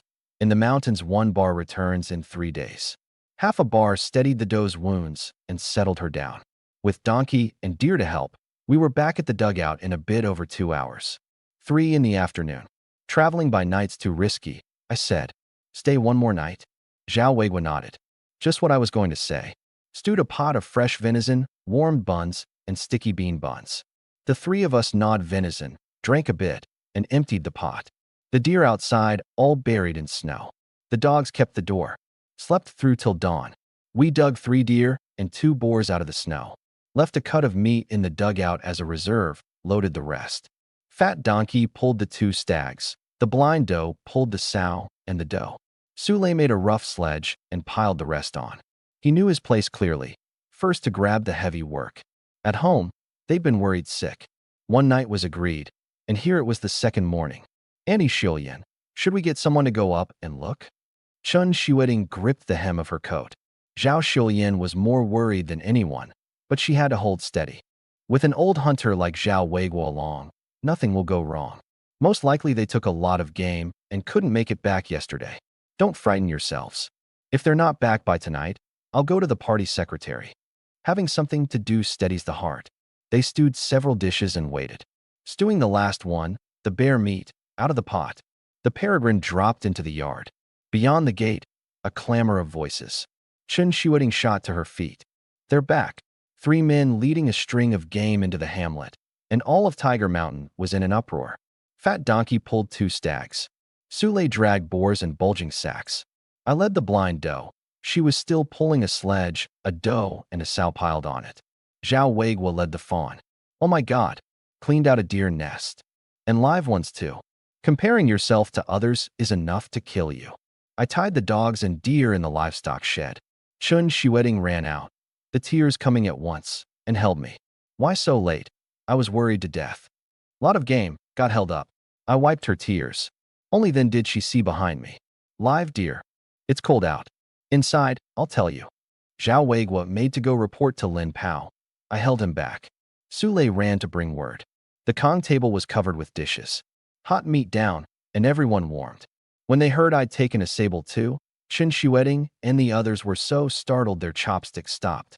After eating, the butchering, Zhou Weidong came with Auntie Guiying to help. 3 deer hides came off. The meat squared away in 2 or 3 hours. I pushed venison and boar on Zhou Weidong. He left with 1,000 thanks. Then Zhao Weiguo and I split the meat. Uncle, this trip was thanks to you.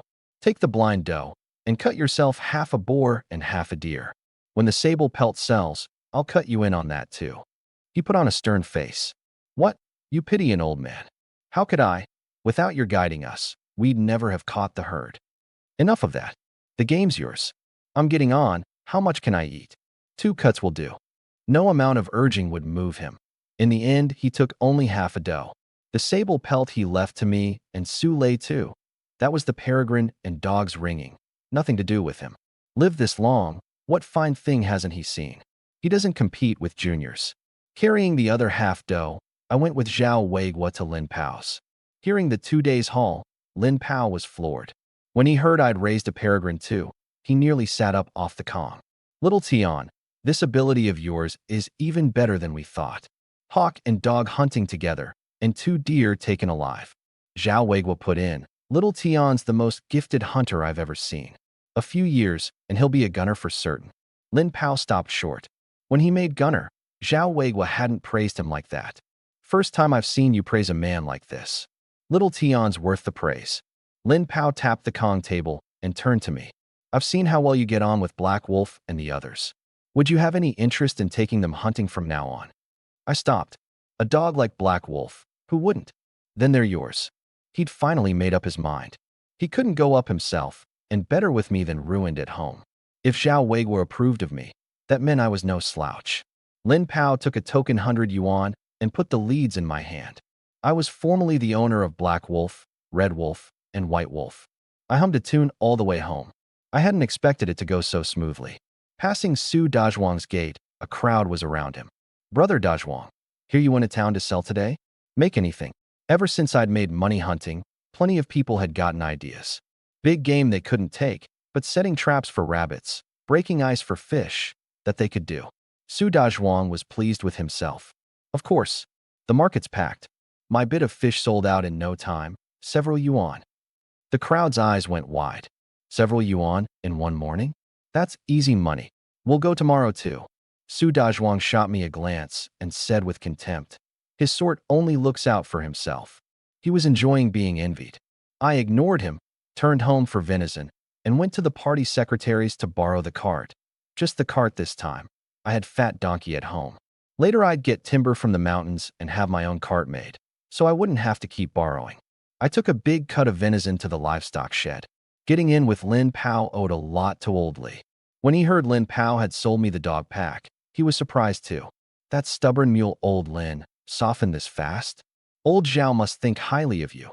Without his nod, Old Lin wouldn't have been so quick. I told him the haul. 3 deer, 2 boars, 2 taken alive. Old Li listened, dumbstruck. With ability like this, even Old Lin and Old Zhao up the mountain together rarely take this much. Luck. I waved it off. By the way, Uncle, I want to raise these 2 deer at home. Give me your advice. Nothing to it. But to raise livestock, ask Han Jun whether the village allows it. If someone gets jealous and reports you, it's trouble. Policy had loosened, but not fully opened. Reported for real. Even Lin Han Jun couldn't shield you. I'll go find connections in town later. Once land was parceled to households, I didn't plan to farm. Too hard.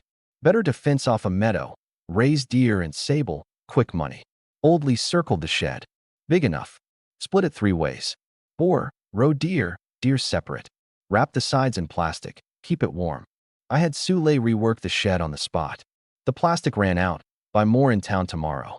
Old Li stayed for dinner. Venison, boar, bear, and a pot of grouse soup. The old man drank and talked over the craft of raising them. Chen Shueting and her sister listened closely. The animals were theirs to tend day to day. Early the next morning, I loaded venison and boar. The peregrines' hares and pheasants, too. Especially the 7 live grouse. Well kept. Live is fresher than dead. But this time not to sell, for old Mr. Mo. I still had my mind on that big house he'd mentioned. I also took a pair of bear kneecaps, some lynx bones, and the leftover lynx meat out of the gourd. House business doesn't get spread around. I didn't call Su Lei this trip. Not far out, I ran into Su Dazhuang and Zhou Taidan, laboring toward town with sacks on their backs. I drove past them. Damn, from the same hamlet, and won't even give us a lift. Zhou Taidan spat. Wait till I make money selling fish. I'll borrow a cart into town too. Su Dazhuang was stubborn about it. But watching my cart pull away, neither could hide the envy in his eyes. Old Mr. Mo's gate. What good thing have you brought this time? Wouldn't dare trouble you without one. I took out the 7 live grouse. His eyes lit. Alive. Name your price. I'll keep all of them. I brought out the lynx bones and meat and the bear kneecaps. Lynx bone? You took a lynx. Got lucky, killed it by surprise. They say it's false tiger bone. Good and liquor, brought you some. He looked them over, nodded, satisfied. I drew a breath. Sir, you said before that if I put together 800, 1,000, you'd introduce me to a house. I've saved over 1,000 recently. Is it enough? He paused. You've got 1,000 together? Then he smiled. A single lynx pelt is worth that. You'd really spend 1,000 on a house? He'd worked out my situation these past days. Parents dead, newly married. 1,000 yuan is an astronomical sum for a mountain family. Enough to live comfortably for years. I would. No hesitation. A house you have your eye on won't be ordinary. He smiled wider. All right, I'll show you. He didn't count out the grouse money first and handed over 35 yuan, one thing at a time. Then he turned and walked into the courtyard next door. I stopped. A 3-court compound, no smaller than his own. Gray brick, a spirit wall, a carved flowered gate, mortise and tenon column caps, a row of carved auspicious beasts along the eaves. 3 courts, fully furnished, the main house, all good timber. 2 rear rooms converted to a glass sunroom, warm in winter. Over 1,000 square meters, 20 or 30 rooms.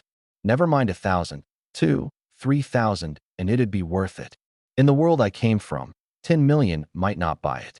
One thought filled my head. No need to look. I'll buy it. Old Mr. Mo turned serious. Sure? A deal made isn't undone. Not buying a courtyard this good, that's what I'd regret. Then come to the neighborhood office for the paperwork. I paused. Sir, is this courtyard yours too? The owner's someone else. I manage it. He's given me full authority to dispose of it.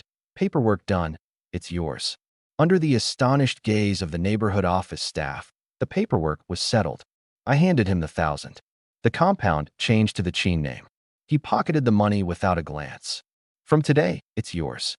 I saw old Mr. Mo off, pushed down the churning inside, and locked the gate. Those eyes had been sizing me up the whole time. And I was starting to wonder too. This managing he did, what exactly was it? In the market, Su Dazhuang and Zhou Taidan crouched by the road selling fish. He'd made a sale yesterday, and today he was full of himself.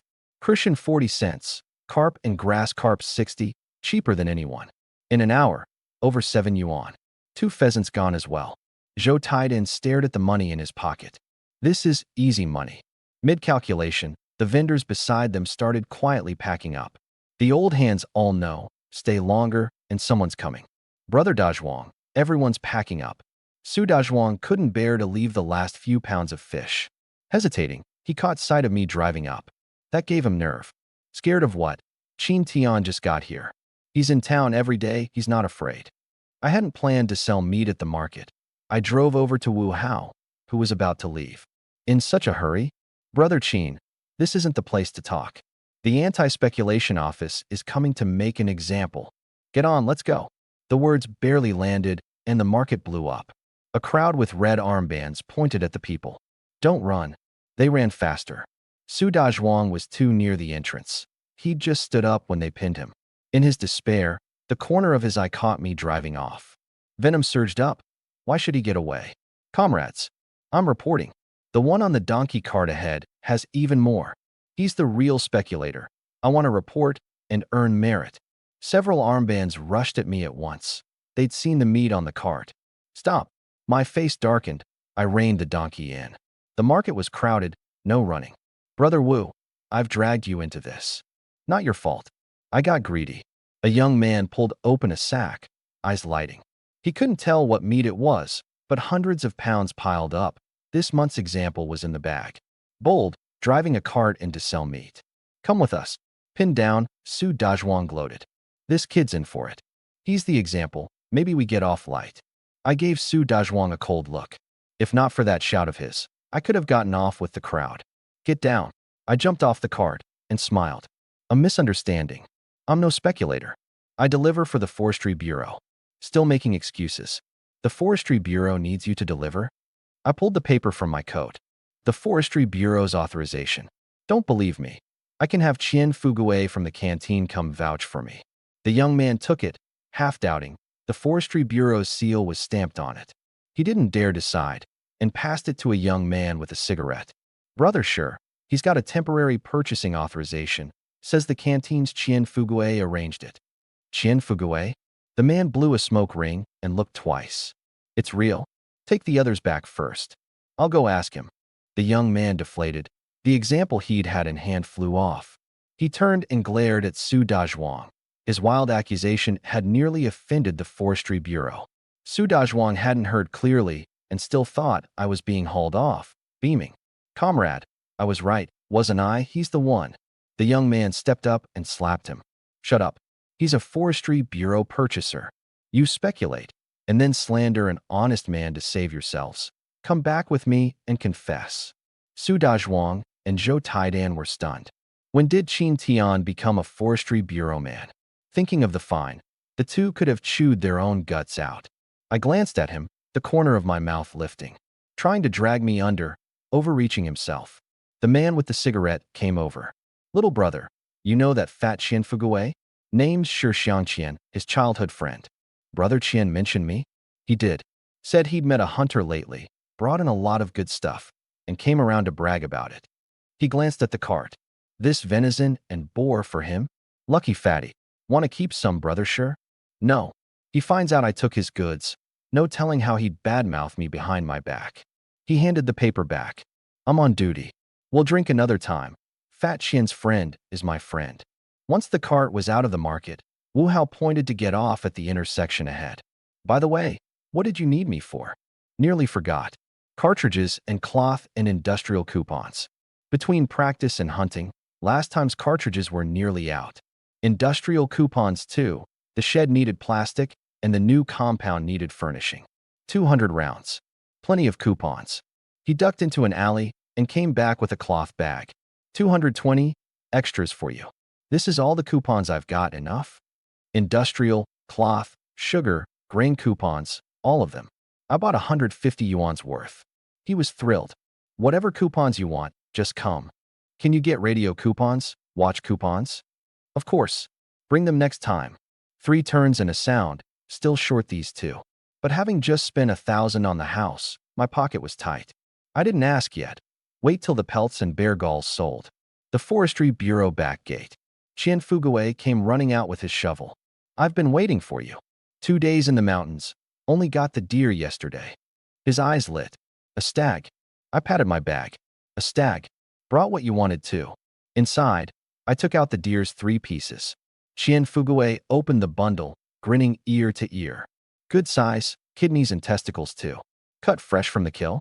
The potency's perfect. Some lynx bones as well. I fished out a few. Lynx. His voice went up. You take lynx too? That thing's fiercer than a wolf. He cradled the bones, unwilling to put them down. Brother Qin, you've done me a big favor. The leader I'm giving gifts to has rheumatism. These lynx bones will please him for sure. With the deer pizzle, my father's matter is settled. He ran into the back room and came out with a few coupons. I looked and stopped. Radio coupon. Watch coupons 3. Brother Qian, this is too valuable. More valuable than deer pizzle and lynx bone? A few coupons are nothing. You've only added a sewing machine and a bicycle since you married. You're still short on the 3 turns and a sound. He winked. Didn't you say there's a wife and a sister-in-law at home? Shouldn't you lay in the good things? I didn't push it back again. Nothing more to say. Anything comes up, just ask. Wang Lin had already weighed and tallied the meat on the cart. Venison, 348 pounds, 120 for 117.60. Boar, 176 pounds, 40 cents, 70.40. Wolf, 123 pounds, 80 cents, 98.40. Pheasant, hare, squirrel, 40 yuan. Rounded, 630. The canteen people watched Qian Fugue count out stacks of tins, eyes full of envy. 630. They couldn't earn that in 2 years eating nothing. With what was in my pocket, enough for a radio and watch. But I didn't buy it all. Keep some for emergencies. Qian Fugue pulled me aside, lowered his voice. Brother Qian, could you get a few more live ones from now on? That live roe deer yesterday, I stewed a pot for the leaders. Flavor was incredible. Gone in one pot. They all gave a thumbs up. If you could bring 2 live ones every few days, name your price. I looked troubled. Brother Qian, running into game is hard enough. Taking it alive is harder still. Besides, I wouldn't dare keep them, reported, and I lose the game and land in trouble myself. He thought a moment. You're saying it's hard, not that you can't, right? Brother Qian, have mercy. If someone really takes an interest. He smiled. That's easily handled.